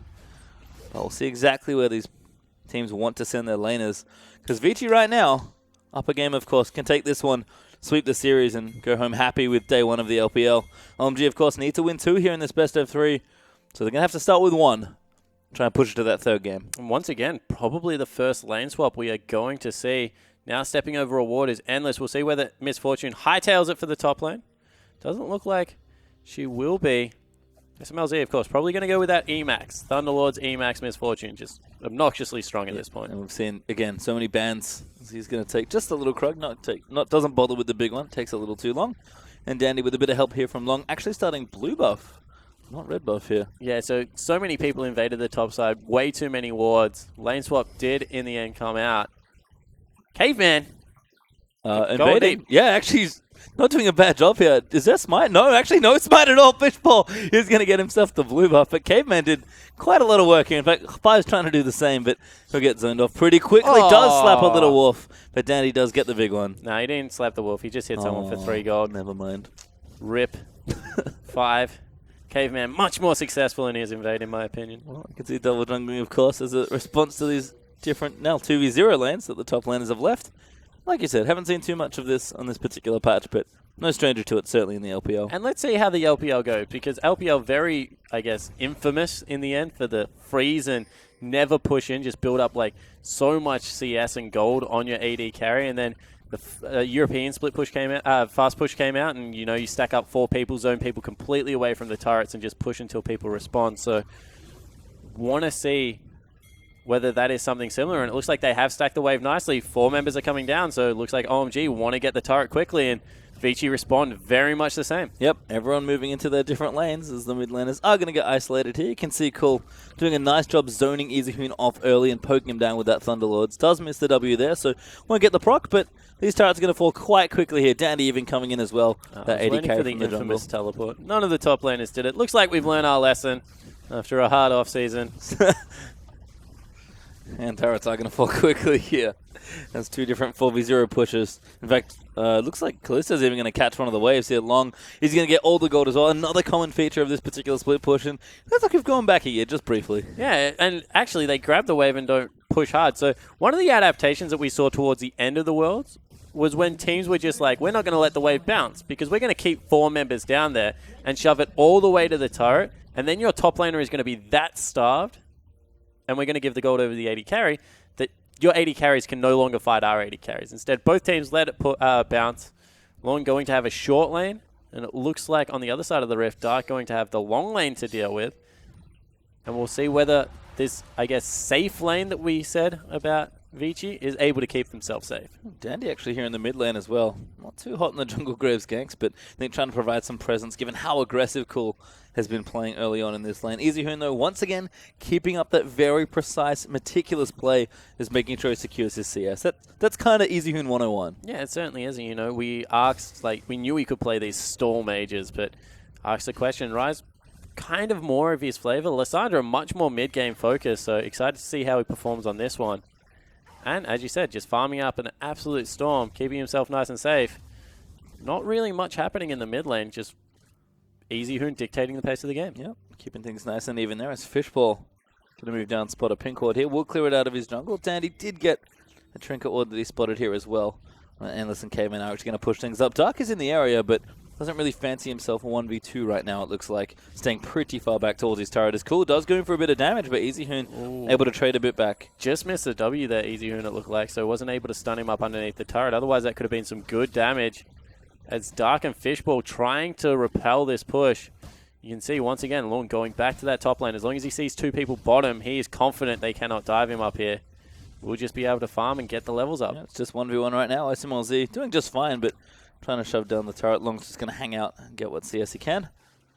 Dandy now moving in towards the mid lane. Could be a gank here, actually. Cool, again, pushed up far forward, but doesn't have his jungler in support this time. He's going to move in for it. Cool, has to know what's happening. EasyHoon tries to bait him there, but Cool is already out of there. Yeah, so Dandy actually zones Cool way away from the wave. The importance of that is all of a sudden EasyHoon has level 6 and Flash available. So we'll see whether he decides to make a play. No, Cool going back to the jungle. Wants nothing to do with it. Yep. Hanging out in the lane here. Should be level 6 relatively soon as well for LeBlanc. But Dandy just showing some presence there in mid. EasyHoon just missed a cannon. Uh-oh. This is not the real EasyHoon anymore. He would never miss a cannon. Endless down the bottom lane now. He's getting some of these creeps down. And SMLZ continuing to poke away. But again, Trundle. Oh, that E. Doesn't have to worry too much. So you only have to watch this for one patch, guys. 6.1. It's been toned down a lot. But that E is honestly painful to watch. Part of the reason MF seen so many bans up until this point. See what SMLZ can get done as he moves on, but he's pretty annoying. Caveman taking some damage. Fishbowl actually doing nice work as the teleport does come in long. Double teleport. He's going to make a play. They're going all in for it. They've got the knock up there as well. Dark in trouble. They're great CC up from Easyhoon, and first blood again goes to a support. Yeah, and that is a lot expended in the bottom lane, but they should be able to push it through, pick up a turret. Probably shouldn't stop for the Dragon, honestly, because it will interrupt the tempo of the game so much. But it looks like they want to be able to grab both. No, they don't stop for the Dragon, so just instead grabbing the turret, they'll go back to mid lane, pick up that blue buff. Nice play across the map from Vici. Yeah, using both TPs. I'm going to lose a turret here in top, but should be able to trade in bottom. Easyhoon will get back to mid lane relatively soon as well, as we are going to see turrets traded back down. And I think Easyhoon wanted to use his ulti there for a second kill, but the rest of them weren't able to get out. But a great dive there from K-Man, and the Alistar does give Vici the first kill on the board. Yeah, and absolutely no response, really. Top lane, the turrets were going to be traded regardless eventually, but you know the mindset to be able to make that play early enough on as Fishbowl now might be caught out. Caveman though, just going to collapse his floaty. No, not quite yet. Takes a little raptor for himself. He's like, I deserve this. Easyhoon with blue buff now. Should be just fine here. Lissandra, one of those champions that, especially with blue, doesn't really have to worry about too much in lane. Just keep queuing. Keep queuing. Nice snare, actually. Easyhoon going to get all into here by Cool. Chain does land, but a good ulti might be enough. Needs to kick him out, but can't quite get it. Cool does grab the lantern. Yeah, no flash available for Caveman to be able to interrupt that with the movement speed nerf of the Alistar headbutt. Very hard to get people out of the Thresh lanterns. Instead now, Easyhoon being collapsed on. And now SMLZ with the Max E. And that Thunderlord's coming in to be super annoying to Easyhoon. He might be forced back now. No TP, of course, so he's going to have to go back the long way. But Caveman will move in, collect what he can for himself, and try and keep this tower relatively healthy. Got them all. Good combo. Might actually follow in, but 5 is here again on the Thresh. Ulti actually out from SMLZ. Easyhoon's eating it. He dies. Just couldn't go anywhere. Yeah, Easyhoon got caught between a rock and a hard place, in fact. You see nodding. He's like, yeah, that was pretty well played. Wasn't expecting that damage. And SMLZ now will be able to push through the mid turret. Certainly the other facet of MF that we've seen whenever she has picked. Her ulti does quite a lot of damage. So the reason I was like, yeah, maybe she's not such a good pick, because Trundle Pillar actually does a great job of interrupting MF ultimate. But, you know, nowhere to be seen there. It's just able to pick up a really nice clean kill. Yep, does pick up Easyhoon. So he's going to come back now. Looks like both mid laners are actually building towards Abyssal. So it makes sense here. Pretty volatile mid lane matchup as we do have a pause. Yeah, Abyssal's just such a good pickup on both these mid laners. Of course, a human cannonball in LeBlanc wants to throw a body into people. And when you have a Lissandra there that is able to CC you up, we'll be adding some defensive qualities. And then Lissandra, she's the same. She just wants to travel into the middle of the teams. Stun lock someone up there, so completely understand. Easyhoon's like, I don't understand. My screen went grey. Look, this is a bug. I'm Easyhoon. I am the immortal. Screen is grey right now. Now I got to try and take a look at Easyhoon's screen. I don't think him dying was the bug. SMLZ did have a nice played ulti there, but I guess we'll have to see. Vici, it feels like a similar pace game to the last one, to be honest. It's definitely more movement from OMG. They're playing a bit more proactively now, not letting Vici sort of kick him around. But I don't know if Easyhoon wants to watch the game, but we'll happily watch it again as Easyhoon. He just can't do anything. He just stands there like, yeah, I'm dead. Yeah, he's like, if I go forward, he's going to stop his ultimate and auto-attack me once. If I stand still, I'm going to die. If I go backwards, I'm going to die. Yeah, he's like, if I go back, I actually walk into more of the ultimate, if that's possible. So, yeah, really nicely played from SMLZ there. You know, we said a lot of pressure on Cool. SMLZ probably the secondary player that has a lot of pressure to be able to perform. And, you know, you're mentioning the pace of the game, and I think that this is the first lane swap we saw. Very similar to a Worlds lane swap, you have to say. Not really much evolution coming out of the LPL teams, but both just jockeying for position. That was a really first big move, like rotating MF into the mid lane for the first time, being able to pick up the kill in the turret. See where OMG do go from here, because they've broken the outer ring. They've got a Misfortune who, at this point in the game, just picking up an Essence Reaver, should be relatively strong. Are they able to dictate the pace? Maybe pick themselves up a Dragon or a Rift Herald and start moving around that map. And I think they've got, you know, a bit more as far as tools go, to where, you know, they kind of carries and the support crew are kind of behind them. Like, Lulu for Dark is a very different pick from Fiora, and he had a fine Fiora game, I'd say, but just sort of got beaten by Vici's macro rather than anything else, because he was winning a lot of the 1v1s we saw from Long.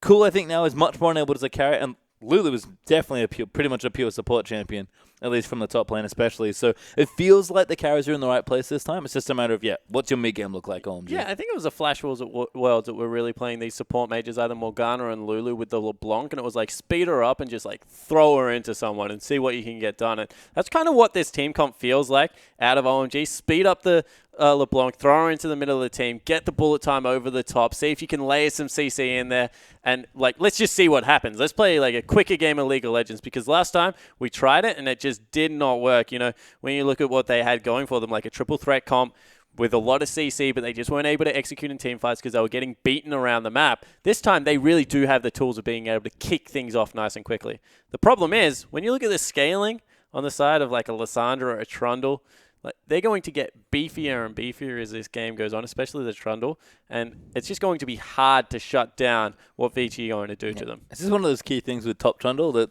maybe people forget because there's a lot of support Trundle running around, but Trundle with a bunch of items is, I think the word was obnoxious you used earlier on.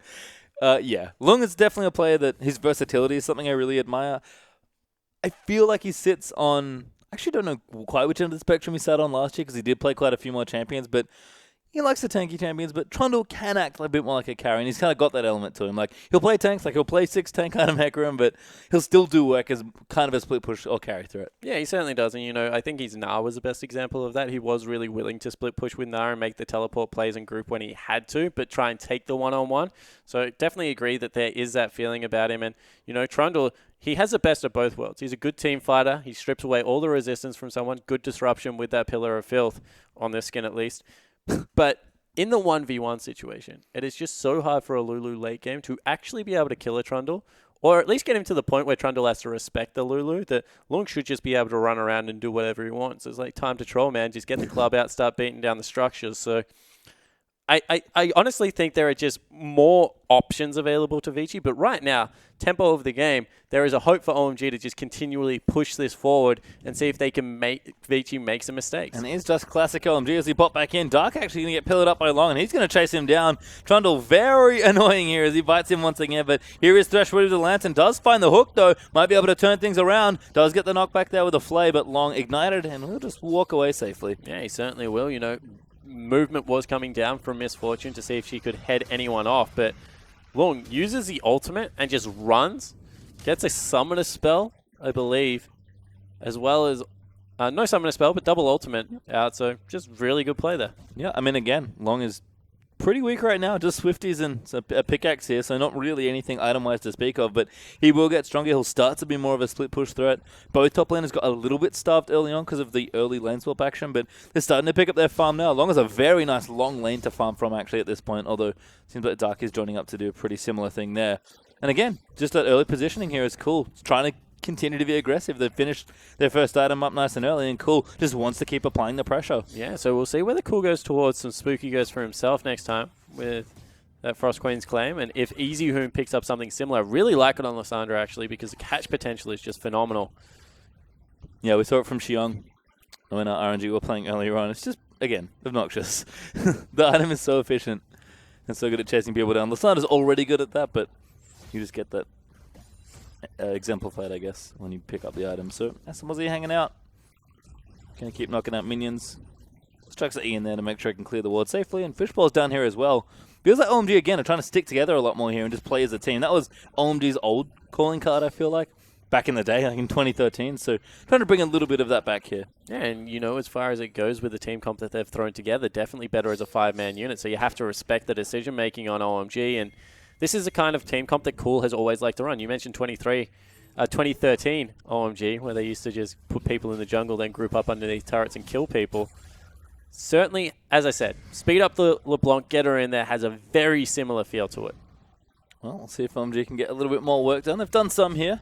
Can look for a dragon at this particular point, but do abandon it relatively quickly. Cool still in the mid lane, annoying Easy Hoon. Very nice chain actually going to land in there. Cool. Not able to follow in. Easy Hoon does get himself out with a Glacial Path. And the Dragon does fall down. OMG.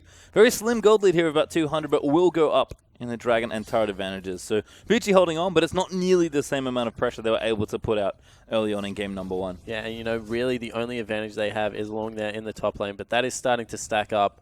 Should be able to get some more CS onto the Lulu. Lulu, fine without CS, but probably needs some to be able to go for it. And double BF sword. Yeah, SMLZ gone pretty creative with the early items. Doesn't want to finish an item, just wants very efficient components. Hey, man. 2 swords. 2 hands. Makes perfect sense. As SMLZ getting creative with his item build here. Fishball going to clear out this Scuttle Crab, though. Make sure he knocks down that ward as well. Does spot it off with the Raptor Smite buff. And Dandy's still moving around. Spots a ward of his own here. And that's hanging out in mid, trying to get some farm. Again, it feels like OMG had this great pressure, but they're sort of relenting a little bit. They got the dragon. They don't really feel like they can go anywhere else. And Dandy and Caveman do have to get out. Doesn't have ulti. Uh-oh. That's definitely a kill if they want it. Great hook there from 5, but cool. He just leaves it alone. That was his for the taking, but he'll have to walk back to mid lane and take the CS instead. Yeah, and all of a sudden, Easyhoon maybe going to aggressive. No, cool. Just able to farm up the wave. Very surprised that they didn't engage on a level 5 Alistar there. Caveman looked like he was caught out of position, but the rest of the members of Vici were there, so they successfully back away. Cool. Trying to get a bit more pressure down to the jungle. Again, OMG sticking together. Trying to get some work done, but Long is just having a field day in the top lane at this point. He's freezing his lane so far back for as long as he can. He's collecting the farm, and like you mentioned already, he's the big problem as far as threats go in the late game here for Vici. His scaling is off the chain. He's honestly a time bomb. Like, that's the way I think about late game Trundle. As soon as you get 7 items, it's like, all right, game over. I'm just going to tank everything on the map. You cannot... team fighting? Sure, you're going to be able to kill me. Like, I can get kited. I have so many obvious flaws in my kit. You know what else I have? Teleport and the ability to go bottom lane and never leave. And that's kind of what he's doing right now. Definitely setting up a little kingdom there in the top lane. There's just a little wave pushing there between these mid laners. Cool is getting a little antsy, you have to think, for a couple kills. My family here onto Long. We'll see if Long can get away from this. The Ghost Star pop from Dark. Long actually going to turn things around. Cool might have abandoned his teammate.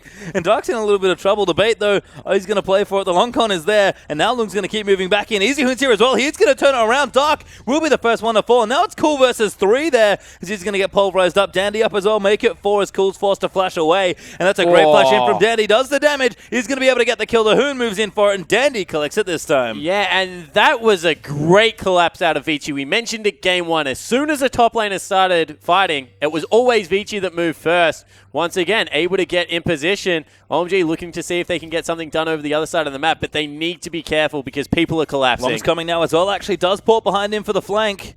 He's going to maybe move it off. No, they do go in for it. Long actually a little too far forward as the Lantern gets SMLZ out. Dark TP's in as well just to counter things off. Easyhoon's still on the top side. He cancelled his TP by the looks of things, but he's going to shove a wave into the tier 2 in top lane. Yeah, so they make them make the hard decision. Do you want to burn your TP in response, or do you want to go get the minions underneath the turret instead? Easyhoon stayed, as you mentioned. That wave's going to bounce back. No freeze. Let's take another look at that top lane. Dark and Cool definitely had a disconnect here. And Long, he flashes aggressively forward to secure this kill because he knows he's that tanky that there's not really that much they can do. From there, Cool just has no options. He has to either try and kill Long or just get the heck out of dodge. He tries to get the heck out of dodge, but so much chase potential. And the damage there from Dandy right at the end as Easyhoon sweeps in for it. Dandy this time does collect it for himself. And part of me wonders after that cancelled TP why he even has the spell, because he just gets everywhere by walking, it feels like. Yeah, exactly right. And, you know, he hasn't even got the Swifty boots. He's going for maybe the latest Rod of Ages I've seen in a long time. We'll still get it done before probably the 20-minute mark, but that's unique. I'm going to call it. We'll keep an eye out. Had the Rod of Ages finished on his rise about a minute before in the last game, so he's going to be certainly much more delayed than game number 1. But I like the build. I mean, it makes sense on Lissandro. Kind of want to be a bit tankier because you are closer and in shorter range, like you mentioned earlier. Yeah, as we can see, Long looks like he might be going for the same wizard trick that Dark went for in the last game. He was like, I never knew you could do that. I'm doing this. Yep. Well, still sticking around to farm. Obviously, I knew you could do it, but I just never consciously built an item that way. I was like, Dark's a wizard. I agree with you. Yeah. Well, you can see double Ruby Crystal right now for Long, so he's just going to go for a bit of extra health. Blade of the Ruin King done for Endless here as well. And the Essence River has finally been finished there by SMLZ. He was sticking to his double BF sword for a little while. Actually, of course, has the second one. And even has the Swifty boots, so he's really mixing things up here on MF. So this is a really cool MF build. You have really good like, so what it's about is you get your Infinity Edge, your ult obviously crits now, you have some good cooldown reduction. So use your W and your Swifty boost to position yourself well, kind of wait out the CC, then just unload with your ultimate. It's just all about getting a bullet time across as many members as possible. So when you have a look at how they're set up, remember, Dark going to speed up Cool, he's going to fly into the backlines, try and get that big knock up. SMLZ's job is to dodge the Trundle Pillar long enough to put down the bullet time of his life, try and win that fight. We've already seen him clean up Easy Hoon with one of them. See whether he can get it done in the late game team fights. Well, Lung has gone back, by the way. Didn't do Dark's little trick, but actually just has the Titanic Hydra, because of course he's a much tankier, so makes sense that he wants to go for the slightly more bruiser-oriented item rather than the pure damage item. He's just not a hipster. He's just not. Sure, that's it. Absolutely. As we do see more on the way for Dandy, does have the Hex Trinket completed already. And again, kind of slowing things down here. I've seen a little bit of action, but the gold is pretty much equalized between the two. We do have a Dragon available, but no team's really looking at OMG just have one, and they're probably pretty happy with that. As I say that, they are going to move in for number 2. But again, there's just been a big delay, and once more it feels like Long. And this ticking time bomb Trundle is going to eventually take over. In fact, he's even slapping down turrets now. He's doing a good job here. This might actually just die. Yeah, well, this is the thing. As we see Long actually being chased away a little bit by Cool, but that opens up the mid part of the map. And it's only 18 minutes into the game. This is by no means... Whoa. Ooh, very nice play there. In fact, Dandy, even there on the backside, is cool. Does get snared up. Does look for the chain, but won't land it onto Caveman. And you can, again, feel like OMG just don't quite know where they want to put their threats. They have them. They're good to go, but Cool, who is always looking for a kill, has not been able to find any just yet. Yeah, well, I think it's more important that OMG, like kind of this one-and-done comp. They have the big Wombo combo. They need to hit it on 3 people, need to clean everyone up, because otherwise... Honestly, Vichi's lineup just has such good persistent damage that they're going to be able to chase them down. So they're looking for the big team fight, and Vici are just never giving that opportunity. Instead, you know, they've always got a Endless in the bottom lane, starting to farm up. You see on the top side of the map, Lung's always there. In fact, he's taken 3/4 of the health on the top lane turret. So you understand the frustration out of Vici, but out of OMG, but maybe they just need to pull the trigger on one of these. Maybe. I mean, Vici are playing very patient, which was a trademark of the later season play last year. 5 though, caught out here by a combo from Caveman. Dandy moves in for the damage. Lantern does go down. He's forced to flash out of the way. But SMLZ not there for enough damage. Vici might start collapsing on this bottom side. Yeah, so Vici, they set up the bottom side of the map. They do have both teleports back available. Not really much deep vision, so instead they will back away. But once again, Lulu dragged away from that farm. Long in the top lane, just having the time of his life, going to continue to scale up, and they're in no rush. There's even a deep pink ward on the top half of the map for Vici, just in case they didn't have enough control over this map. Again, cool looking for Easy Hoon. Pretty difficult target to kill. I mean, no Zonies just yet, but has the ulti ready. Rotavator should be online relatively soon, and if he does go Zonies as well, Cool's going to have a real tough time trying to kill this mid laner. Yeah, and I just want to point out how patient Vici are. Yes. They're going to have a 20-minute Rod of Ages. They're in no rush to finish this game. They wanted slot efficiency, not even gold efficiency at this point. So, you know, just slow and steady wins the race. Much more Vici-esque of what we would have expected last season than a 26-minute victory that we saw in Game 1, but as effective nonetheless. Yeah, they're just still looking control, absolutely. And again, we look at their macro play. Just feels like this comp reflects kind of the same thing, just at a different pace. We had a very quick Game 1. They played well. They took their advantages. OMG have, I think, tightened up a bit after that game and are playing much better into Vici and not being so reactive. But Vici is still just taking control of this game, and they need to be a bit more proactive, you think, OMG, as Caveman does hit a chain, but he's a pretty tricky one for Cool to kill. Yeah, I'm really going to say that it, like, we see Dark also going for the second item. Rod of Ages, teleport. Yep, it could be either of them, actually. It might be Easy Hoon. No, it is. Long that comes in. Easy Hoon going to go all the way in for the double snare. 5 going to get knocked up. Danny going to move in with the ulti. And now Cool's going to look to try and fight back here. Easy Hoon getting low there from the combo, but not dead. And Vici pick up a 1 quick kill. Yeah, so really nicely played there. Double teleports used one more time to get in there. Take one person off the map. Will delay the rest of it. Both lanes reversing into Vici's favor, so they'll have some farm to pick up off the back end of that as well.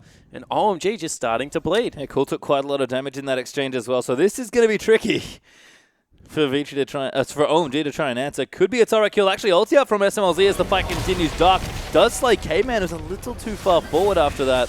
Rest of his team had backed away, but he had not, and he does pay the price. OMG back with the initiative. Yeah, so able to pick up a return kill. Now they're the ones looking to shove down the mid lane. And this is what we said. OMG, they're able to get kills. It's just how many of them can they pick up? Wow. Good damage on the Endless. OMG looks to get the turret as well, but Easyhoon is back in the area. Snare's going to go in on Fishball. Nice Lulu whilst he might look for the re-engage. Cool. Finds a chain onto Long, but Fishball is far too low. They want the turret, but they will not get it. No TPs up available, so OMG should be safe for now. The Vici play back nicely to defend that mid tier 2. Yeah, so Fishball just escapes with his life because of a pretty nice ultimate coming out of Dark there. However, it looks like Vici might look to go over the back of this Baron pit. Remember, Trundle pretty tanky at this stage of the game. Should be able to get it up. Ball going to jet ski out. Wow. Move his way towards the Baron pit. You can see wards being put down now by Vici as well. Easyhoon in the bottom side. Does not have his TP, but happy to take the free farm and push those waves back out. We've kind of mentioned this is one of those interesting properties about Lysandra as a champion. With TP, you can actually kind of split push as Caveman does juke that chain. He's going to eat the second one, but a nice ulti from Endless will save him. Yeah, so does burn the ultimate in the end, Endless. Didn't want to give up the pick. Of course, Baron, huge priority at 22 minutes into the game. This is LGD-esque out of Vici right now. They've gone into 2 lanes and just set up the pushes, and now they're walking back down the mid lane. See whether they're able to respond in time, because you see, Cool has to go down there because of the slow push. They're pinging top lane as well. Someone has to go and deal with that. Now Vici just have control of the middle part of the map. Yeah, and Easyhoon, unlike Easyhoon, Cool does not have TP available, so any pressure now on this other side after that nice slow push setup will benefit Vici quite nicely. And the Rotovators has been completed as well, by the way. Those items are starting to come out as we hit 2 item spikes for a lot of these carries. Infinity Edge being also completed for SMLZ. We're starting to stagnate into a little bit of a Baron standoff, but Vici have been the ones that continue to take farm. Lung is so far ahead in CS in top lane, now 40 up on Dark. Certainly is. You can see that there is a 30 CS advantage for SMLZ on the side of OMG, but that's just because they want to funnel damage onto the Misfortune versus durability, tankiness, and the ability to late game split push onto Long. You have to say, as long as it's going in that favor, that Vici will slowly come out ahead in this game. It's going to take a while for Trundle to get to that late game, but once he's there, certainly will be hard to deal with. Vici look like they want to pick up a first Dragon of the game. Not too bad. It's always good to get the first one for some stats, and they are going to start this up here. OMG R5 strong though as Dark moves in from mid lane. Vici can definitely be seen here over the crowd. I don't know if they want to fully commit, but they are going to go in for it. OMG are going to go in. Cool, he's going to try and steal it, but Kalista will rend it away. Now the fight will start. Easyhoon ults himself in the middle. 5 gets obliterated there at the front of the fight. And SMLZ repositions for a nice ulti, but Lung pops him out of it. Now maybe in a bit of trouble, but they are going to keep chasing on. Dark could be in trouble as he does get chunked out, but SMLZ is going to flash forward aggressively. Wants to try and get the Cool going in onto Dandy there as well as he pops over the wall with Quick Draw.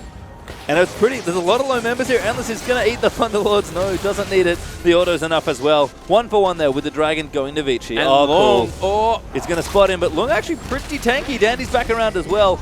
Cool does not want to fight it, so he does get off, but mid-tier 2 is going to fall as a result. That was a very chaotic fight. Yeah, it certainly was. So it looked like with Easyhoon flying in there that everything was lining up for Vici. He was able to get a huge ultimate, but you know who else got a really good ultimate? SMLZ on the side of the fight. In the end, it was interrupted, but the damage already done. Cool, with the persistent threat of LeBlanc, able to chase them off. They pick up a turret. They lose their first Dragon of the game, but able to claw their way back into the gold advantage. And again, we've seen pretty close as far as gold goes, so any lead is a nice lead here to start things off. But again, with the way OMG like to play historically, and maybe sort of with the comp they've built up as well, this feels like the pace is not quite as fast as it could be here, because Vici are more than happy to scale. We've seen Vici play like this last season, and the downfall is when they made mistakes and got punished and couldn't recover. There's been no super punishing mistake that Vici don't feel like they can still get out of this situation. Yeah, right now especially because of the late game insurance of Trundle. So we'll see whether OMG are able to get control of this map as Fishball flies out of the base on that jet ski. And looking down the item list, really love SMLZ's item. He is still not going for attack speed. Wants that Mercurial Scimitar next, has the QSS to be able to get himself out of any sticky situation. Just looking for the big bullet time. Because we saw in that team fight, that's exactly how they want to play it out.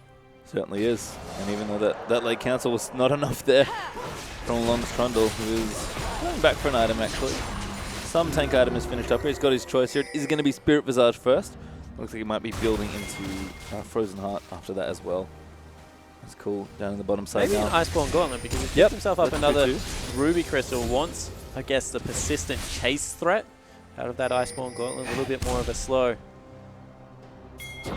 Seen a lot of a resurgence Iceborne Gauntlet. And SMLZ might have caught easy. Ooh, the Hoon taking a lot of damage, but get out of there with the help of Glacial Path.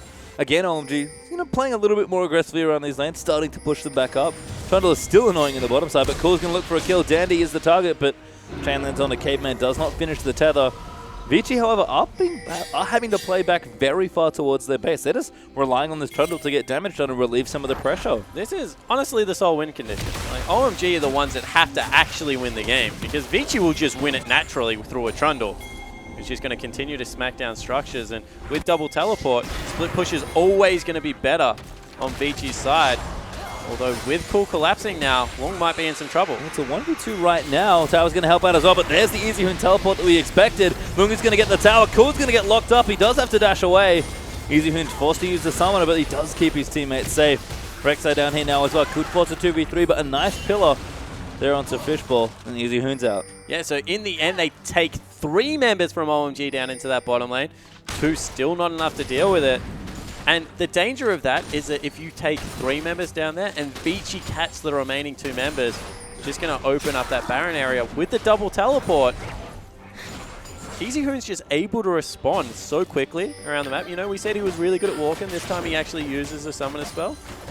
And OMG just don't have a response right now. And again, Vici's big macro play really helped me out here. We saw it to great effect in the last game just by able to run OMG around. And OMG, who looked scattered, honestly, in the first game, just couldn't keep up with the pace. Vici now more than happy to slow it down, play very methodical League of Legends, but Dandy and Easy Hoon, and Long, honestly, as well, that core top half of the map that we talked about, are just whittling OMG down. We talked about Vici grinding opponents into dust last year. This looks very similar in this game. Yeah, it certainly does, and you can't fault them for doing it because when you pick a top laner like Lulu, negates a lot of what Trundle does in the team fighting phase. But you can never take away the fact that he's just such a good split pushing presence.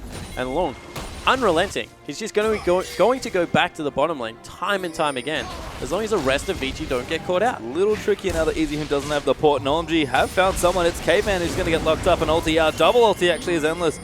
Pops in there as well, and Long's now going to come in for a fight. Who do you want to go in? The flash pulverize finds onto 2 as Easy Hoon's going to move in and lock up Fishball. Does flash out of the way in time, but Long is going to face check so much damage there on the Trundle, and then flash away out of Cool's way. Easy Hoon might be looking for the re-engage, has the ulti ready, and a lot of cooldowns burn and nobody dies. Once again, SMLZ is actually playing this game on Misfortune very well. A lot of damage coming across the entirety of the team forces a disengage, but Long is, once again, back to full health, way too strong at this stage of the game. He's 3 levels up nearly on Dark, so time and time again, he's going to go back to a solo lane. Tried to get the flank there, didn't work, but the longer this game goes, the more in Vici's favor it is. Yep, 2 teleports down here, but Easy Hoon has picked up the Distortion upgrade as well, so he knows what his team's win condition is, and OMG is still trying to find a way to poke a hole in this strategy, but Vici just playing very careful. Baron threat not really been a thing. Dragon will be back up again, but OMG's third isn't too scary here for Vici either. Yeah, and getting that 1 Dragon just made sure that the 5 Dragon win condition was probably not on the table.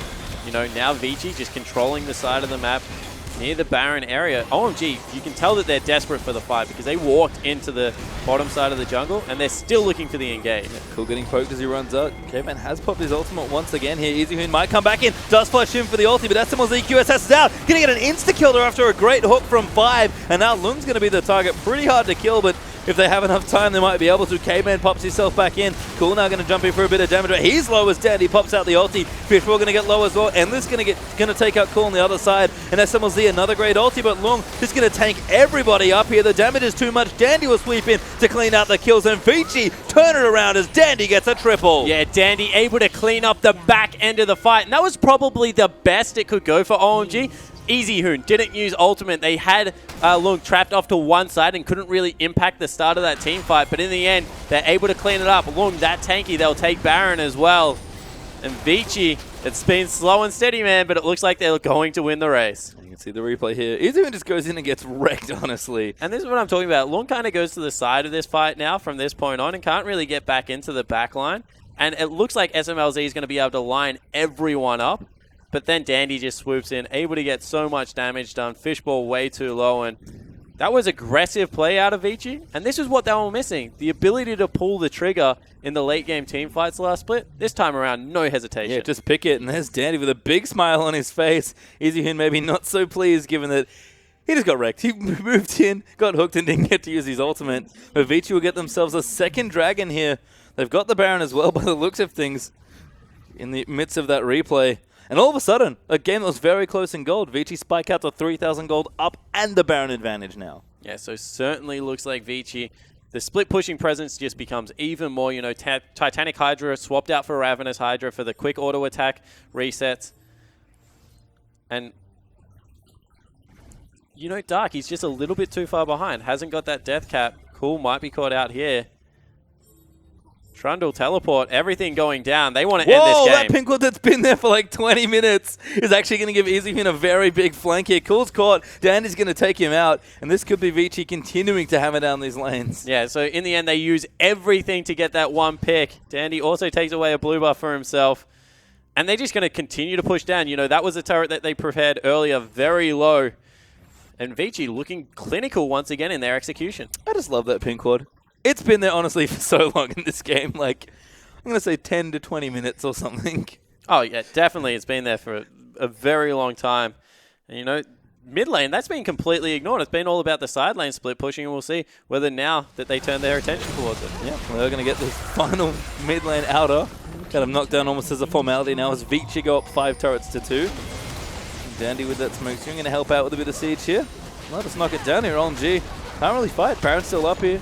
Minion's helping out. In fact, Lung's still pushing in the top, so he might be more of the immediate threat. Trundle once again just doing Trundle things. Is Vici going to break this base open? Yeah, and SMLZ has to use the ultimate. It's not going to matter. Caveman is zoning them out. Dandy does get hooked up, though. He will get exploded. SMLZ able to get that kill. Now Caveman in too deep with his ulti about to run out. Cool. Does land the chain in, but Long now going to face tank everybody up. He ults up Fishball, I believe. He's just going to run in, but the damage might be too much. Long, keep regenerating those. People do die. Easyhoon goes in, but it's not quite enough as SMLZ pops that QSS. OMG fighting to the end, and they do get the ace. So in the end, OMG get the grouped up team fight they are looking for. So many people on top of each other.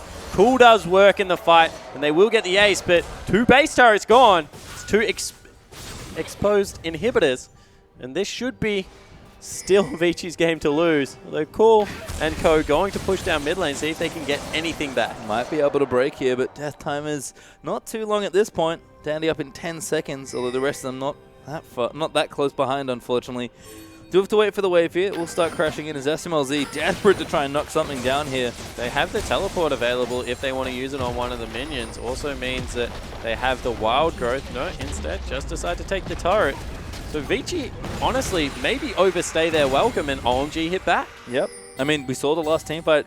Not something we expected from Vici, really, but a strong team fight there in the last one. Then OMG proved that, hey, we're still pretty good at team fighting as well, and are able to take the second one here. I'm honestly happy that Vici took the risk, though. You know, that would have been something that last year they would have not even taken the second turret, would have backed away, made sure they played it nice and slow, and that burnt them a couple of times. So the ability to be able to roll the dice didn't pay off that time, but still didn't lose that much in response. Calculated risks coming out of the Vici lineup. Gonna have to be a little more careful, I think. No, Easyhoon especially. It's 2 fights now where he's gone in and not been able to be as effective as he may like here. Yes, the QSS is hurting. Now Mercurial Scimitar, of course, for SMLZ.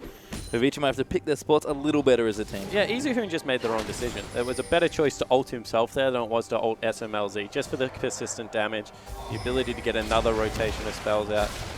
You know, we'll see whether he is able to get it done next time around, as SMLZ 7-1-3, having a very good game. Quite beefy, quite fed at this point. I was looking at Trundle. He's really beefy. Yeah, as we said, the long ticking time bomb is actually starting to tick pretty far down here. Got a pretty large amount of items. In fact, just has 1 left to go, really. It's Derek's Gauge, I assume, is the last one. This is what makes split pushing really scary on this patch. The Spooky goes, Fishball, maybe getting collapsed on. Cool wasn't there. Otherwise, you feel that would have been the trigger pulled. It's top lane now, actually. It does have quite a lot of damage with 4 damage items built up as well, so perhaps able to challenge Trundle, who only has that Spirit Visage for immediate magic resist, but again, Vici just taking their time, kind of going back to split push ways. That was what was working for them. And they've got plenty of open space here. They just need to pick the right spot, break an inhibitor. And it should be relatively straightforward from that point. But OMG starting to play a lot further up this map and a lot more proactively, despite the goal deficit that they're still in. Seems like they are powering up and looking for a fight. Yeah, it certainly does seem to be the case. Maybe just waiting on the last items to come through for SMLZ before they really want to commit to one. If he gets any attack speed, all of a sudden it's not just his ultimate you have to watch out for. The rest of Misfortune's kit. You can see very patient play right now from both teams. I understand that one more team fight probably ends the game right now. 36 minutes in. Minute on Baron, minute on Dragon. We've seen a couple of both taken in this game so far. Honestly, a 2 blinks first now. And Vici, they've probably invented this game. I think so. Do have the teleports coming back up as well. In fact, they're both up now as well. So if they do want to try and get creative with their split pushing, they can. But again, when you break out a lot of base and kind of constrict your opponent to just their base area, really, you do run out of space to split push in. So Vici's strategy, very good at getting to this point, but actually finishing the game at this point could be a little trickier. Yeah, with the double teleport, they do have some options. Bait the Baron out, send along back into that bottom lane. Oh, Easyhoon playing with fire. It was very cute. I'm going to cue the wave here and get away safely as OMG again is still looking for an engage. Danny over towards the dragon area. Might just want to pick this up for himself. They see that they're split now. They're going in. Lung's very tanky. I don't know if that's the target they really want, but OMG are looking for something. K-Man might look for the re-engage here with Easyhoon by his side. It's kind of like both teams don't know who's chasing who. They're just looking for their window in. Melissa does secure the dragon. So now OMG will back away. There's only one big buff to fight over now as well. Lung with another pillar. Going to lock up Rek'Sai, but a little bit of poke damage there. Feels like OMG are kind of on the wrong side of this map here. But look at the respect that Dandy as well as Endless just gave to Cool in the mid lane. They were both walking up the bottom side of mid. Cool took like 2 steps towards him, and both of them were like, we're getting the heck out of here. Looks like Waves might be pushing as well. At least one side for Vici and top. I think bottom might be OMG's. They're going to rush up this mid. They've actually moved Vici all the way back with another long-range teleport here. This time it is going to be long. He's going to rush all the way over, and Dandy might have caught someone. It's 5 that they are going to go in for, but a great ulti there from SMLZ. Rek'Sai going to get taken out as, going to take out Dandy, as that's going to be the first portion of the fight. Now Caveman jumping all the way in, but Endless, he's way too far forward. Trundle, they're going to take out MF and Lung. He's just ripping through people here on Trundle. That's going to be the triple, make it a quadra, and Dark might be the one to feed the first LPL Penta. Easyhoon, he steals it away. Yeah, I don't think he was catching him there, but the teleport will come out of Easyhoon. This should be the game. Everyone on OMG dead, and Long just hit breaking point. You know, 6 items, way too big. And Easyhoon's going to move in, try and finish off some of these structures, if not the game itself. And we talked about Trundle being that late game threat. Long just showed us why. Yeah, exactly right. 7, 1, and 8. You just saw he wasn't taking any damage whatsoever. Huge ultimate came across from the Misfortune, but in the end, it just wasn't enough. Vici will 2-0 OMG. And we've had 2 2-0s pastry time, but that one was much closer. Certainly was here. Vici finally find what they want. They invest in their Trundle, and their new top lane along comes out looking good here in this game. He'll take the Nexus by himself as well. Didn't get the Panther. Easyhoon able to secure that last one for him instead, but they will get the 2-0 as Vici with a very promising start to the 2016 season. Yeah, and that was really fun to watch out of Vici. Quick first game. Second game, a little bit more slow. Methodical, you would say, in the way they played it out, but still happy to throw the dice in when they think they have the edge.